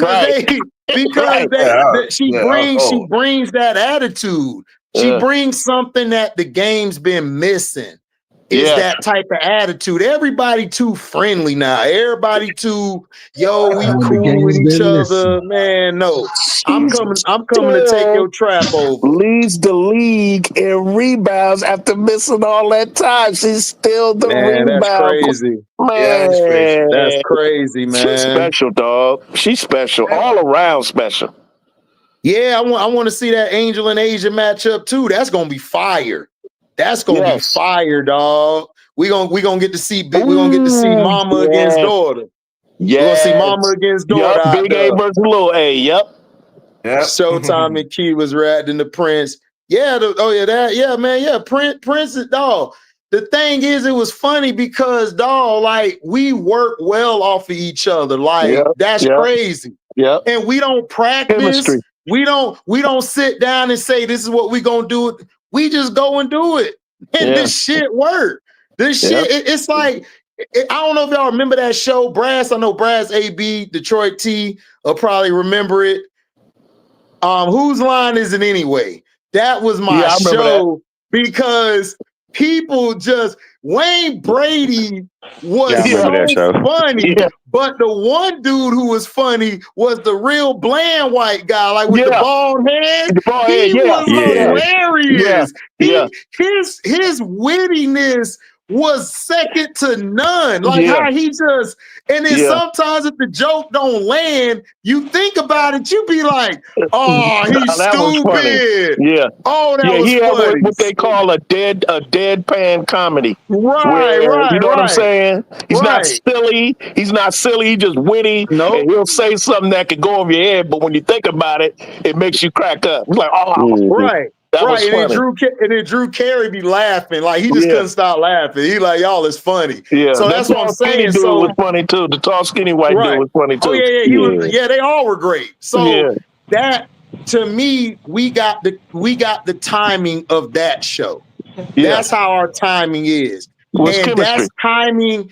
You can't practice that. It just is. It just hits or it don't. Like me and Auntie Says and Rob. Yeah. It just hits. Like it just hits. Who else has good chemistry that I saw the other day and was totally engrossed in what they were saying? Auntie Says and Prince. Yeah, Auntie said, hey, make sure y'all go support my brother and my auntie. Look, that show's a hit, man. I was watching it. That show is a banger. And then go watch Auntie Says with Coach Rowe, Coach Coleman, and with Rob, and with Political Lil. The show with her, I like the one Political Lil. Yeah, like I gotta sit down and have my coffee and then watch that show because it's so informative. Auntie Says, man, shout out to Auntie. Auntie don't understand how much like she's a blessing for me in disguise. Her and everybody, Prince, Show, Key, Rob, even y'all on this panel, it's a blessing to be around people who know what they're talking about, who stand 10 toes down on what they're saying and how they feel about something and not taking offense to it. Because a lot of times I can't work with people because they take offense. You're gonna take offense when I come at you with some stuff. You're gonna be on your toes. So I can't just be around a bunch of people on panels. I gotta be around certain people because I don't know how you'll take it. Because you'll take it personal, then you're gonna want to fight. You're gonna call me a bum. You're gonna say this, blase soise, waste of time. So again, you have to have the right people around you. Seattle done fell off. I hope we can get the win tonight and everything.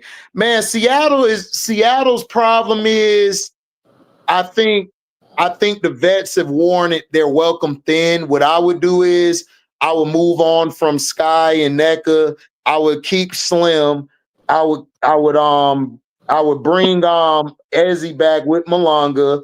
I still have Horston coming back. And I would focus on getting shooting in the offseason. I think that's what they really miss, HD, is Horston. I think that people underestimate her loss. There's two things that people underestimate about some of these top teams. One is Horston, and the other one is Natisha Heidemann.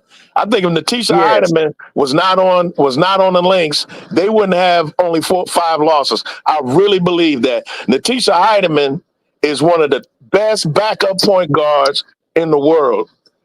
Yeah, they need her. She's a six woman, period. Yeah, Listen. Easily. If Nas wasn't playing so great how she was playing, I would say it's an easy 6 Woman of the Year award to T. But it's hard because Nas do the same thing for Atlanta. Because I can argue if Nas don't have a good game for Atlanta, they in trouble. Like in certain aspects. Not saying if Alicia don't go off, but Nas does it too. But I still got T1, Nas 2, and who I got 3. That's it. I got them 2 as 6 Woman of the Year right now. Them 2 so far. There's somebody we're missing. I know it is. There's somebody we're missing. Because I know they What'd you say, Paul? So those are the top 2. I have a question. Who y'all think will make the playoffs this year? Like, I already know the top 5, but who else will make the playoffs in the 6 through 9? That bottom half is going to be a battle. Yeah, it's going to be a battle.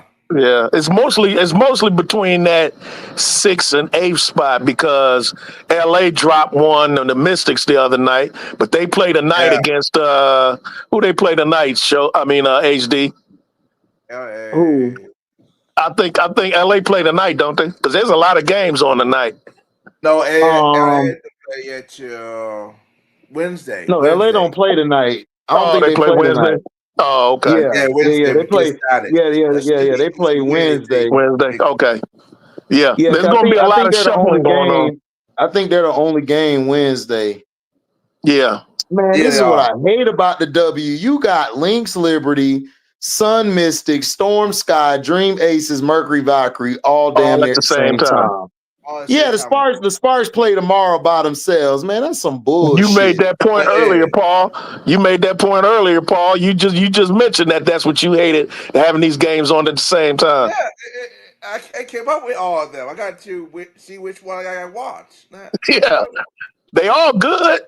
I mean, what's up, 80? What's up, Michelle? 85 Fly. I hope it's not blowout. I hope not. 85 Fly. Shout out to Michelle. Yeah, man. I mean, it's crazy how you got all these games on at the same time. That's what is messing the W up. That's what's messing the W up big time. Destroying the W. But I think those top 6 would be a battle.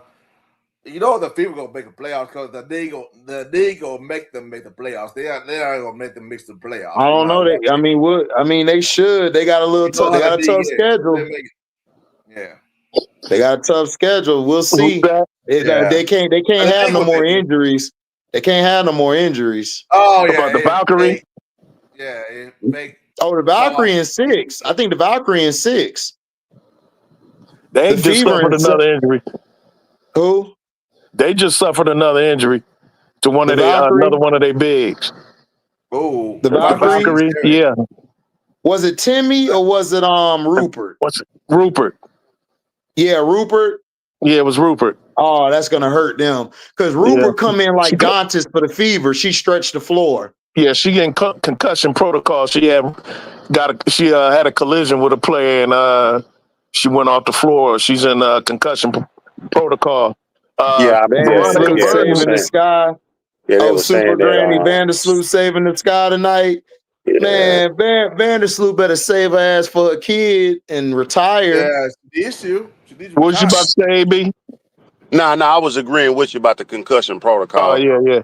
I think Veronica Burton got hurt too. She got the wind knocked out of her. Yeah. They said that he more than likely gonna play, but Rupert is out. Rupert she terrible out, on defense. She can't play physical. That's why she hurt.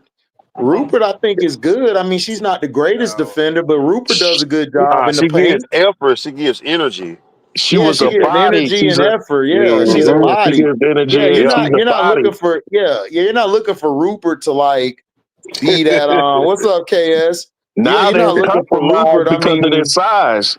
Because with all the other injuries, and they still don't have our girl back. Monique Billings. Yeah, so they're small right now. What's wrong with her though? Does she have a leg injury? What happened to Billings? HD Billings. I think she hurt her. I think she hurt her leg. She either hurt her leg or oblique. I believe. I think she hurt her leg. I'm not sure. So she probably got that same injury as Shadur got that oblique injury. What'd you say, Paul? Is B gonna come back to that? I see her get come this season. The Fisher, is he gonna come back today? Nafisa? Yeah. Oh, Fee? I don't know. I didn't hear anything. Somebody said in the chat that she might. Okay, Billings is almost ankle. Yeah, I knew it was a leg injury. I knew it was leg injury of some sort. Okay, it was an ankle injury, foot injury, ankle injury. Yeah. Okay, thanks. I think, to be honest with Fee, I think they saving Fee for the playoffs, dog. I do too. I mean, I would. I think so, bro. I don't think they want to put her on the shelf for that long. Because she come in there. Because if she come in there cold, anything can happen. You feel me? Yeah, she got to get some kind of games in before the playoff, so she can get playoff ready. Because that AC gonna be a mother. Yeah. Well, I can see her coming in like the last week of the season. Okay, so Lynx and Liberty tonight, Adam. Yeah, I think the Liberty get this one because they lost the last two to the Lynx, so I think they'll get this one. Sun Mystics. I got the Mystic beating the Sun. Storm and Sky. I got the Storm winning, but it's by like 2. Yeah, Storm. It's a desperation. It's win now for the Storm. Right. Yeah. Right. And then Dream and Aces. I got the Aces winning. And then the Mercury. The Mercury and the Valkyrie. Ooh. I got the Mercury winning. Mercury in that I got the Mercury going in. I got the Mercury going into Golden State and winning. Yeah. That way. Okay, Mercury Billings is almost back. Bet.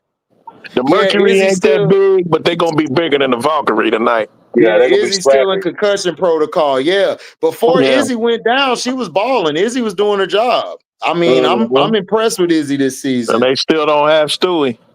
Yeah. I think Stewie I think she's practicing with the team now. I think Stewie will be back probably end of the week or next week, probably. Possibly. She was trying to come back before her birthday. That's what she was trying to tell him. Yeah, she part of Virgo gang. You know what I'm saying? Shout out to Stewie. One of the greatest to ever do it. Interested to see how Amy here does. KS, I don't like how they're using Amy here. Like, I think Natalie is falling out of love with LA. I think she's falling out of love with her. Because she don't play LA like she used to. Because LA would really do her thing, like playing that backup 4. I like Emma here. She can ball. Oh yeah. She better defensively than Rupert, But it's just that Natalie. I think Natalie tries to go with more offense at that position because they got some defenders at the wing and the perimeter. Because Salon is really a wing, but they got her playing the 4 at times. But she's really a wing. Yeah, LA be playing a little bit too wild at times, though. I'll be like, man.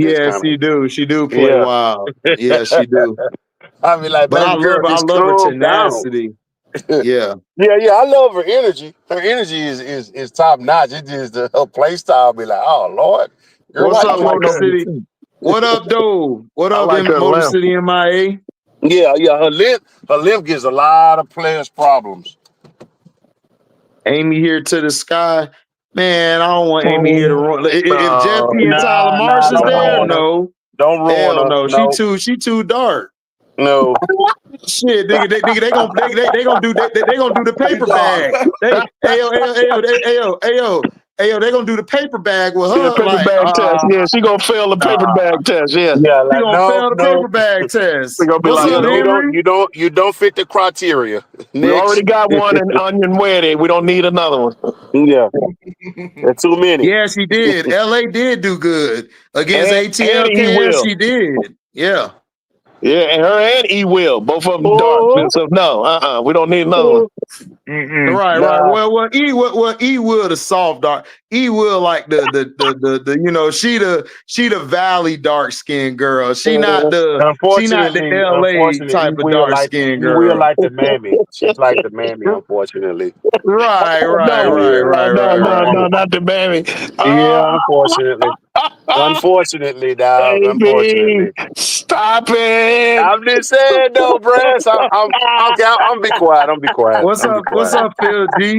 Okay. HD, do you think Mercury gonna take? I'll be talking again after the live come off. No.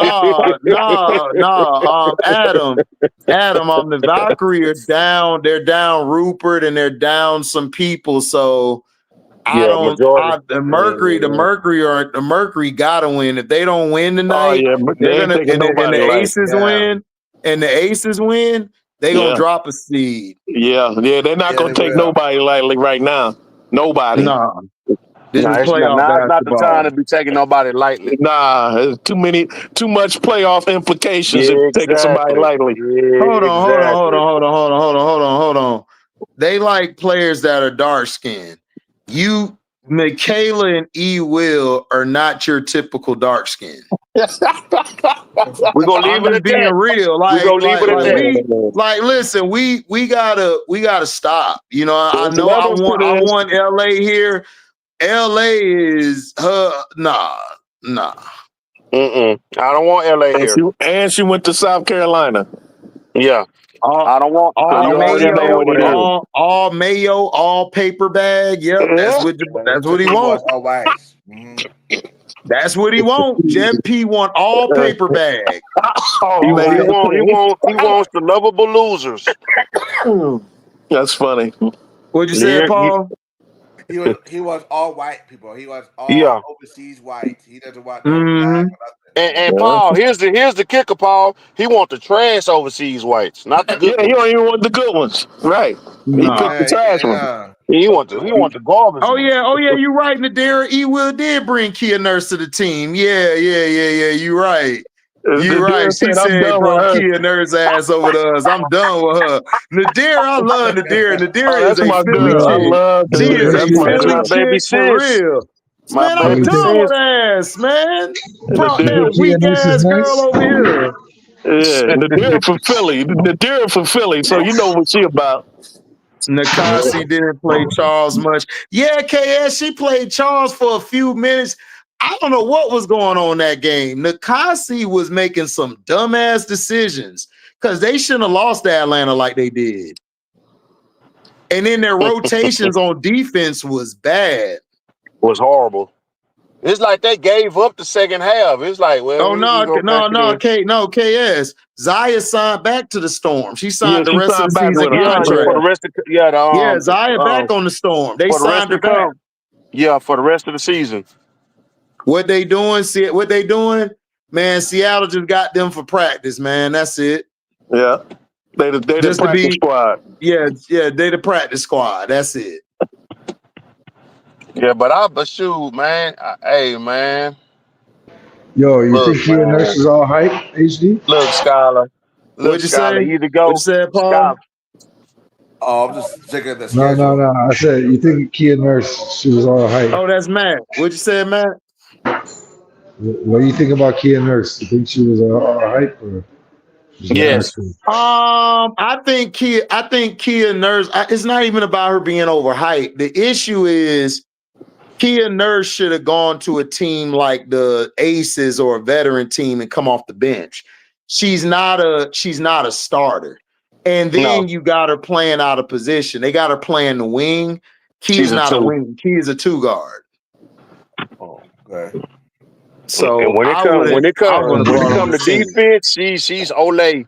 Ole defense. Mm-hmm. Salon disappeared in the second half. You know what? Salon has not had a good second half of the season, KS. I'm not even going to hold you. Salon's been kind of quiet. Yeah, I was expecting her to do a lot more second half of the season. Yeah.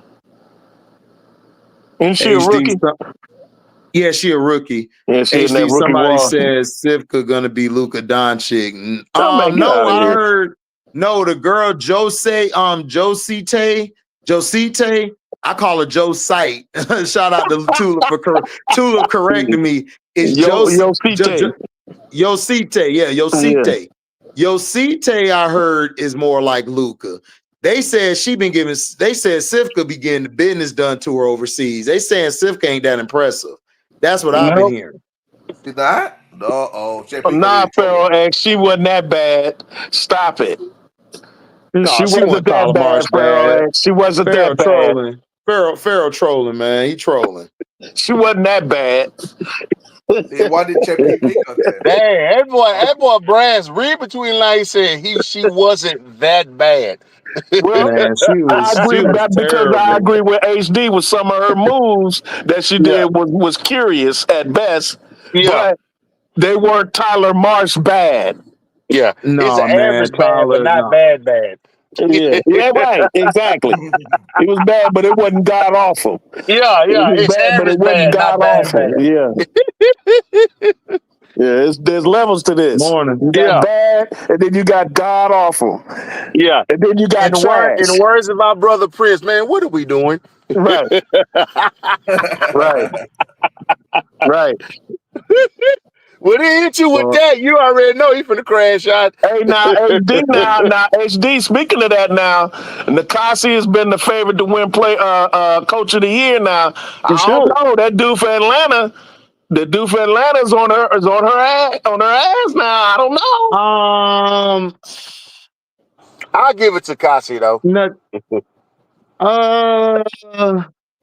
Me personally. Because it's an expansion team. Yeah.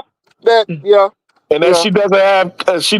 You know what? The star power. You know what? People gonna call me a hater, so y'all can clip this haters. No, I ain't gonna call you. The only reason, no, I ain't talking about you, AB. You and Brad's cool. I don't care if y'all choose who y'all choose. It's really not a bad pick if you get Nakasi. But my thing is, Nakasi got a lot of players that were seventh or sixth in the rotation on teams. So I don't.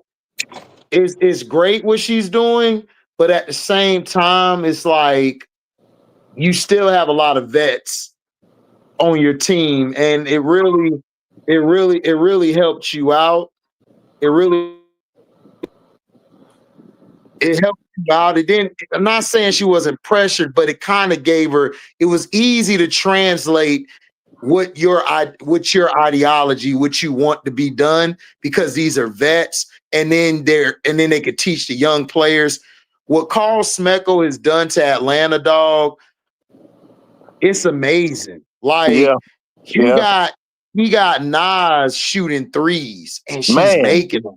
Nas wasn't shooting threes, bro. Like if you remember, I think Braz know Nas from she played in Michigan. Nas wasn't shooting threes. Nas was a mid post. Yeah, she was a mid post player. Like a small forward. She was a small forward. Yeah. Yeah, small forward. So again, and then look I get it, but at the same time, though, you got all-star perennial players, though. I mean, but come on, hold up, but let's be for real. Ron Howard, you don't know when she gonna play or not. And then they lost Ron Howard when Ron Howard was arguably their best perimeter defender. When she left, their defense still was good. It still was at the level it was at. She's still an all-star though, bro. That's what I'm saying. The way he coached up Pow for me. But he didn't play. But he didn't.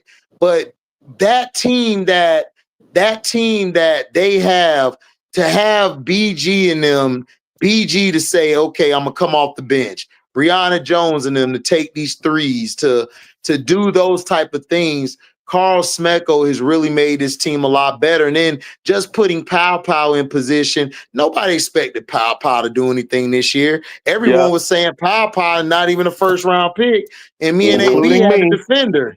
So so I'm just saying what she's done. Like I said, I think Smeckel has done great. Nakasi's great. If Nakasi wins it, I have no issue. But I would slightly go with Smeckel. Like Smeckel, I didn't expect Smeckel to really turn this team loves Smeckel. Like they love him. Like they look at him as pops. Nakasi's team love her too. But I just think with Smeckel, I didn't see Atlanta being number 2. But it ain't like Nakasi didn't have a couple of all-stars too, HD. She had Thornton and she got Tip. Yeah, and then listen though. We just saw Thornton win a game in the championship for New York. Like Thornton was the big reason also why they won. Yeah. And then you have Mo Billings. Look, Mo Billings, even though she's been a journeywoman, Mo Billings has done well everywhere she's gone. She's been successful, whether starting or coming off the bench. Yeah. And then you had Tip Hayes. People forget, man, Tip Hayes has always been a hooper since UConn. Yep. And then she just won 6 Women of the Year last year. And so Veronica Burton is playing out of mind defensively. Yeah. And then you got Veronica Burton. We forget about Veronica Burton. Look at Veronica Burton. Burton was balling when Ty Harris went down last year. Yeah. Burton came in. She was playing the McConney role like McConney playing this year. Burton was doing that role last year. Yeah. So, like I said, Atlanta tough. Sydney Johnson, Sydney. He was there for a while, but they still in playoff contention though. I got to see what Sydney do. Yeah, I agree. I had Sydney behind Nakasi until Zemesco went on. Was doing what he was doing at Atlanta. I got him. I might have him above Nakasi, but Nakasi kept that team together after Thornton went down. And the injuries they got, she keeping that team in contention. I mean, they're not only in contention, they're in the thick of it. They number 6 right now. So I think Aneta be coach of the year. I think he's really good. I think he. Yeah. That's why I asked that question, because people aren't talking about Atlanta a lot as far as their head coach. Yeah, he got talent on there, but nobody projected them to be this good. But you know what? I'm gonna give Brass a bone on this one, because we go back and forth with this. It's hard, in my opinion. A lot of coaches can't coach a talented team. Yeah. Like, I look at Phil and I look at Larry Brown. Larry Brown could coach certain teams that Phil can't coach. But I just don't think anybody could coach the team's field coach. I don't think they could handle those personalities in that locker room like Phil could, or even a Sandy Brogella, can't think of her name, Sandy, what Sandy could do. Even even like Becky Hammond at times, even though I give her shit, like it's with Steve Kerr. Steve Kerr's the same way. Like they can coach talented teams. A lot of players, that's hard to coach an Atlanta team, and you got players Ron there who have Howard, been there, Ron Howard and them. Lisa, So you know, like I said, like I said, again, Nakasi could win it. If she wins it, no issue. I just think Smecko, I didn't have, listen, let's just say this. I didn't have both of their teams in the play, like playing for the 5th or the 2nd seed right now. That's right. That's right. It could go either way. Yeah. It could go either way. Yeah, that's why I asked. I know we could go back and forth with that one. Yeah. So like I said, either one is worthy. 8. Yeah. I had Atlanta 8. Okay. I had Atlanta 8, and then I had a Golden State out the playoffs.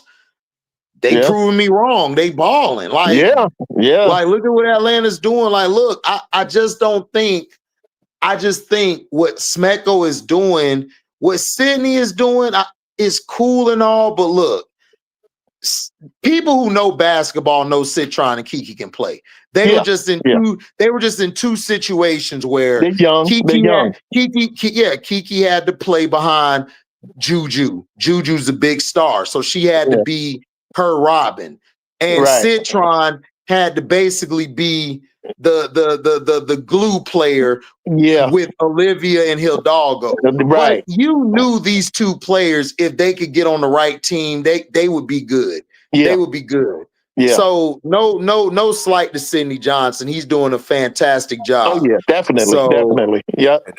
Definitely. And they still they're not out of it. Not out of it. Because they just beat LA. They just beat LA and they got Shakira Austin back. So Quandalika, it's not that I gave up on Becky. Look, let me explain it, because when I give my takes, it may come off as I'm giving up. Becky, to me, Becky is like Steve Kerr. They're just good. They're good handlers. And they know when to stay out the way when the team is coming together. Like, I just don't think it's Steve Kerr for those Golden State teams. I think Draymond is so underrated with his IQ. Yeah. It's incredible. Him and Steph, they figured it out. Like, they just come up with the code. Like, Steve, this is what we're going to do. Just rotate when you need to rotate, just like how Becky's doing. I still question Becky and Steve Kerr's rotations. I don't like it. Their rotations scratch my head. Phil Jackson is more of like Sandy. They know when, It's like, I know when to put this here and put this there. I know when to do this and do that. Like, I know when to interject. I know when I have to go baby Shaq. I know when I have to be hard on Kobe. I know I can talk to it. The only thing that messed Phil up in New York was Phil had the wrong superstar. Carmelo and him would never mix. Melo take things to heart. Kobe didn't. Kobe didn't care. Kobe just be like, that's Phil. Yeah. You know, and plus, Kobe was more until him and Phil sat down and talked to each other after that book. Because remember, he wrote that book about Kobe when they had beef a little bit. But when they sat down and talked, they got an understanding with each other, and it was cool after that. Yeah, like for real. But that's what pisses me off about the talk about Kobe, is that people act like Kobe can't be in the greatest Laker conversation or the greatest of all time conversation. It's mind-boggling because Kobe sacrificed so much of his game for Shaq to be Shaq. I don't understand what people are talking about. It's mind-boggling to me. They're like, Shaq just carried Kobe. Well, Mike didn't carry Pippen. Y'all don't use that with Mike. Y'all say Pippen saved Mike. I'm like, what? How? Right. He contributed to them winning, but that was Mike. Yeah. But with Kobe and Shaq, Kobe wasn't no Pippen. Kobe was Kobe. Yeah. Kobe walked in that bitch like, look, I'm here. You're gonna respect me. He the only one who had the cojones to go at Shaq. Nobody would have tried Shaq like that. That's right. That's the only reason why I don't think if T-Mac was there instead of Kobe, they would have won, because Shaq wouldn't have respected T-Mac like that. Shaq would have just looked at T-Mac like whatever. T-Mac would have tried not to step on toes, because he did that with Vince Carter. It was plenty of times I'm like, T-Mac, tell Vince I got it. Nope, I'm deferring to Vince. T-Mac was talented. I'm deferring to Vince. T-Mac was talented, but he didn't have that dog like Kobe did. Right.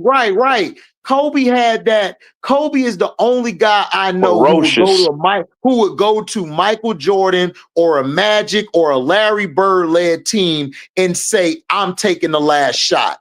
That is a baller to me. Yeah. This dude challenged Michael Jordan, the greatest of all time, the Black Cat, to a one-on-one. I will beat you. Who does that after he just won his last championship? And you telling me this guy isn't in the GOAT conversation? Stop it. Now for me, beyond basketball is the reason why Magic is the greatest Laker of all time for me. Oh yeah. No. I don't disagree. Kobe is right there though, because I'm a lifelong Lakers fan. You know that, HD. No. What is different? But yeah, we agree though. I got you. No. I mean, I don't have an issue if you say Magic. Yeah, I don't disagree, because Magic, he basically gave aura to the Lakers. It's like what Bill Russell did to the Celtics. Magic did that to the Lakers. Not taking nothing from Kareem. I love Cap. Cap is my guy. I think he gets disrespected when it comes to GOAT conversations and one of the greatest fives. That's right. Magic brought that he was that LA. aura, that I love LA. Yeah. Like, he brought that. That's Magic. And then Kobe took the mantle from him and went to a whole nother level with it, where now you're looking at, okay, Chicago had their Michael Jordan. We got our Michael Jordan. We got Kobe. That's our guy. So that's why I always give Kobe his respect in that, that aspect. And that's why I tell people, if you don't consider Kobe in the Bron or Jordan talk, then I can't know talk basketball. to you. I can't talk to you. Like, I'm sorry. I'm sorry. I can't talk to you because you don't know basketball.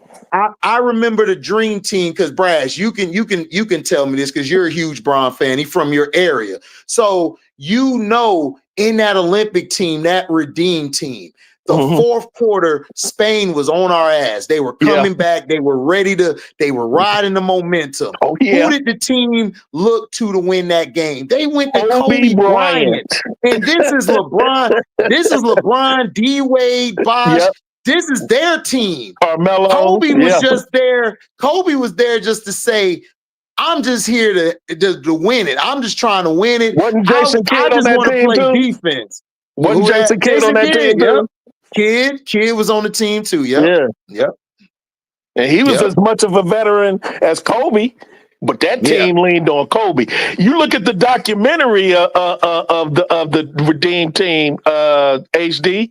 They said it on there. They like, we needed Kobe that year. Said Kobe. You can talk about LeBron, you can talk about Kidd, you can talk about Melo, you can talk about D-Wade, Chris Bosh, all the other ones that was on there. But the guy was Kobe, and everybody in there knew it. Right. So that's all I'm saying.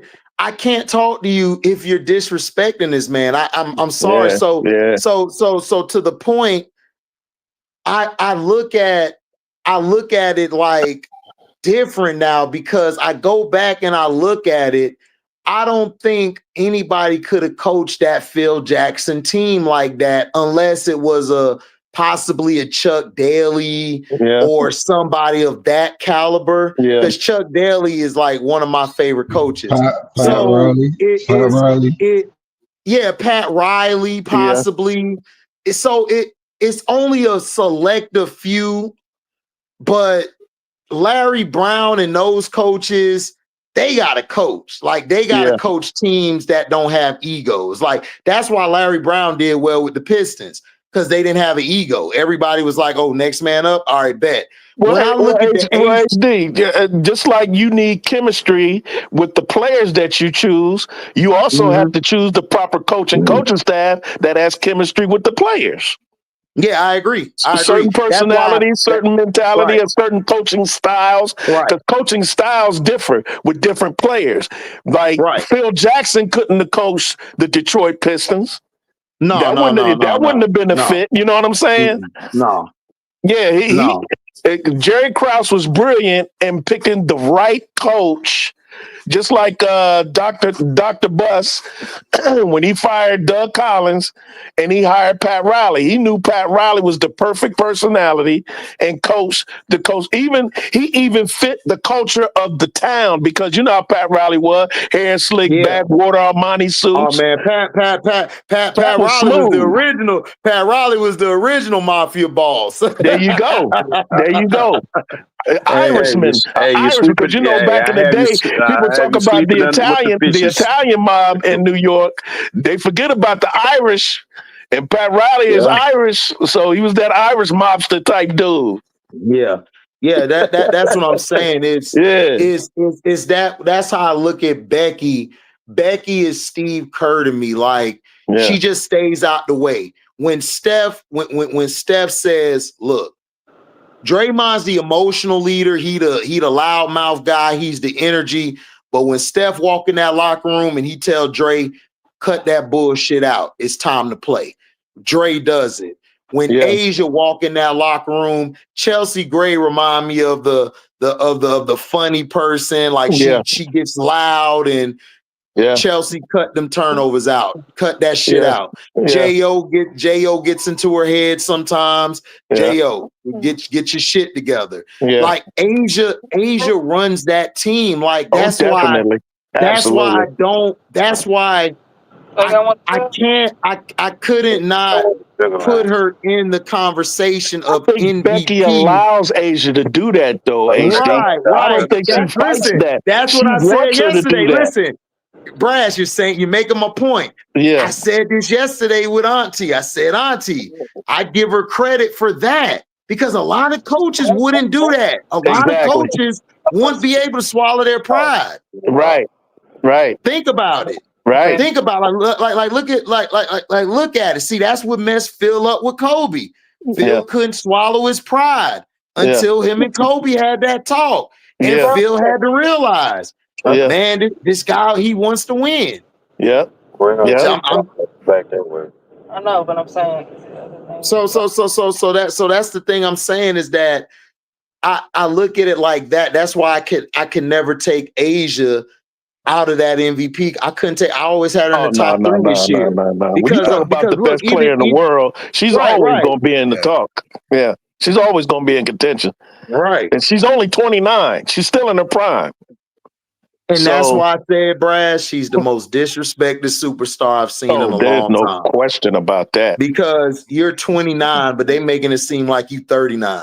Right. It is crazy. Like, Asia's going to be on the next Olympic team. So I don't know why people are trying to make it seem like she's not. She just chopped liver. Right. Like, she can play. Yeah, she's going to be on that team. There's no doubt about that. Now, somebody earlier in the chat, HD, I don't know if you caught it, mentioned LA Sparks head coach as a I don't consider her a candidate, but she's probably in the discussion, because I give her grace because she had a lot of injuries, and the way that she was using Rickea Jackson in the beginning of the season, I think she realized or learned how to utilize Rickea more. I think a lot of that, what Rickea's rise right now, has a lot to do with Azare, the way she plays, and Cameron Brink coming back, even though she ain't been back that long because Rakia was cooking before she came back. But what you think about her? What you think about that, Coach? My thing with Lynn Roberts is how much of it is her or Trammell. I think I give her credit for allowing Trammell to coach her and to actually let her see what's going on out there and actually be like, yo, look at this. This is what this is. This is how you do it. So the only reason why I don't give her that credit is because I don't give her that credit because it took you so long when you could have had this done early in the season. Yeah. Because look at it. Rakia Jackson, I said it before, Brass. I said you run the offense through Rakia. If Rakia doesn't get going, it's going to be hard on your team. That's right. You're not going to get the best. Because look, De'Eric and Hamby could score. Yeah, that's cool. But when Rakia score, it's in dosages. It's in bundles. It's impactful. And to me, it's impactful. And to me, she cost Rakia from having Rakia could have been an all-star this year. True that. This was the year Rakia was going to be an all-star. And she kind of messed that up to me. Yeah. Because she was too focused on let's make Plum do this. Let's get Plum to do that. Right. It's like, nah. Right. Nah. Right. That's why I just wanted to clear that up because somebody in the chat brought it up, and I wanted you to give your perspective and clearing that up because I don't have her as a contender personally. No, I don't either. But don't be surprised if Trimble is. She's not doing. She's not bad though. She's not bad. I think she's good for that team. Her coaching style or her offensive style is good for that team because she's an up and down, fast break coach, and that's good for LA. You know, shoot threes. I think Robert's on a short leash though. She's on a short leash though. I don't think so, AB. I don't think so because she didn't have Cameron Brink. They want to see her. They want to see her with her full complement of players like she does now. That's when they want to see. When you have a full complement of your players, now we can see how you coach because there's no excuse now. You have Cameron Brink, arguably one of the top shot blockers in the league. You got Rakia Jackson, one of the best wings in the league. You got Kelsey Plum, who's one of the best scoring guards in the league. You got Azare Stevens, arguably the most improved player of the year, playing out her mind, shooting, doing everything, stretching the floor. You know what I mean? You got De'Eric Hamby, who, in my opinion, is on her way to a Hall of Fame career, if not one already. I love De'Eric Hamby. Yeah, you got all of these pieces. Hamby's done well. Yeah. If she's a dog to me. If you got all these pieces. And fine. She fine too, bro. Definitely. I'll be seeing her on the red carpet. Woo, that body, man. Anyway. I see why she got all them kids. Shit. Exactly. every time she walked through that door, boy, her husband like, up another one, goddamn. Well, gotta get to work. But like I said though, Brass, I feel you. That is my opinion. Okay, I got you. I don't think she's on a hot seat. Let me see this real quick. No, I ain't saying a hot seat. I said, don't be surprised though. Hold on. Did you see that the WNBA is trying to outright buy the Connecticut Sun for $250 million and stop any of the other buyers from buying Adam Silver and Kathy playing dirty? Yeah, because they don't want them going to Boston. They're trying to make everything around the NBA. Listen, I told y'all this on the Patreon, and this is allegedly. I told y'all who's really pulling the strings behind closed doors. Y'all gonna start listening to me, man. I done told y'all what it was. I told y'all about the Kelsey Plum. Kelsey Plum went on the podcast, and Kelsey Plum proved me right. I told everybody. Kelsey Plum got tired of playing in Asia's shadow, and she got tired of being told that she's this, she's wrong, she needs to be this option. She wanted her own team. And that's why I told everybody, if Kelsey don't get her shit together, her and Rakia are not gonna click. And guess what? It was happening. They weren't clicking. Rakia was missing games all of a sudden because of some issues. The new my back hurt, personal issues. My back hurt. So again, look, I know what I'm talking about, man.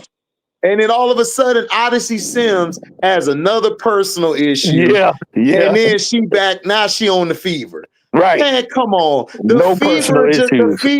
fever is just listening to us call names out, and they're going to go pick the players up. Oh, Ari, get Ari. Oh, Odyssey, get Odyssey. Yeah. We the ones who picked their team for them. They don't listen to you dumb Indiana fans. They listen to us. Yeah. Because they know y'all stupid. A lot of y'all Indiana fans come to our pages because y'all don't know basketball. Yeah. Y'all be listening to this facts guy. I call him facts. This facts dude. He talking about Dejanay as a bust. And ever since she got to Minnesota, they got better. Like, what are we talking about, man? Y'all gotta stop listening to these people, man.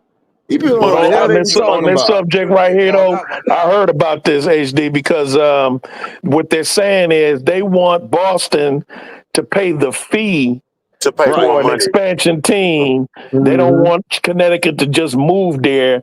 You know what I'm saying? They want Boston to pay expansion fee. They looking for money. An additional $100 million. Yes. Yes. But listen, but look, crazy. They don't want to lose that Connecticut because they know Connecticut is a big basketball town because of UConn. And then not only that, you put them in Boston, now you can compete with New York, LA, and Chicago, all these teams. You can compete with the big market. Yeah. That's what Chicago need to do. Chicago need to sell their damn team and get some real stuff going on. So that's what it's about. It's about power, dog. Stupid, Nadira. Because he's stupid, Nadira. He don't listen to nobody. He don't listen to nobody but his hamster. Yeah, Jeff P is arrogant. Don't nobody like Jeff. Listen, don't nobody like Jeff P. Listen, from what I've been hearing, I know what you're talking about. What I've been hearing is Jeff P. Don't nobody like Jeff P. around there. Jeff P's arrogant. He's an a-hole. You know, they saying that he just comes off as he knows it all, and he rubs a lot of people in the building the wrong way. Adam doesn't want it in Boston or to stay in Connecticut. Adam wants the Sun team in Cleveland and Houston. Well, they want the Sun team. They want the Sun team, T. Carmella. I told you that. Cleveland. Oh, go ahead, Paul. Yeah, I think go. Guys, but I talk to you later. There's that street. Oh, yeah, Paul, you be safe. Thanks for coming up. Hey, always come by. Don't be a stranger, man. Oh, no, I will. All right, bro. All right, be safe. All right. Yeah, bye. Yeah, I heard that too, but they already got a Cleveland team coming, T. Carmella. They want to move them either to Boston or to Houston. Houston, they want to bring Houston back, but they're trying, I think, get a buyer or something. I heard they're trying to get somebody to buy it. Well, they trying to. Well, from what the articles I heard, they're trying to ramp up the sale of the of that team. So instead of $250, they trying to make it like $450, $500. Yeah. Houston? You talking about Houston? Yeah. Well, the WNBA wants to, like you said, that buyers they want that expansion. Oh, you mean if Connecticut wants to move there? I got you. Yeah, I got you. Yeah, the expansion fee. I'm like, right. Well, shit. Well, they ain't got to move out of Chicago. Just sell the owners, man. That's it. Just get the owners out of there. That's true. Thank you. Like, why can't a Donald Sterling happen with Michael Alter, man? Shit. Jeez. That's true though. That's true though. He need to get up out of there because he need to sell that. Man, he trash. Yeah, man. You got all that garbage in there running your team. Come on, man. You about to ruin the best thing that happened in Chicago sports since the '85 Bears and the Chicago Bulls. with Michael Jordan. You about to ruin the best thing that happened since then with Angel and Camilla, with this clown you got being your general manager. Mm-hmm. You got a clown for a general manager. But Cleveland, I can't wait for. I'm shocked because they still selling a bunch of season tickets here in Cleveland. HD, and I'm telling you, the expansion draft, if they don't protect Nas Hillman and Jordan Horston or who else from Ohio? Hell, even Maddie Westbell, because she's from Ohio. These Ohio girls in the league ain't safe. No, they not. You know what I'm saying? Hell, even Kelsey Mitchell, which I doubt somebody won't protect her, but might bring these girls back home. You know what? Especially Nas Hillman. Kelsey, she's from I could Cleveland. see. Yeah, I could see that, but I don't know. Like, I don't know how much Kelsey values going back home. I think Kelsey wants to try somewhere else first, and then I think she'll go home to finish her career. She takes me as that. And then Nas ain't leaving Atlanta. She love Atlanta, and they love her. Yeah, there's a lot of Ohio people that live in Atlanta too, that move from Ohio and go there. Yeah, go to Atlanta. Ain't it crazy? Yeah. People from New York go to Florida, Chicago, go to Chicago or Ohio, go to Atlanta. Yeah, because when I went down, I used to go there in the 90s a whole lot down in Atlanta. And I met all kind of people from Ohio down there. I'm like, damn, what y'all doing? And then West Coast people of Pacific go to Texas. It's like it's crazy as hell. Yep. Crazy word. Yep. Oh yeah, T. Carmelo, I know I was right. I was right about the Kelsey Plum stuff. I was right about the Angel stuff. And Angel went on to Unrivaled. People was hitting me up like, HD, you was right. Angel want the problem with Mabry? I said, nigga, I know. I told y'all that. Why would I come out with the story and I'm making it up? That's why they had this dude, Tay, came on here. And I'm telling Tay, I'm not making stuff up. I'm saying allegedly because I'm a journalist. I can't put it out there as, oh, this is what happened. And it hasn't been confirmed yet in the public. Like, do you not understand? Like, I could tell Brass behind closed doors, hey, Brass, man, I got a nickel bag, right? But then Brass come out there and say, oh, man, HD out there selling this and that. And it's not confirmed. And he's a reliable journalist. He could lose his credentials. Not only that, he could lose his integrity. Oh, yeah. You have to have concrete of this happening or being put out. If it's not in the public light, you can't talk about it. Like Chael Sonnen put out there, oh, LeBron James and me and him got the same dealer. So then we can talk about it.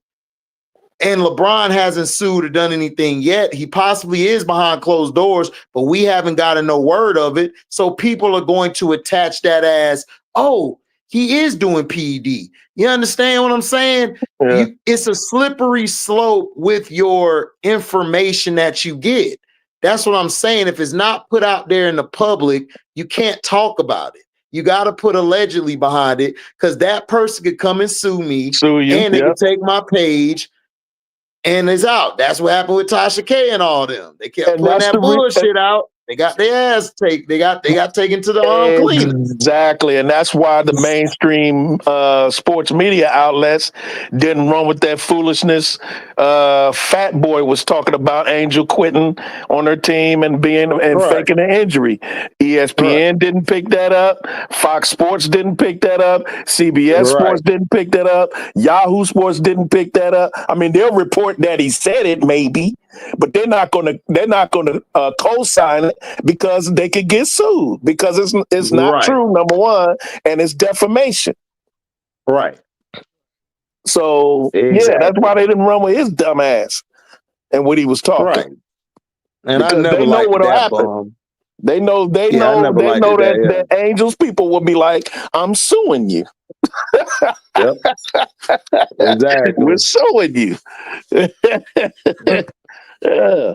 So he's more. That dude ain't nothing but a gossip columnist on podcast. That's all he is.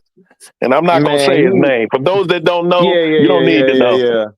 Yeah, like You don't need to know. but see, he always been like that. First of Yeah. all, he tried to be That's why he the don't work for black. nobody. That's why ESPN got rid of him and Fox got rid of him. But go ahead. Mm-hmm. No, he thought he could be the black version of Skip Bayless.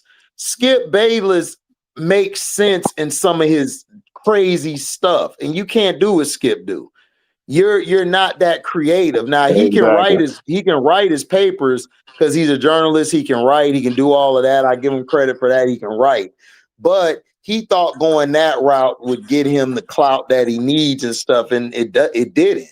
Because nobody respects him. Like, you're not respected as a journalist. You're not respected as a reporter. It's like you're making up stuff. Like, he used to talk bad about Kobe all the time, and oh man, he Michael Jordan copying all of this stuff. Like, Kobe ain't got a career. Like, Kobe ain't go out there and have to put up the buckets himself.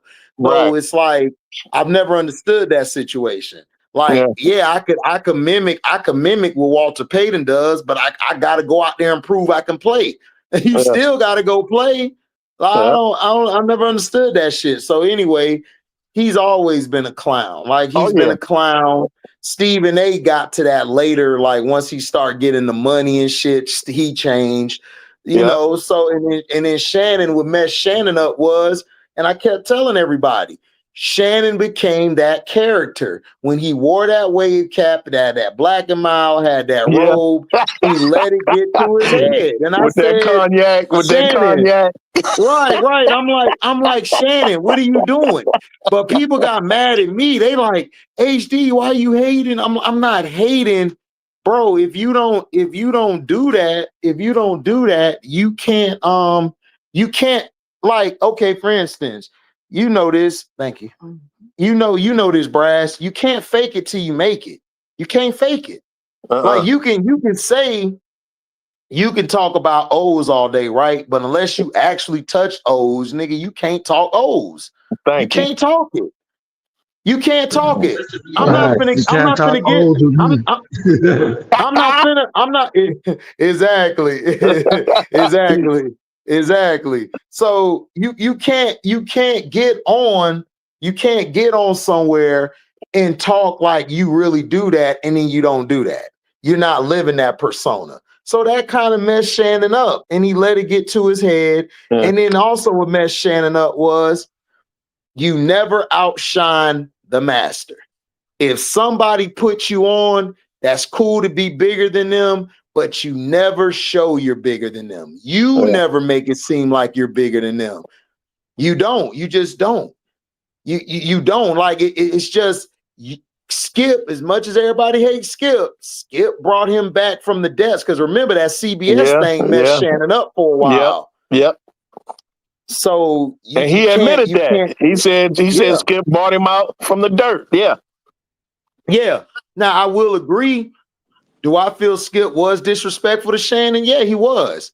But at the same time, Shannon, you know you're dark skinned. You're in a business, you're dark skinned. You don't get no second chance. You only get one chance, nigga. That's it. If you light skinned it, you get a 2 and a possible. Hold on. Let me rephrase that. Let me rephrase that. Depending on how light skinned you are, because if you Russell Westbrook light skinned, you only got Broussard, 1 in a possible. If you Chris Broussard, if you Chris Broussard, you good. You good. Yeah. You good. You good. Yeah. But if you a little bit darker than brown skin, not quite what you are, but a little bit browner, nah. You get 1 in a possible. 1 in a possible. But if you dark skinned, you don't get no chance. You done. No chance.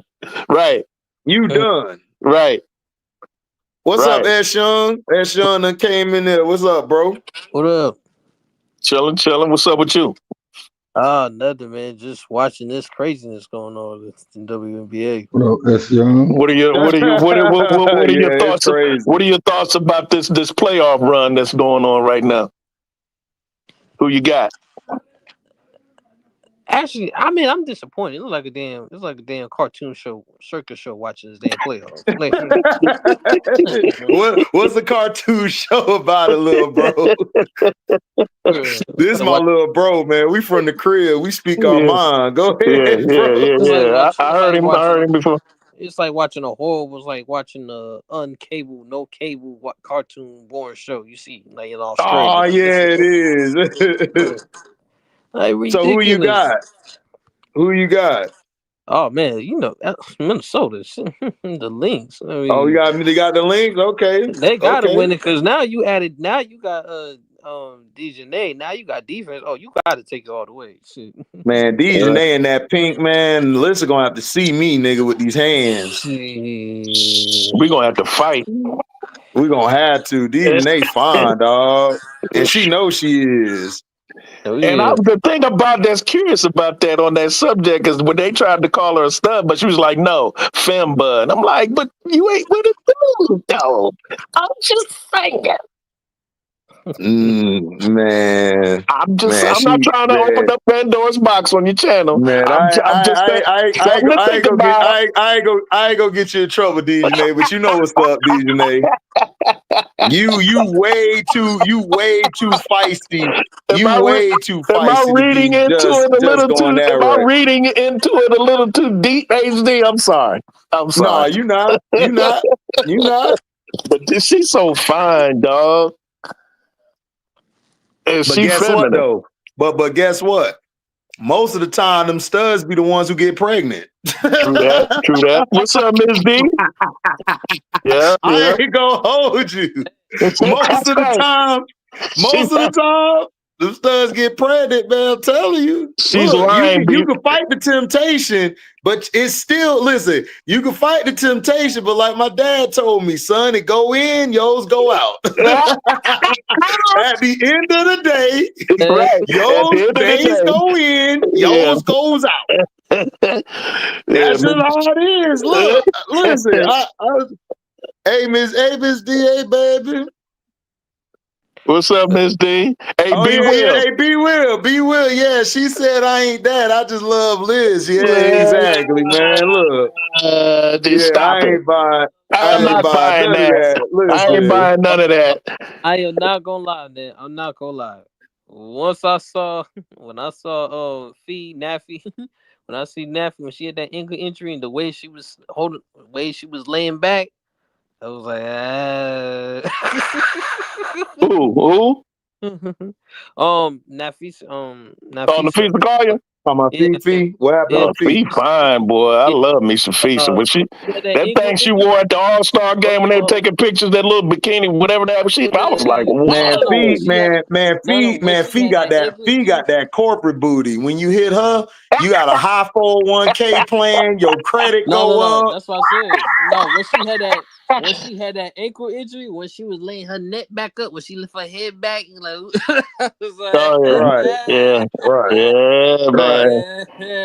Fee nice.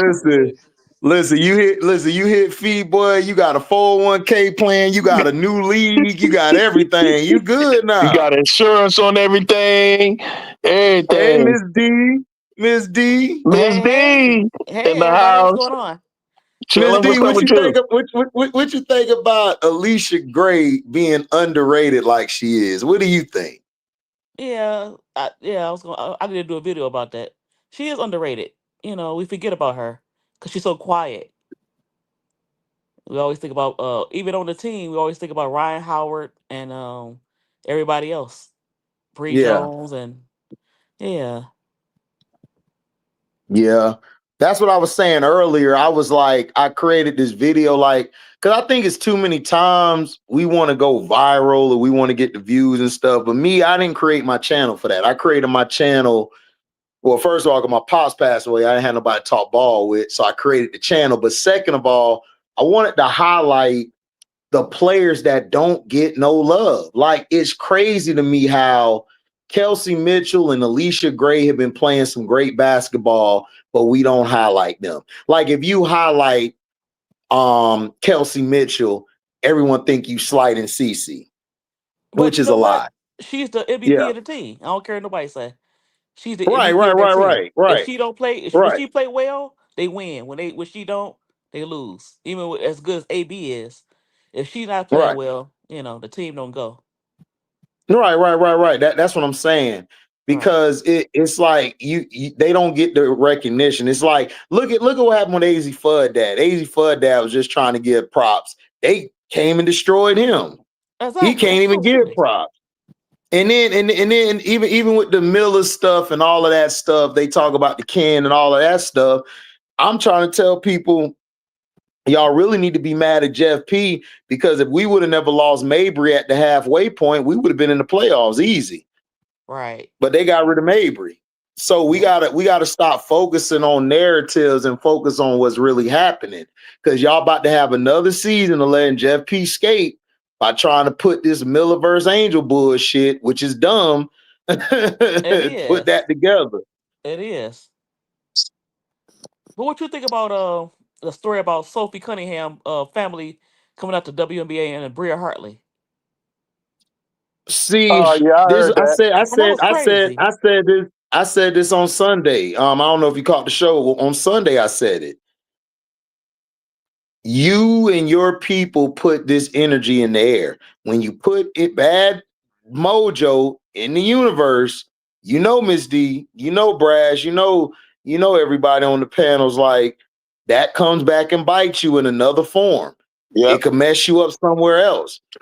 Bria Hartley has been dirty all year, but when Angel did it, y'all said nothing. Y'all was like Yep. Angel overreacting. Yep. Soon as it happened to one of your players, now all of a sudden you want to get rid of her. This is what I don't understand. Y'all have been lied to and embedded with Angel as an attention whore when y'all don't realize the person y'all been rooting for since I wore or high school's the bigger attention whore. She's always been that. She Yep. is. But it is what it is. But she The can't. proof Sophie is can't going say to come that. out. But Sophie can't say, or family can't say that she can't And call she a Bria. dirty player. She dirty. She Yeah, she dirtier than dirty. Bria Hartley. Exactly. They showed a compilation of her putting people in headlocks and smacking people up, and And for what like, I come on. understand, Miss D, the incident in question, one of Bria Hartley's teammates pushed her into Cunningham. She didn't go after Right. her knee. You know what I mean? Right. It was innocent. It was Yeah. ground No, like It ball. was incidental contact. she was going up and the defense got there. So then she adjusted and tried to pass the ball and she fell into Sophie Cunningham. It wasn't because I just watched the game just now, like Yeah. when we were all talking, Brad. So Yeah. no, like it wasn't a dirty play. Now Bria's dirty now, but Yeah, it she wasn't a dirty is. play. She is. She is. She didn't just run right into her leg. Like Right. That was Sophie innocent. was just standing around and she was fired. She got hit in the line of fire. Right. Yeah. So I don't know why Yeah. the mother and the sister came out and said something, but they erased it because they said that Bria is angry. Some they said that kind of crazy. Well, they part of that Clarky with the Right. triple K's, with Man, the triple look, K's. They Right. Clarky. Triple K. listen. I don't feel sorry for two dirty ass players. I'm sorry. Now, Me either. Right. I want Bria on my team still. Would I have Bria on my team? Absolutely. Because she brings an edge that we need in Chicago with all this soft ass shit at the guard position. Exactly. But I'm not finna feel sorry for you after you came out there and said, my mommy ain't do it dirty. You gonna use your kid. That's when I got mad at her, when she used her kid to try to slight Angel and shit and get some pub. That's when I lost respect for her. But I still bring her to my team though. I didn't see Yeah. that. So the son came up there and said something. Yeah, about Angel. You don't remember when she No, I didn't said see that. my son saw the play on Twitter? Yeah, she Oh. posted, my son saw the play on Twitter and said that wasn't dirty. Why was she overreacting? How you gonna use Oh your child Lord. like that? How you gonna use your child like that? I didn't even know she had a child old enough to be used like that. Cause see, when Angel, Bria almost 30. I think she's 30. Yeah, she is. When Angel pressed your ass, you ain't had shit to say.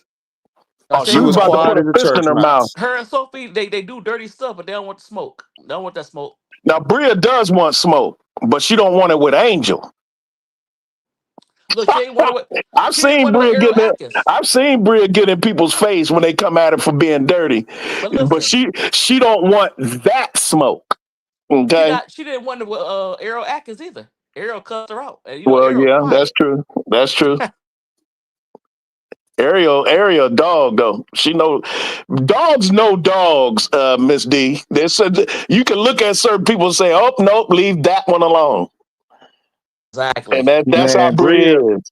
Yeah, Bria finna get her ass whooped by Ariel. Ariel went to go check that temperature. Yeah, exactly. Yeah. Don't let the quietest fool you. You can look at her. The quiet ones are the craziest ones. Them the dangerous ones. Yeah. Look in their eyes. You can look in their eyes and tell, oh yeah, she ain't playing. Oh yeah, she cross-eyed too, so leave her alone. She cross-eyed. Right. Like Debo. She gonna whoop your ass while looking at the other side of the room. That's crazy. Yeah, but she was really scared of. She was really scared of Angel because she know Angel's reputation. Angel throw them paws. No. Oh yeah, she ain't afraid to throw them hands, and she will. Remember, she got suspended in high school for a game for popping somebody in the mouth. Yeah, Angel about that life now. She ain't, you don't play with Barbie. And you see what Odota, when she came over trying to break, you see what she did to Odota? She threw her out the club. Oh man, Odota don't want no smoke. Odota that chick.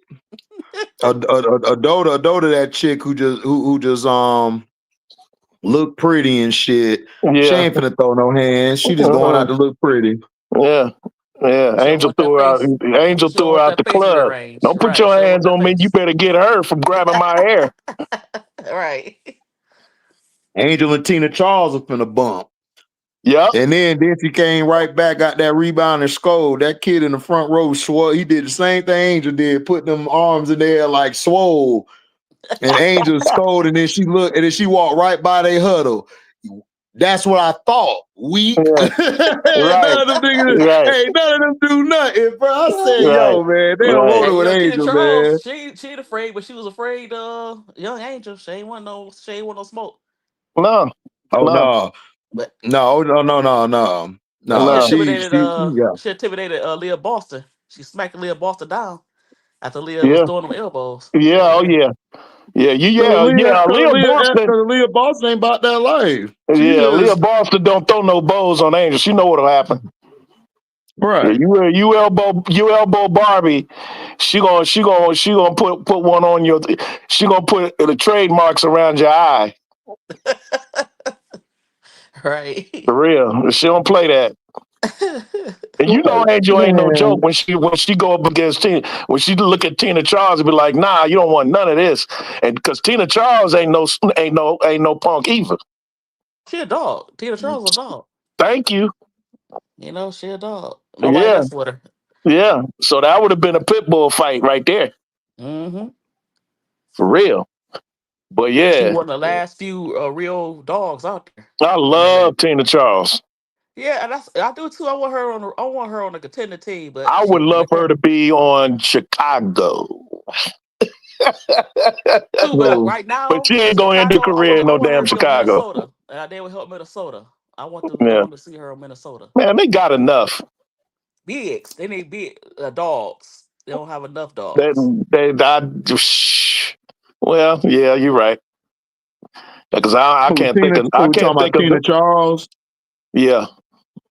We're talking about Tina. Yep. You're right though. You're right, Miss D. Shit, they ain't got no dog. They ain't got no except for Dejanay, maybe. Yeah. They ain't got no real you know what I mean? Exactly. Yeah, you're right. Mm-hmm. They got nothing but they got ballers. That's what they are. They ballers. They got a team full of ballers, but they ain't got no brawlers. Exactly. The only one who'll throw down, the only one who'll throw down possibly is K-Mac and Court. Court, yeah. Oh yeah. Court from That's about Court it. from down your way, HD.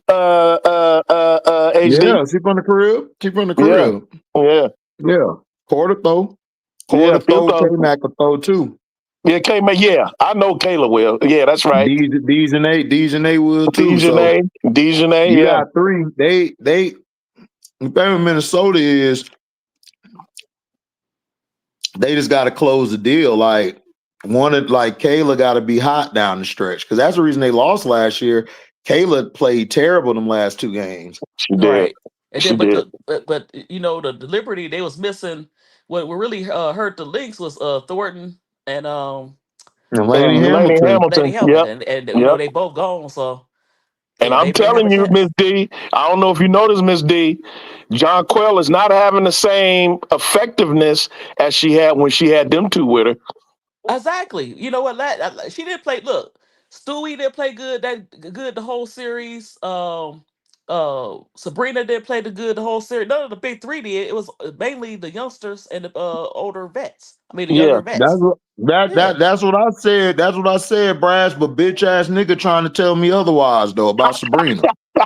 Sabrina had one good game. She had that walk-off 3, and that was it. But basically, that series was whack. I said the same thing. I'm like, bro, like, dog, y'all won because of defense and because your role players stepped up. Yeah, they balled out. Kayla Thornton and Lainey Hamilton won a game by themselves. Yeah. What are you talking about? And that's what opens it up for John Quell because you can't double John Quell and leave Thornton and Benijah free. They'll kill you. And that's exactly what happened. They tried to collapse on JJ, and they killed you. Yeah, but that's what I told that's what I said to Showtime and Key and them.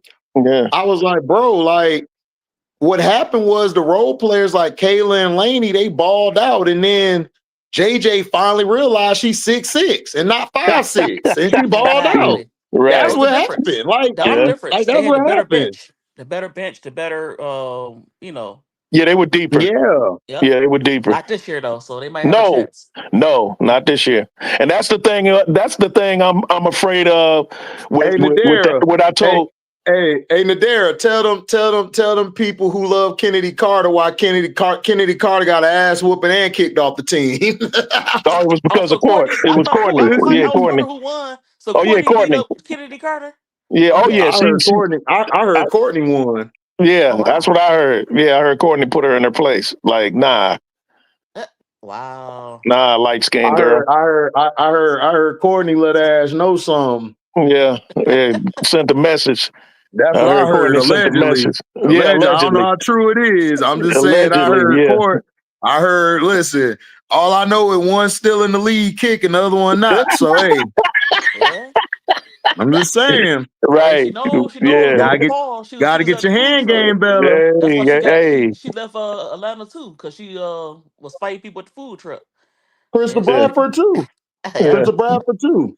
Uh-huh. Bradford was wilding out too. And Courtney and Bradford and them, Bradford was saying on one interview, wasn't even because of the fight. It's because we was outside on doing the C-19 shit. Oh, wow. And so that's what she said. Kalani Brown was at the food truck with them too. Kalani Brown messy. She always been messy. Yeah, she messy. With her fine ass. She's still fine, but she messy. She's my first team all bad team. But anyway, as I was about to say, Nadira, that's what I'm afraid of with the Aces. And that's what I tried to tell Prince the other day when we was doing the broadcast of one of their games. I said, bro, Jewel Lloyd is the only one y'all got on the bench. Stokes don't give you nothing. None of the other ones give you nothing. What's going to happen when you have to when Asia has to sit, or when Jackie Young has to sit, or Chelsea has to sit? You got to put Dana Evans in there to be the point guard or whoever. Bell. I don't like that. Like I think Charles was out. I like Charles. I like Hines Allen. Well, They should have went after them, but they didn't. They had no money though. no, what they're gonna do is and everything. I mean, they're gonna slice the minutes down. They're not gonna have just all them out there at all. They're gonna have some of the starters. Like they'll probably let Asia go get a blow and then bring her back. Chelsea get a blow, bring her back. That's what they're gonna Jo, have and to then do. down the stretch. That's what they're gonna do. Yeah, that's Because what they're I gonna have to mean, do. even with Minnesota, Yeah, because I've been watching that's Minnesota. what happened last year. Cheryl don't go they deep had no into her last bench. year. Cheryl don't go deep into her bench. Cheryl plays, she brings like certain people in and let them play to get the other player a blow. But she mainly stick with the same five. Court, Kayla, Carlton, Elena, and now Shepard, because Fee ain't there. Yeah. Well, we That's assume another reason why they lost. we They ran assume out of Fee gas. coming back, so that should be back. Yeah, she'll be back in the starting line. That's why in Minnesota the lost. playoff. Yep, Miss D. Because Cheryl Reed they run out of gas. She play them too many minutes. You think she's gonna try to? You think she's gonna change up this year because she's deeper this year? She got Dejanay. She got I'm Heidemann. gonna tell you, like I told my auntie and my brother Rob. Listen, Cheryl Reed is the same since '68. She ain't changing shit. Look, when you won for so long, yeah, you don't have to change, nigga. You change. I done won. That's the way it is with Kim Mulkey. That's the same with Kim Mulkey. That's Kim Mulkey. That's why I like Kim Mulkey, because I know what I'm gonna get with Kim Mulkey. That's why I like Don Staley. I know what I'm gonna get with him. Yeah, just like I was telling Rob yesterday, Miss D, like, look, even if Kim Mulkey wasn't doing it like this, just bringing players in and using them, somebody else gonna do it. But they not gonna be successful. Gino don't change got a either. name. Gino don't She change not gonna either. change. Yeah, Gino don't change. Them championship coaches don't change. You're right. You're right. No, Gino don't change. Gino never changed. That's why people are like, man, Gino doesn't change the figure. No, Paige finally stayed healthy and AZ stayed healthy. Exactly. That's what happened. And he got Sarah Strong. There wasn't nothing different. And he got Sarah Strong. Yeah. Yeah, and he got Sarah. Thank you, Brass. He got Sarah Strong, got Feaster's daughter. So, like, come on, like, I get tired of hearing that with people like, oh, Phil did this different for the Lakers. Like, no, he didn't. The Lakers was Kobe or bust. He ran that triangle, that same triangle offense. He ran that same triangle offense and that same type of defense. Yeah. They just had Powell now. That was it. Yep. And Shaq before that. Exactly. Yep. And before that, Mike. Mike and Pippen and Rodman and then Grant. It's like, come on. Right. Yep. Well, the only coach that really ever changed with the time is probably Mike Krzyzewski. He's probably the only coach that's really changed. That is true. I agree. Because he actually this is why I said that Coach K and those other guys kind of flamed out, because Mike Krzyzewski, he changed with the course of time, because he went from Christian Laettner to Grant Hill, Ray Allen, but Kyrie Irving to Zion and them. Like, that's a big jump. You know what I'm saying? Like Brandon Ingram, Jason Tatum. Right. He helped these guys. Like, those that is different true. types of players. Like, that is true. Types of players. So I always tell people, Mike Krzyzewski, even different eras, he's coached different Team USA eras. He coached Ron and Kobe to the new group. It's like he's done so much. And, like, Mike really don't get as much credit as he should, because he was the one that was telling, like, yo, Kobe, you need to do it, and y'all got to fall back, But they don't want to listen to Mike Krzyzewski. They don't want to listen to me. But he's done his job. I think you can learn from a guy like Mike Krzyzewski, like evolving with time, because that's what make you a great coach, is evolving with time. You think that could be duplicated, though? You think people could duplicate what he does? Because that might be his gift. That might be a gift that only he has, though. No, you can adjust with time, because a prime example, I think, somebody that can adjust with time, that started out, like even Greg Popovich, he's adjusted with time. He hasn't been as successful at it, but because he's a little bit older, I think. Had he been a little bit younger, like Mike Krzyzewski was old, but he was still he was young old. But I think Greg Popovich, Christian, I'm gonna let you keep cooking. I just want to say this real quick. I think Greg Popovich, what messed him up was what allowed him to change was the Kawhi situation. yes. I think he's still hurt over that because he really did love Kawhi. To other people's notion, he just went about it the wrong way. He didn't think Kawhi was like, because Kawhi's quiet. Like, you got to understand, Kawhi and Tim Duncan are two different quiets. Kawhi's from the hood. Tim Duncan from islands. Like, he the island. So it's two different. You can't go at the same quiet person the same way. Like, you can't do it, or you going to get two different point of views. Right. From Crenshaw, Compton, whatever. Right. Yeah, he's from the thick of it. Yeah. But I think it can be duplicated. I just think, like I said, it takes you as a coach to really get that. You know what I'm saying? So Mike Krzyzewski doesn't get enough credit for him, changing with the times, because he's kind of won a championship in every era, really.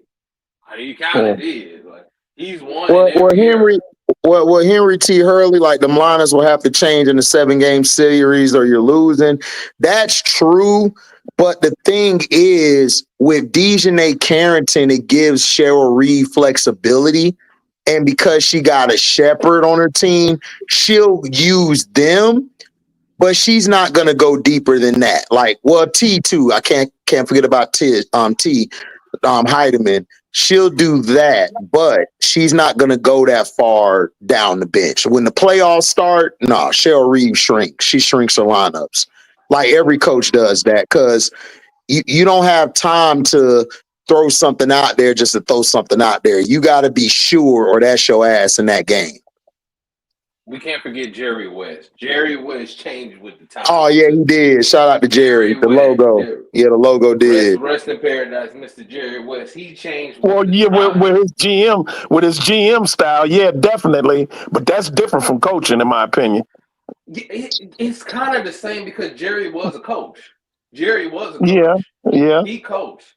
And as a coach, because, like, you got to remember, Jerry West was just, hellacious.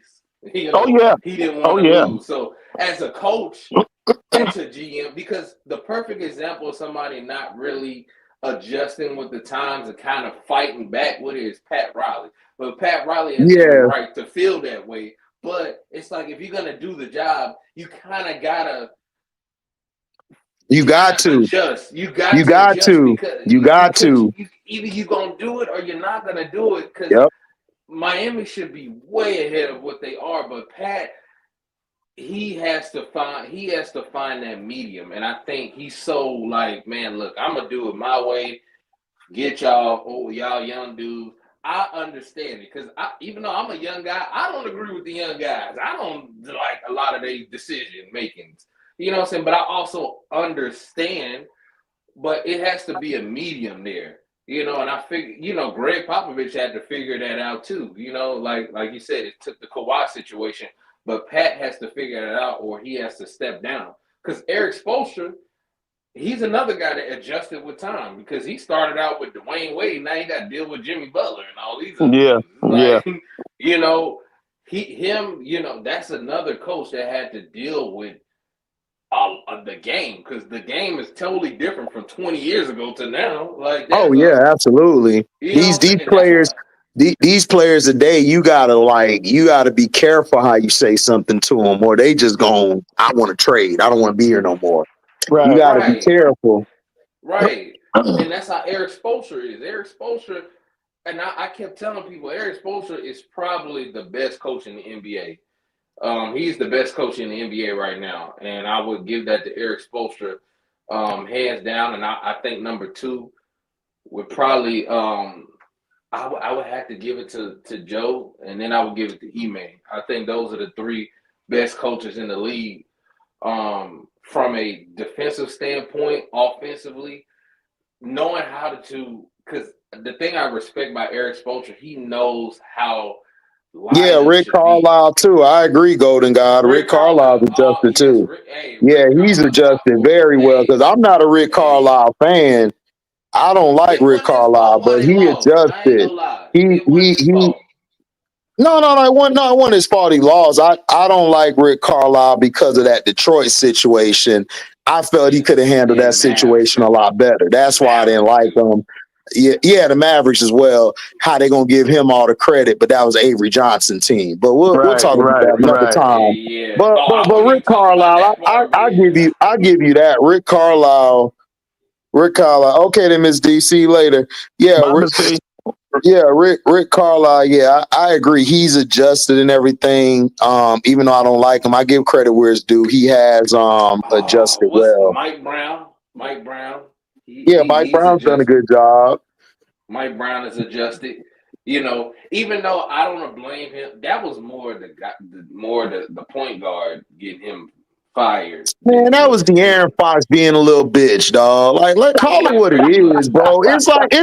I It's couldn't like with this remember his name. Malaysia, Braz. It's like with that Malaysia Fuwali situation. I'm like, man, Malaysia wanted to go and be able to chuck up 30 shots a game yeah, and do what you want to do. Like that's all it was. It ain't yeah, no beef with Don or nobody. She just right, want to be the main role. She want to be the main star. yeah, It is what it is. Like yeah, y'all gotta stop. We gotta stop trying to coddle these players. They gonna be who they are.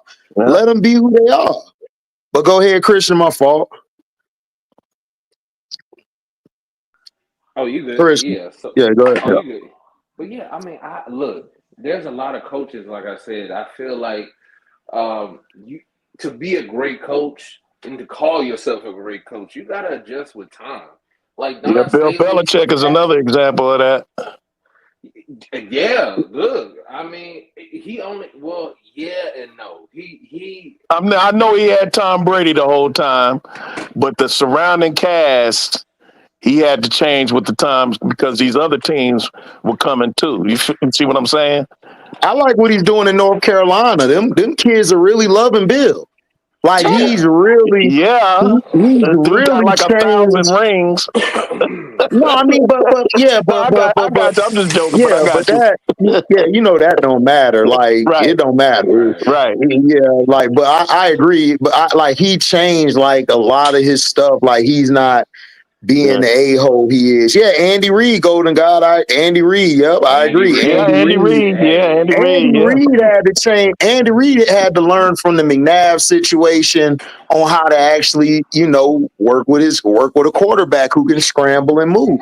yeah, Because Andy Reid, I really blamed Andy Reid a lot of times in that situation because I felt like the game plan he did not run the ball enough, or he didn't know how to mix in the blend of Donovan, or when to throw it or run it with the running game, or when you needed McNabb to be McNabb. I think a yeah, lot of times Andy Reid got stuck into that, and in the TO situation, I was really disappointed in Andy Reid in that situation because to me, I just feel like I'm gonna sit both of these guys down. We finna hash it out and get it out the way and move on from it. Cause that's not happening on the Belichick team.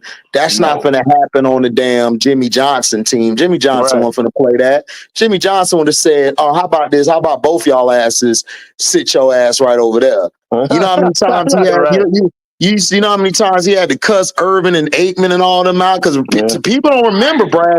Brad, you a Cowboy fan. You can yeah. attest to this. Him and Troy ain't like each other. People Nah, forget he wanted to go with the other guy. yeah, He didn't want to go with yeah. He Troy. wanted Steve Well, yeah, because Walsh. that's Yeah, Steve yeah. Walsh. Yeah, Yeah, yeah, Well, see, that's what I'm saying. You can't be calling yourself great coaches, and we can't be putting people in categories, and they don't adjust with time. Like right. you have to do that because if yeah, you don't, you're gonna get left behind. Like, cause yeah, you see all these old coaches that's in the league right now. yeah, Like even Pete Carroll, like yeah, he's the poster child for yeah, adjusting. Yeah. You Well, know what because I'm you know saying? why Like, Pete Carroll, the type of and he guy you always can been go and have cool a ass beer nigga. with. You can have a beer with. You could talk. You could shoot the shit with Pete Carroll. yeah, Like a lot of like Pete Carroll can adjust at any time. Like Pete Carroll could be 80 years old and walk in a room full of, young people, they partying and stuff, and he still has swag and aura. You know what I'm saying? He's the A type lot of people HD. don't have it. He's the type HD that if you riding in his truck, he'll let you put Young Jeezy in the facts. He will. Oh, Pete Carroll definitely listening to he'll listen to Young Jeezy with you. Listen, he sat down and talked to Richard Sherman after Richard Sherman done dogged him out for years for that Russell Wilson interception on the red zone. And he was in there and they had a great conversation. And Richard Sherman understood more from his point of view what happened. Like a lot of coaches ain't finna do that, bro. A lot of men ain't gonna do that. No, Bill Belichick ain't doing that shit. Belichick used to kiss my ass. He won't let you put Young Jeezy in his deck. He'd be like, nah, we listening to the boss. Right. Bruce Springsteen, whether you like it or not. Young who? I mean, but see, that's why even Tom Brady, as a quarterback, adjusted with time. Like, dude, he played with so many different people. Randy Moss, know. Bro, he went from playing with Randy Moss to but Randy Moss taught him how to adjust. Because Randy Moss was different. Randy Moss wasn't the typical Patriot player. Randy Moss had his own style, so he kind of taught Brady. Okay, Brady, like, all right, this how you do it and stuff. Because listen, Bill Belichick talk about it.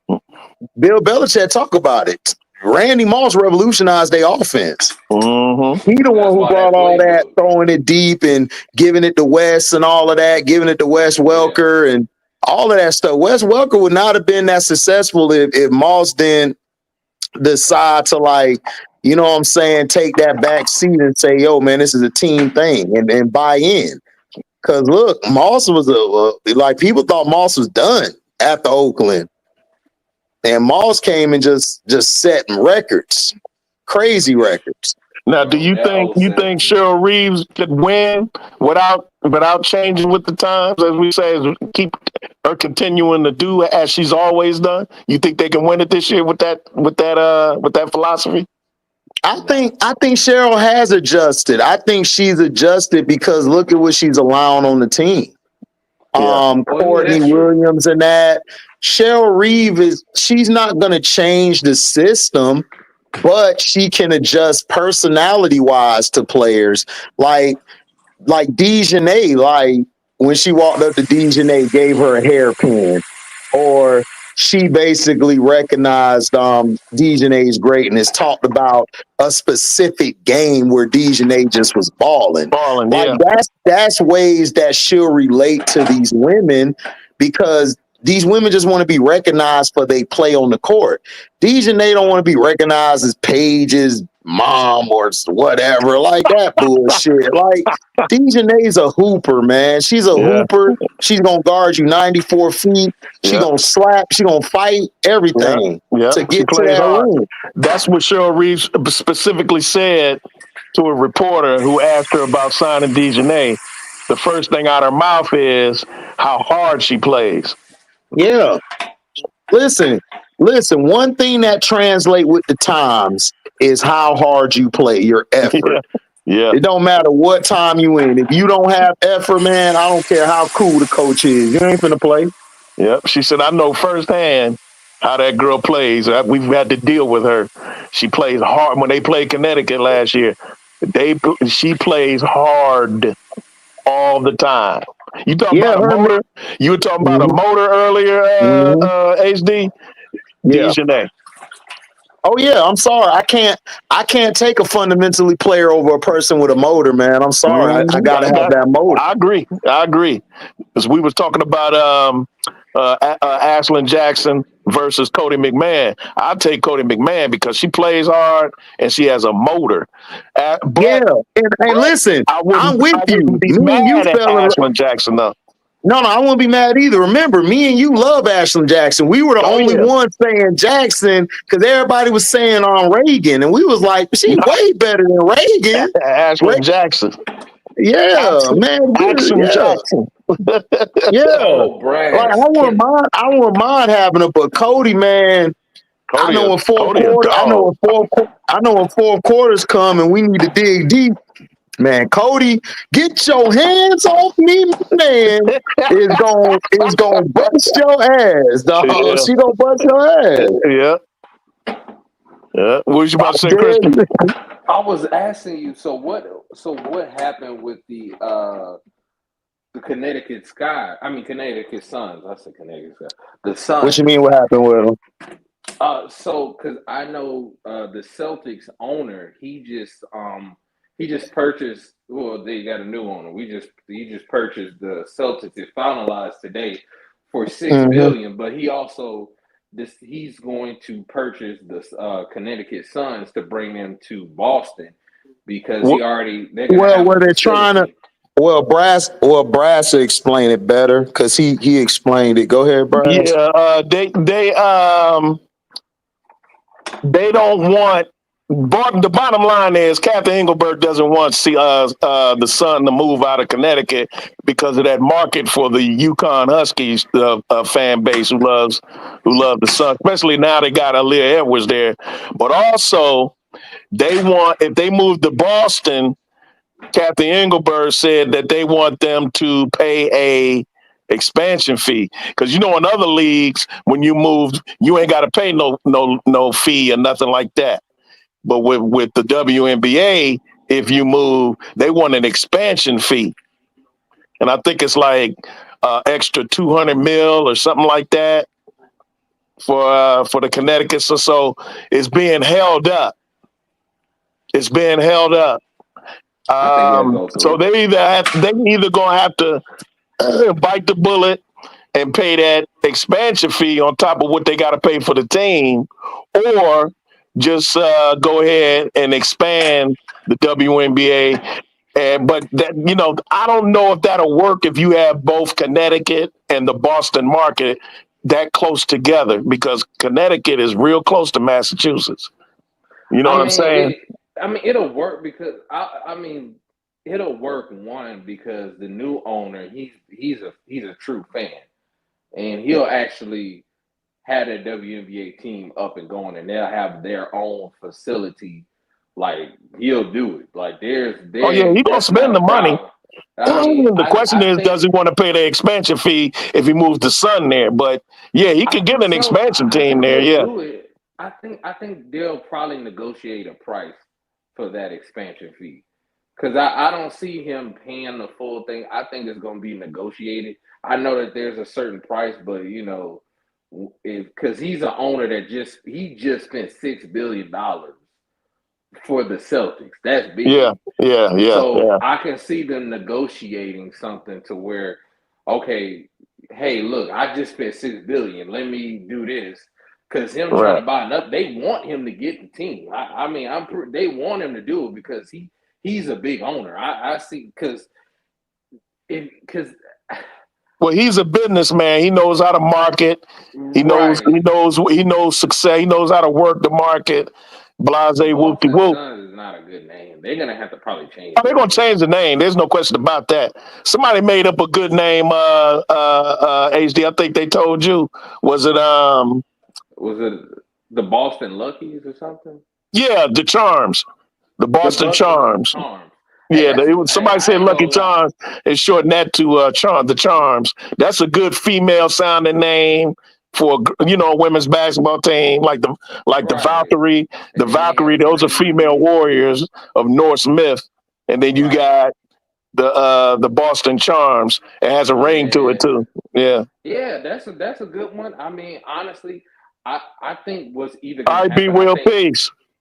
I think what's gonna happen is because he wanted to I know this owner wanted to bring his own team, but the WNBA doesn't want them to have a team in Boston if they got Connecticut because it's close to each other. So they like, look, you either gotta buy the team or pick somewhere else.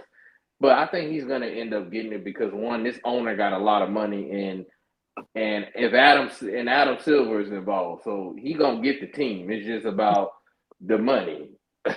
Yeah. Hey, that's a good name too, Bree. I like that too. The Boston Boston Clovers. Clovers. Oh yeah, That's that's a nice. dope ass That's name. Yeah, I probably like that. better. I like That's that. probably better. The Yeah. Boston Clovers. The Yeah, I like that. Boston Ooh, I think Clovers. that's They done hit a 4-leaf on your ass. Yeah, exactly. man. They're lucky tonight. They're lucky tonight. Listen, hey, let's stop. We're gonna have to use this for the back chat. They ain't gonna steal this marketing. Hold up now. Oh yeah.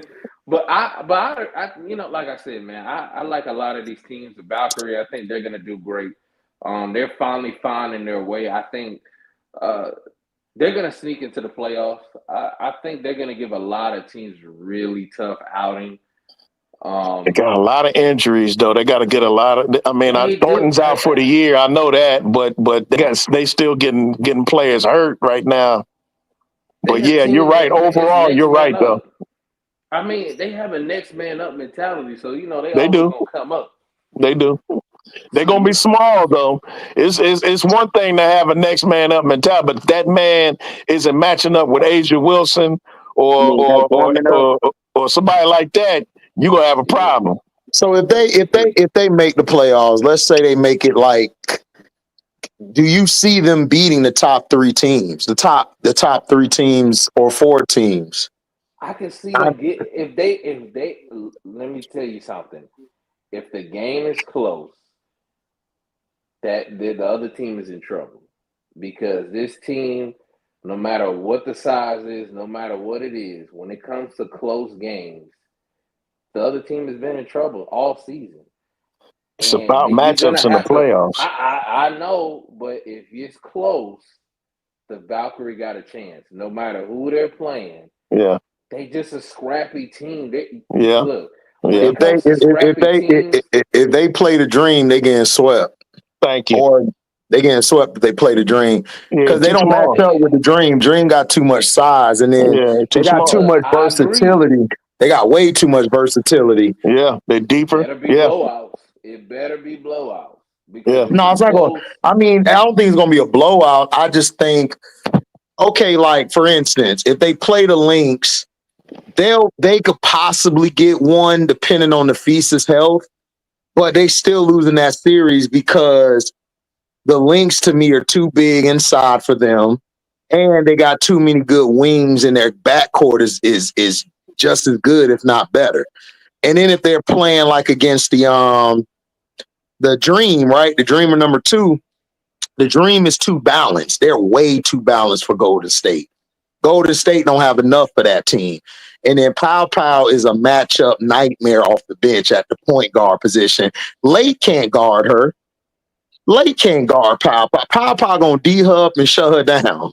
She was making Late miserable that game. Late fouled her on purpose because she got mad. She was like, I'm tired of this little heifer. She was hot. I said, Late about to fight. And Pow was just smiling. Pow just smiling with her big eyed ass. She was just smiling. You know, the Polynesians don't play. And then if they play the Liberty that's probably a game that they could take it like to the wire. But if they get Stewie back, they not competing with the Liberty. The only thing the Liberty missing is that extra versatility. That's Stewie. They're not going to have a problem till the next round. And then if they match up better with Phoenix. Hey, look, right. But see, they match up with Phoenix, but they not who you said? The Valkyrie. They beat the Dream. When? Last month. Yeah, that was last month, Christian. That's when they had that's when their team was good. Like they had their people there. She wasn't there though. She wasn't there. No, Thornton wasn't there. They called Atlanta slipping, but bro, they not gonna beat Atlanta in the 7th. In the playoffs, they gonna slow that shit down. And Bree Jones was destroying them in the paint. Yeah.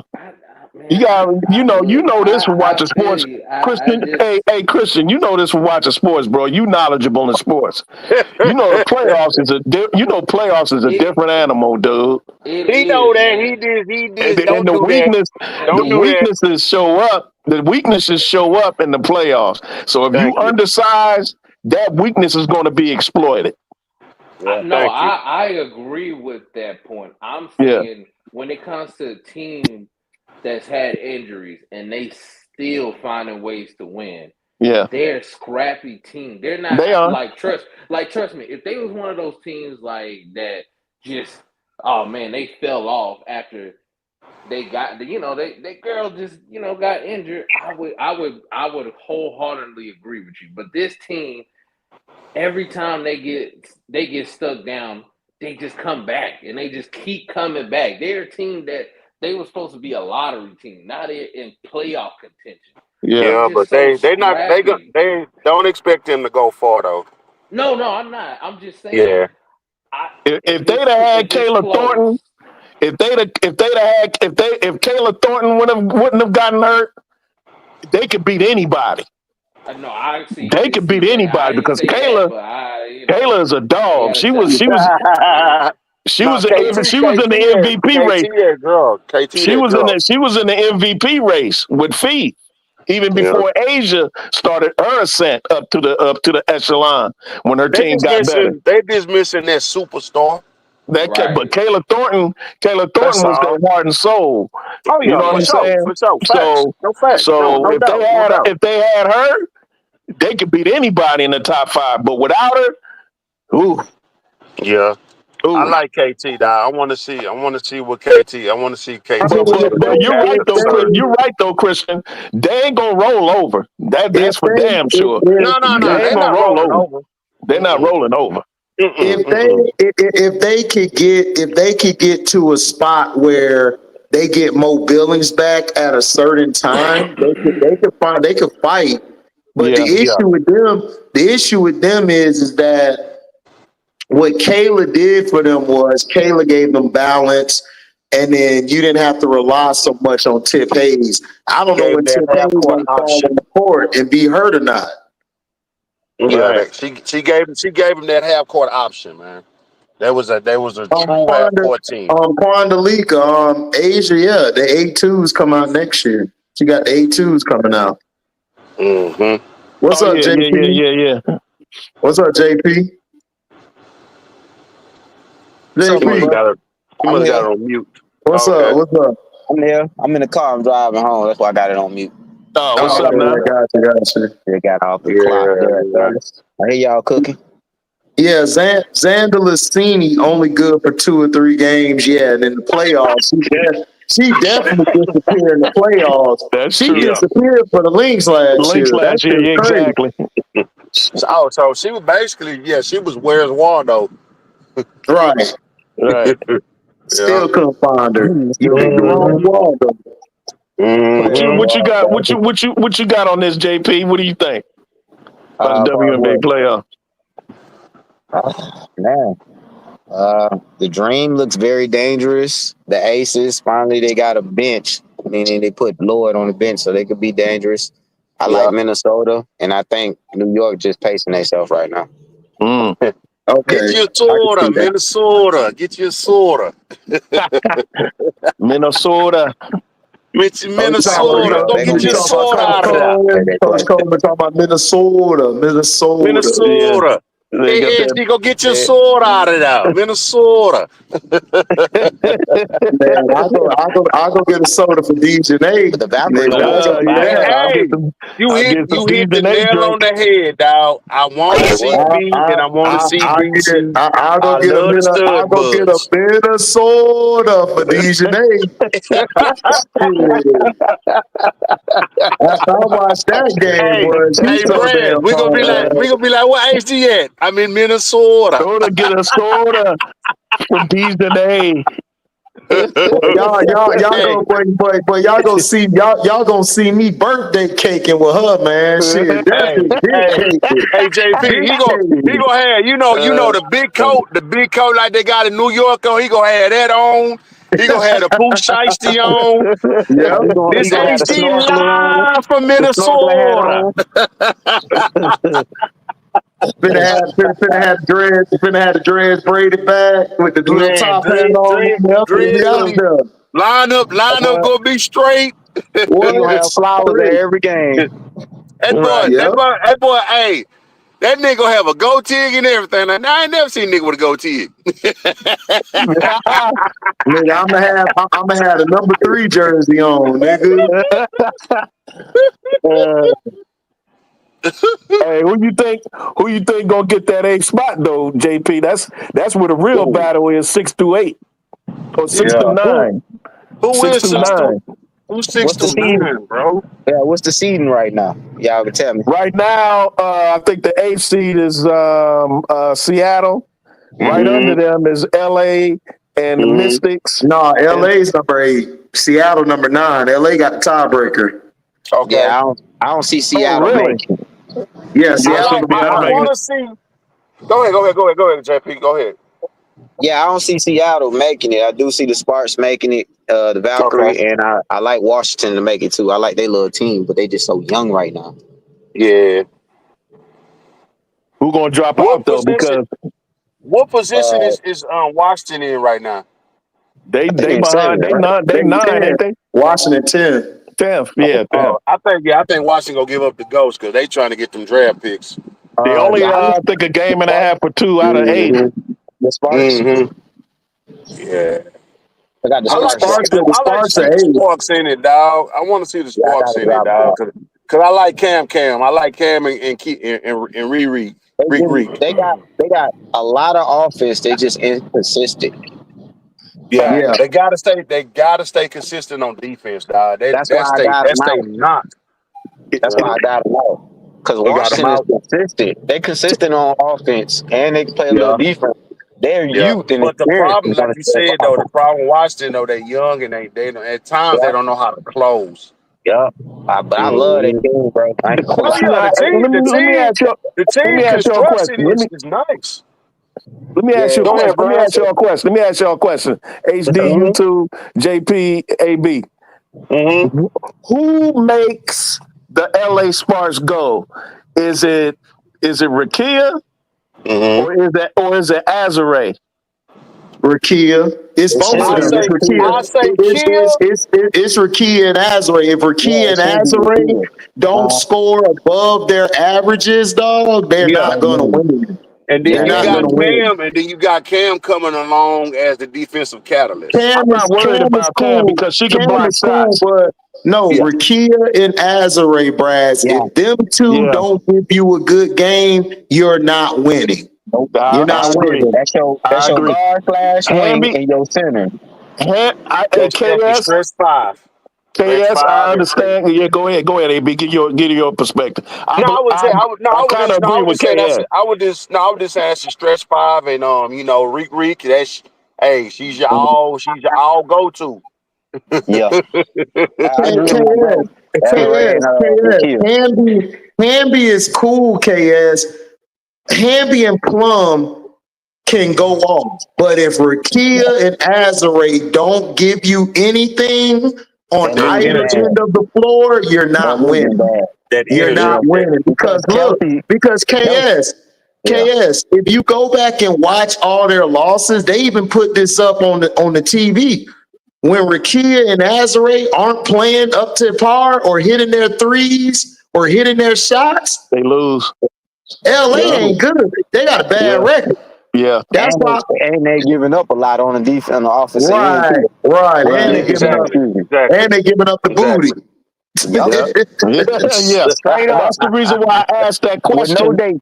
That's the reason why I asked that question, because people believe that the straws that stir the drink is Hamby and Kelsey Plum. No, it's Azare and Rakia. It's Azare and Rakia. Because you know why? Hey, you know why, Brian? You don't win nothing. Yeah, right.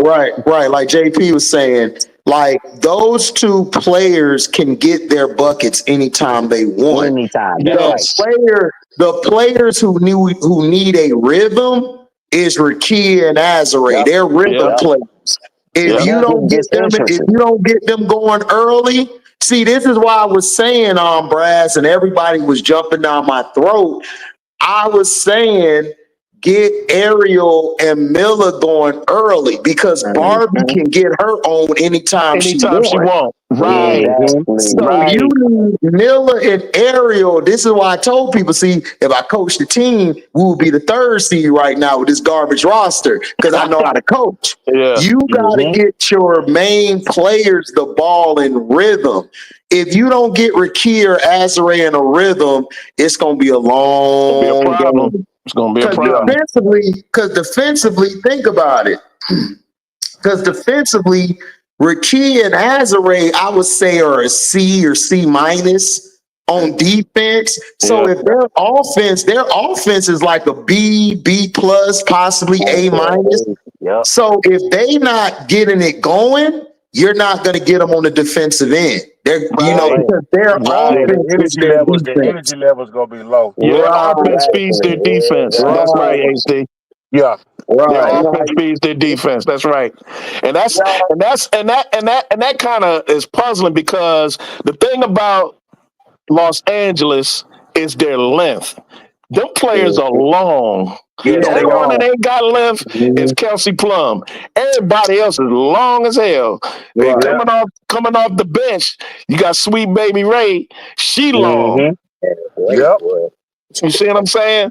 And we know Azare long, and Rakia is long, Hamby is long. You know what I mean? So they got a lot. Long. Another one that I think is key, HD, even though it doesn't have anything necessarily to do with her scoring. That would be just icing on the cake. Is Alamon, their point guard. Well, yeah, they needed an Alamon. They needed Alamon more than Odyssey because Alamon will let Kelsey do her thing and Alamon stay back. Odyssey, the reason Odyssey and Kelsey Mitchell work more than her and Kelsey Plum is because Kelsey Mitchell don't have an ego. Kelsey Mitchell will play off to you. She know how to adjust to you. Kelsey Plum is, I got to prove that I'm this player, but then she started to realize she was isolating Rakia. She was isolating Rakia a lot, and she was isolating Azare. So that's when she was realizing, okay, I got to get Rakia going. We got to let Rakia cook, because when Rakia cook, bro, Plum, it's easy for Plum to score. She got 1 punch now. Thank you. Yes. Thank you. Yes. That's true. Thank you. And Alamon, you see the one game Alamon had when she had a triple-double. Yeah, listen, Alamon plays the game. She knows how to take a back seat. Plum and Odyssey Sims' personality don't mix. That's not a person. People got to understand, Brass, and JP know this because we talk NBA all the time. It's about your personality on the court. Everybody's different. This ain't NBA 2K. Nigga, you throw niggas together. Oh, man, after 5 games, our team ready to turn up. No. You have to know who fit with who, because one player may not like playing with this player on the floor. So you gotta as a coach, this is why I don't like Tyler Marsh. You gotta know who play well with each other. If you don't know who play well with each other, how you gonna coach? The pieces have to fit. Exactly. The pieces have to fit. The first thing, a coach would know that off the rip. Right. If you're a good coach, you're gonna know that off the rip. Your personnel, and you know who your leaders I know are. that. I'm a coach, and I know that during the off season what personnel I'm a miss with AR and K Millie. Oh man, K Millie, man, look, listen. But that's what I'm saying. Is like people like this. What I'm trying to tell people is that Kelsey, like KS said, Kelsey had to realize I'm chucking too many of these dumbass shots up. And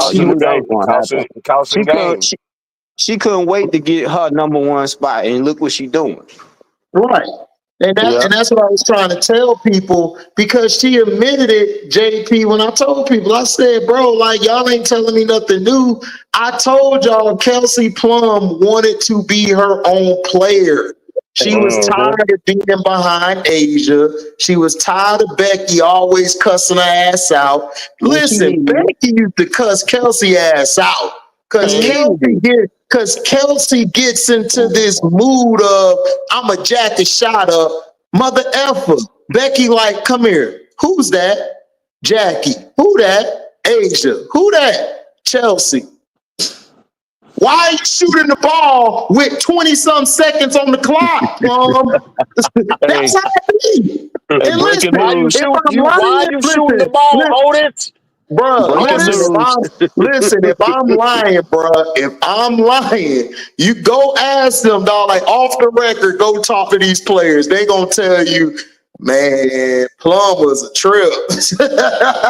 Hey, Man, you see that? look, man, like the 5 beast, man. Ain't nobody. Hold that thought. AB, hold up 1 second. You see that breaking news from Nadira? Wow, man. No, what happened? What'd she say? Sophie Cunningham done for the season. Oh yeah, man. Karma. Oh yeah, Karma. Hey, oh man, his mother. Lee Yaroo out. Yeah, out for the season. I'm sad about that. I like Lee Yaroo. I like Lee Rue, man. I like Lee. No, but KS, they didn't have a problem when Kelsey plays when she gets to her one-on-one mode. That helped the Aces a lot. That helped the Aces win championships. It's when she's placed out the system, dog. It's when yeah. It's when she play out the system that causes chaos and confusion. Right. That's it. And she played in the system. That's that karma. That's that karma in Indiana, man, for Sophie, man. Yeah. With that yeah. Hey, look, Karma is undefeated. Karma is undefeated. When you bring that much negativity and hate, it's gonna be bad for you. And so now they go. God don't like ugly. God don't like ugly. So yeah. So you think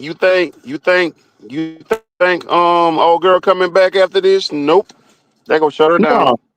Oh no, I don't think. I never thought Cece was coming back. I told everybody I don't think she's coming back. Yeah, she done for the season. I don't think she's coming back, bro. Like it's way too long she hasn't played. Yeah. And I'm not hating. If she come back and ball out, I'll come on here and say I was wrong. But I don't know if she coming back. No, I think they shutting her down for this season. It's done. Cause I don't see it, man. Like, cause listen, like it's no timetable. Somebody said like that Furious Fever dude, I shut his ass down. I said, nigga, you telling me she gonna play soon? You told me she supposed to come back August 12th. Now let me ask you this, bro. Let me ask you this. You think it's more serious than what they leading on? Or is it this that she's ducking the smoke? This is what I think that happened. And this is me being honest, me being unbiased and all of that shit. I think she did not work on her game during the summer. And I think that she didn't take that serious, lifting weights. I think when she got to practice, Bree Hall and Lexi Hall were shutting her ass down, and she got hurt. This is one of the reasons why I think they got rid of Breezy. All this allegedly. I think she got hurt when Breezy and them shut her down. Her quad was hurting.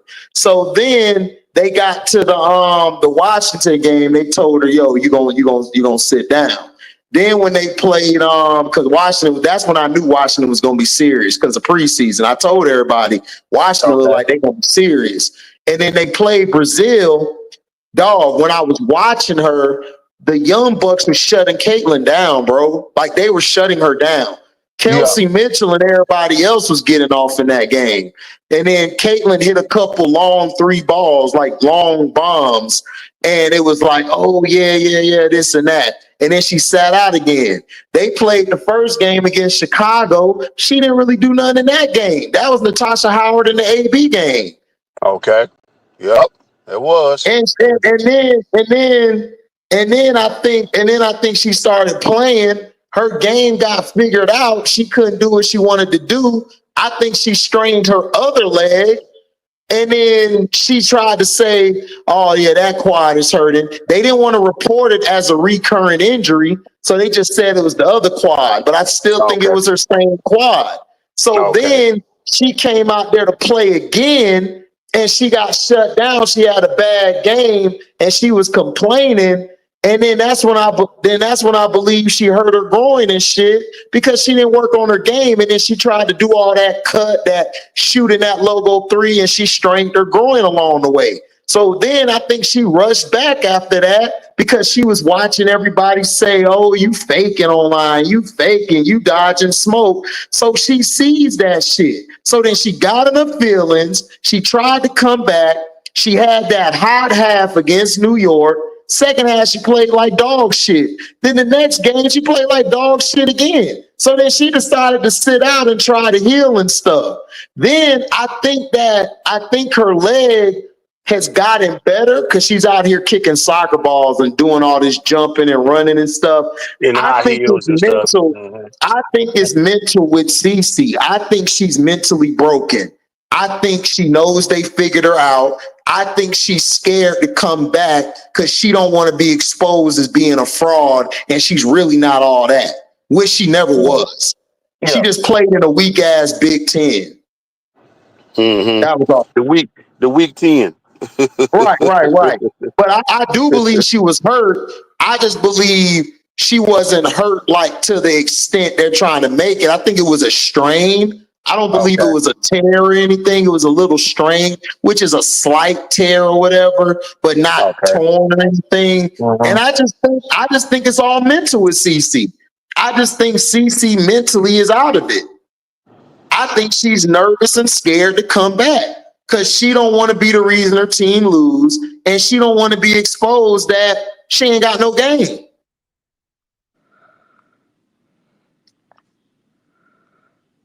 So that's what I think. Yeah, that's what I'm thinking too. I'm thinking, that, and I think, that injury was more than they led on.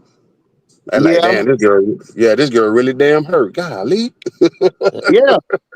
Because I don't think she got strong. She didn't work on her game. She didn't work on her lower body. She did. She just came. You gotta work on your lower body. Right. Yeah. You got to. If you're a shooter, you got to. What'd you say that, Sean?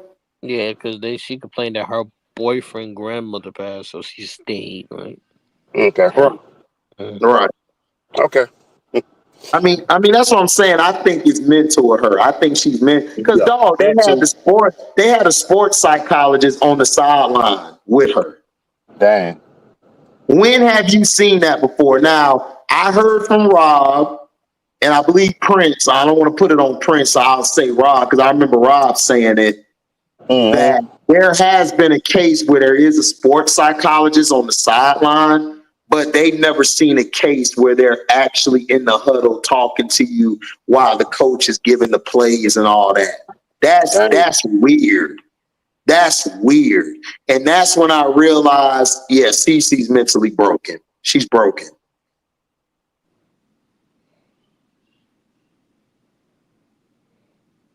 She's really broken. Well, she's gonna have to, put the big girl panties on and figure it out. Because yeah, I agree. I mean, what you want to do? I mean, so what? I mean, get better. You can't get better. I mean, that's the best thing to do. One is stop believing in your own hype. Get better. Work on your game. Come back. You know what I'm saying? Like, that's what you're supposed to do. But all this, see, when you have these people, you have all these teams, you got these people connected to you. You need to have a good structured team around you that's going to be realistic with you. Yeah, it's a brand, but the brand is nothing if you playing like crap. You know what I'm saying? Not everybody can be, other players, that get glazed a lot and and still are able to be called the greatest, at year 40, So look, she just has to work on her game, man. I mean, but I mean, yeah, you got to work on your game, but I don't know. Like, if this mentally took you out of it, dog, are you going to be able to stand up and what if you do work on your game and they adjust to it again? Like, are you going to do this every time adversity hits you? I think some people really haven't. You know how I'm glad we brought this up. Losing isn't always adversity. Losing No, it's games, not. losing championships, because that's what's a part of the game. People figuring you out how you play, that's adversity. Having an injury and people saying you're not looking the same Right. and you come back in. Because people with Kevin Durant, man, they didn't think he was going to be absolutely nothing after that Achilles injury. And it's not people's fault because everybody that's had an Achilles injury, They ain't their been good. careers went, They ain't been right. yeah, I agree. right. Has Kevin Durant lost a step? A little bit. He's like 95% KD. He's not 100% Yeah, but KD. he never relied on his athleticism. Right. Kawhi Leonard, another guy. He keep tearing that knee up, keep coming back in the playoffs. I mean, my goodness. I don't know how much ligament he got in his leg.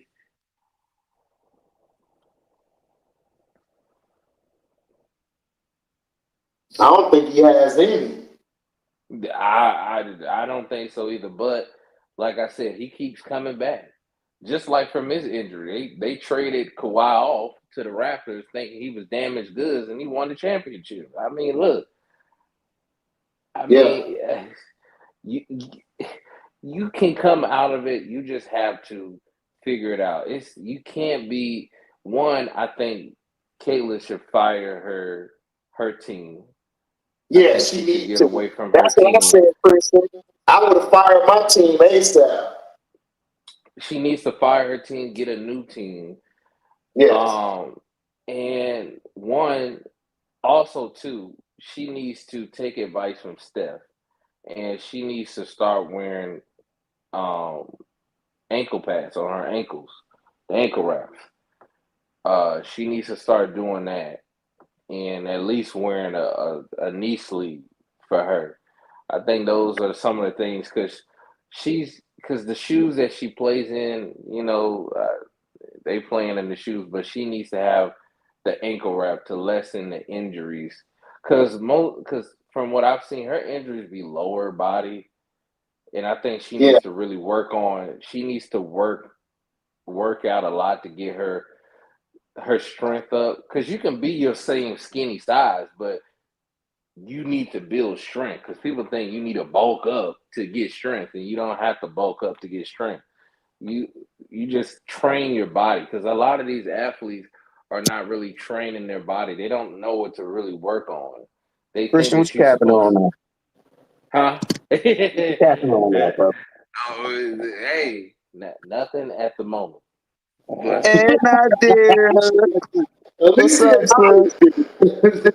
but but no, I think these athletes they don't train the right way, and also too, they playing too much basketball. You playing too much. You like sit down. You know what I'm saying? Do what the off season is for. You know what I'm saying? Yes, you work out, you work on your game, but I guess people don't know the difference of working on your game and taking time to recover. I guess players Say really don't understand that. rest is everything. And if I was just telling my cousin that if you don't give your body a proper rest, your muscle and your performance won't be the same. Trust. Nope. At all. Like people think that Mike played basketball all year round because they watched the Oh no. documentary. I'm like, this nigga didn't play basketball all year round. He played. He Man, first of played all, who does? these dudes. That's why Tatum tore his Achilles. He's playing Well, too much nah, basketball. that's an anomaly, bro. You can't blame that on that because there's a lot of No, players that played in the Olympics and played Rucker Park basketball and then went on the court and did their thing. but let me I tell you have what seen it. Tatum I have seen does. it before. But Now see, you this the know. Now difference. you know. Christian hate that nigga, dog. You No, should no, have let him no. keep on hating.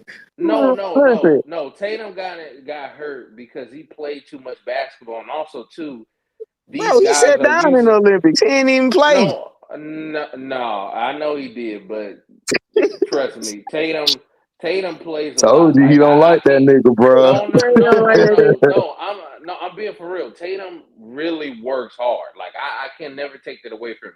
He works hard to a fault, and also too, he's getting Yeah, hurt dude, because of he this. better work hard. Yeah, I know, but also these players are getting hurt because of this lateral movement. Because I when was you're just about to dribbling tell the you that. basketball, Yeah. he's dribbling back, and you can't keep doing that every single time. You Well, dribble forward. and These guys, that first step, you know how when we dribble over and then you punch over with the left real quick or the right when you step with your foot. that's exactly what I'm That talking first about. step with that jab put a lot of strain on your calf and your Achilles. Exactly. And you keep doing that over and over and don't switch up on that, you definitely gonna have a calf Achilles. Detroit T. And that's why these dudes keep messing up. My bad earlier, man. I got in. I had to cook some real quick, man. You did right. It's all good. I was just chilling, listening and shit, soaking it up. I'm trying to tell you, T, that's what I was T, we doing. got some questions for you, T. I got some questions for you, T. Oh my God! The cap is turned on. Hold on. The cap has turned on, man. Hold on, boy. This dude StreamYard, boy. Hold on, StreamYard be loving me. They be like such and such is Man, entered. the lights is out. Okay, these light look. The cap What's up, is AJ? But no, T, I do So have what- some questions. Okay, what's the questions, brother? So what's Hold going on, real quick, Christian. Adam, if they want Bree Hartley out the league, take that bitch Sophie with her. Go ahead, my bad, Christian. Go ahead. You good? So what's going on with the Lions offensive coordinator, defensive coordinator? I had to ask you that to get your thoughts. I mean, I've addressed that before. Like, bro, listen, okay, I would be a little bit more concerned about the defensive coordinator than the offensive coordinator. But you know what I'm saying? Like teams change coordinators all the time and shit. If you're a good coach, if you're a good head coach, you're going to lose your coordinators. That's just how it goes. You know what I'm saying? And so I'm not really worried about it. You know what I'm saying? Like the offense looks smooth, you know what I'm saying? And the defense looked good too in the preseason so far. You know what I'm saying? Like we gonna be straight. I don't mean to pivot real quick. Now how you gonna let the two cabinet ass haters, LB and Trey, talk about Duncan Robinson like that and they don't know nothing, especially Trey? Listen, bro, I told them niggas, I'm like, did you hear what I was saying to them niggas? I'm like, LB, so you trying to tell me that you trying to tell me that this nigga Duncan Robinson can't shoot no more? Is that what you're telling me right now? Well, He's like, average 39.7 from 3-point last year. He shot 38. Lowest was in ain't nobody worried about the registered hater, man. We ain't worried about that nigga. We don't have a team. Yeah, him or Trey, like like really, like Trey don't even count. Right. I'm disappointed, LB. You know but better bro, than are that. you really though? No, he don't. Listen, bro. Listen, dog. This is all extended crash out for where the Knicks is going this year, dog. It's extended. It's extended crash out for all of them niggas, bro. Because see, we taking a step forward. Yeah, right. Niggas they killed this team last season with them bullshit trades. And when niggas told him that the shit wasn't gonna work, he like, man, now Tibbs is gone. You done got rid of Tibbs and shit. You got Mike Brown in there. You know what I'm saying? Like, right, he gonna be the new scapegoat. You know what I'm saying? So listen, bro. They shopping cat around. Because of that, now that second apron. Now that second apron is hitting them, and they ain't got nothing to show for it. See, I told exactly. Everybody got to go through it. We ain't win no I saw what championship. Nick You sure said. right. Right. No, I mean, here's the thing. Here's the thing. If you a team like OKC, like us, like Orlando, you know what I'm saying? Like we've Yeah. drafted our talent. Our team is about to grow. So we gonna be fine with the Yeah. cap as long as we don't do nothing stupid. You know what I'm saying? But like, dog, Well, I like go straight like anywhere. New York is like they like a middle of the road ass team, like their situation. You know what I'm saying? It's like, bro, they've kind of hit their ceiling, dog. And I'm just being They real can't with Nah, go you. they They kind did. of hit their ceiling. Nah, You they right, did. T. They did. And the You right, pieces T. they got don't match. They It don't don't match. They match. don't fit. And they just Like he They was made talking don't about match some Butler. and Jordan they Clarkson. don't have a what? Get the hell out of Man, here. he was talking about. I'm like, Jordan Clarkson is cool, but he's not really what y'all need. Y'all Hey, don't they need signed more him. wings. You need more No. ball handlers, bro. Pause. You know what I'm You need saying? Like you don't need no. you need a two guard and you need a backup point guard that can get everything straight and that can They go signed along with Jordan Clarkson Brunson. already? Yeah, they signed him. I believe They signed so. him already. I know Hey they T, trying to I get Ben heard Simmons. y'all might trade for Laurie Marketing, bro. Hey, now that's a I have that's a game the changer only right there. no. I doubt it. I doubt it because dog, we not about to pay no whatever Danny Ainge want for that. That's why Laurie Markin ain't traded right now. Cause He ain't want nobody too putting up with much. that He bullshit. trying to. Yeah. Listen. Danny Ainge trying to fleece you without a shiesty on in the daytime. Ain't nobody going for that. Niggas ain't dumb no more. At all. Come At all, on. bro. We done Nigga, seen So what you no done. offense. No offense. Man, we love you on here, but everybody ain't Brooklyn. Right. They Right. ain't Hey, not that shit Brooklyn. was You ain't hilarious. fleece Hey, us like that. thank you to the Brooklyn Nets, boy. We I got mean, boy, they our gave you a Larry. championship They team gave off of that. Man, shut up with them bum they gave ass you a Larry Celtics. off Shut that. up. Hey, you watch it. You watch it, young They man. still ballers, bro. Don't you They still start. ballers. Don't you Hey start. yo, hey yo, T, you better They watch it. still Christian ballers. go take me to HR. You better watch it. I would. Hey, hold on. Wait a minute. Hey, now. That's Trey that be snitching. I don't do that. Come on now. I don't do That's that. sad. that Mr. is Trey Davis, who be please That, snitching. report to That HR is department. Trey. Mr. Davis, Yeah, please that is I Trey. report to never HR told. As department. That much is Trey. abuse as I take. That is hey, Trey. Yeah, Trey boy, gonna tell had the to police laugh and at me that everybody. day. That boy said the I never initiation told of the police. haters. I said, bro, this is crazy. But Listen, look, dog. I got the Listen. Magic going to the finals this year. I've said that a I million got them Bro, times. reaching don't the do conference. that, man. See, we done. We losing now. The jinx. The The No, Jinx. jinx. You no, see that? no, Hey, listen, I no. looked at the Hey, no, schedule that's not true. and That's not I true. peeped out the player rankings. Man, they got y'all 10th. Boo! The Boo! Magic. Couldn't believe They that. got a Bro, tenth and what? they hating on 10th everybody, overall, man. like the best records. Y'all 10th. And then y'all got a 41-41 record. What the hell? That's ridiculous. Who said that? And you know Espen. Looking on Espen to Man, see Well, what the bro, ain't rankings look nobody, like. dude. Espen said Caitlin Clark was the fourth best player in the league, nigga. She looked Oh, we like the know that was a 30th or lie. 40th. We ain't We know listening that to was a that lie. shit. Come on. Like you think I'm gonna listen to Espen who got Lamar ranked every year like 9 or 11? Come on, Man, man. that's a joke. Stop. That's a joke. Come Yeah, on. ni- Come on. yeah, bro, Stop. the yeah, whole thing niggas is a ain't thinking joke. about no ESPN, bro. Right. So Them niggas ain't been relevant since Stuart Scott left. Boy, you ain't never for lied. real though. Yeah, never For lied real They about though. it, haven't boy. been. Bro, they had like the Stu Hawks was the man.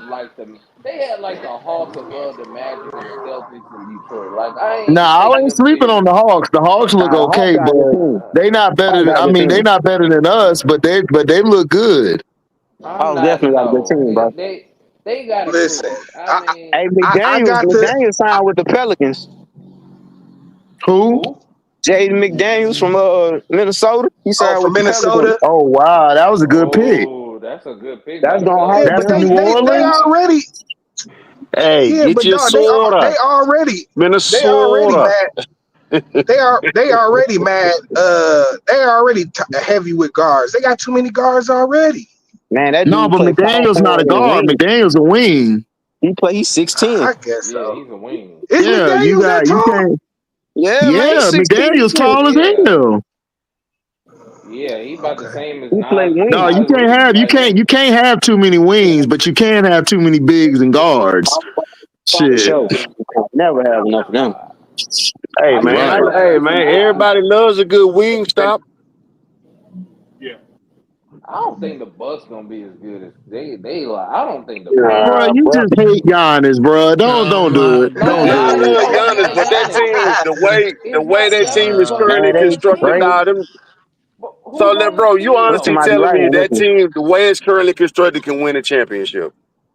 No, they ain't gonna win no Oh No. championship. Okay, Hell no. thank But you. well, but what? but Yeah, but but that but that but if you damn got middle of the but road yeah, team, middle of the They yeah, road. might be but the yeah, second yeah, one. they middle of the road. But if you got Giannis, dog, anything is possible. You could do some things and move some pieces. You could do Like, something.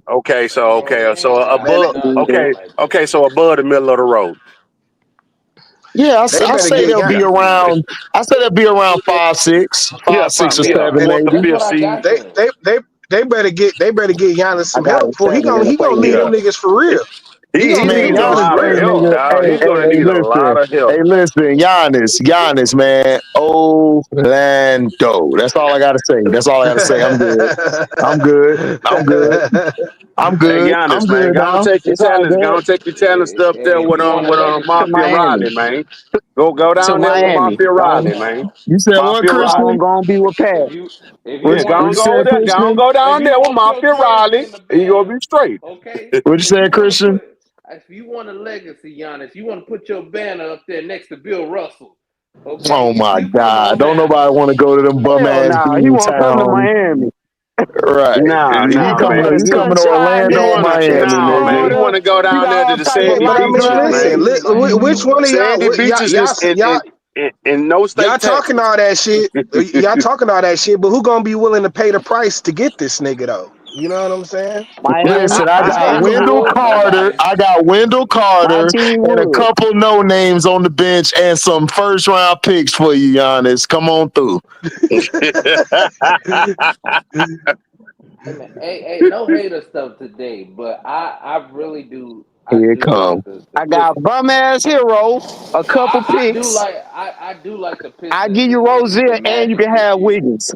out of Man, all the now teams. you finna I jinx don't the think the Cavs. Pistons. You done No, jinx the no, no, Magic. Now no, you finna jinx the Uh, Pistons. no. The Cavs are gonna win his games. jinx don't work over here. It sure don't. But the Cavs they He gonna ain't win got that Q games, but power yet. He ain't got it yet. they not gonna do Man, nothing. Q don't come I don't. around no more. Shit, Q done jinxed everybody's squad. He Yo, left. hey, I I see Dang. saw that nigga on Q was in HD. I see him I on saw HD shit. I HD. mean, I Cena, saw I want to Q say. in Casino chat. Yeah, Yeah, I see him on yeah, Cenos. just yesterday. Oh, Mm-hmm. for Yeah, I real? seen. Yep. Yeah, I talked to Q. Hey, over there, nigga, man, what's going on with you? You don't come around no more, bro. Oh what? He got fake beef with me now. Shit, everybody got beef with HD, but me. But I don't know about it though. Yeah. You feel me? That's crazy work. Hey man, I don't find out about the beef till later from other people. I was like, well, why he ain't say it to me, man? Oh hey no, man. man, Then no, I hey come man, around, and then hey I come man, around and nobody, ask them, they ain't got no beef. Like, what hey we That boy doing? man, got that ticket beat. nobody likes HD. The dog don't like Right. Got that HD. ticket beef going on. Got that ticket beef. He got I that know The ticket dog, Ticket beat, beefing the dog. with dog don't Gino like for HD. The whichever cat don't reason. like I don't know HD. why. Oh, don't nobody Hey, love HD, bro. Listen, that's my new tagline. Don't nobody like HD. except the family that's on here. Right, for Yeah, family, that's man. it. Hey That's man, it. I heard the parrot don't like HD. What? Hate Hey, HD? it don't. It don't. That nigga Polly got beef with me because I ain't give his ass a cracker, nigga, at Hey all. That nigga man, still got He beef wanted with me. crackers, nigga. I want. He told you he said he don't want no premium. He want Ritz. Now he Right, said right, yak. right. Now he said yak. Probably want some yak. Right. Instead of yak, you gave him some water. Probably Right. want some yak. I don't want no water. Yak. Like, Rob, Oh, what's it? Hennessy. Man, I don't even know, bro. Like I Man, said, crazy. niggas mess with you when you ain't doing shit, but then once you start coming up, niggas is like, F that nigga, man. It is what it I is, know. I got man. a nigga at work hating on me like that, man. What's wrong with these niggas, bro? Right. Oh man, don't tell It me be the main they niggas at pulled work. they pulled the belly on you. They pulled the belly on you, JP. I don't like that it. I don't like that it at all. So guess what I'm gonna do, big bro? Guess what I'm gonna do? I'm gonna have to drop a dime on that nigga. Nah, I ain't gonna do that. I'm gonna stunt more harder. That's Hey, what I'm gonna do. Nah, hey, I'm this, gonna blame. That's what I said. I'm gonna blame the T and AB. They be running them away. Shit. You Listen, gonna if they blame can't who? take what the fam dishing out, then they don't need to be here. AB Who be like, we nah. Y'all blaming? can't come in. he said, this young say he gonna blame me and T, dog. Oh I ain't man, did no. nothing Right. at this T time. ain't I do don't think. shit. He said that this time. Listen, they be cooking. I don't think. President T be Hey, on here man. cooking folks, That telling nigga them said, I why he don't ain't gonna think. get why Hey, he That ain't man, get you nigga know to a elected. what? T said, I don't think. I don't I think, bro. take it, dog. Hey, man, they just hate that Houston swag, man. I'm sorry, No. man. AB H like, nah. You Town, can't come in. You baby. can't come in with that dress. Get out of here. I don't know, but I don't What I think feel Q just about been H around. Town? That's Period they and shit. Like home now. I ain't seen Q Lee in a minute, bro. That's Yeah, in when a I seen long him time, yesterday. dog. I'm like, what up, bro? He like, shit, what up? Right. I'm like, you good? He said he was good though, but you know what I'm Okay. saying. Man. After that We Bud was in fight, the chat. after that Bud fight, he had to run out of Dodge. After that Bud fight. Don't do Hey, that.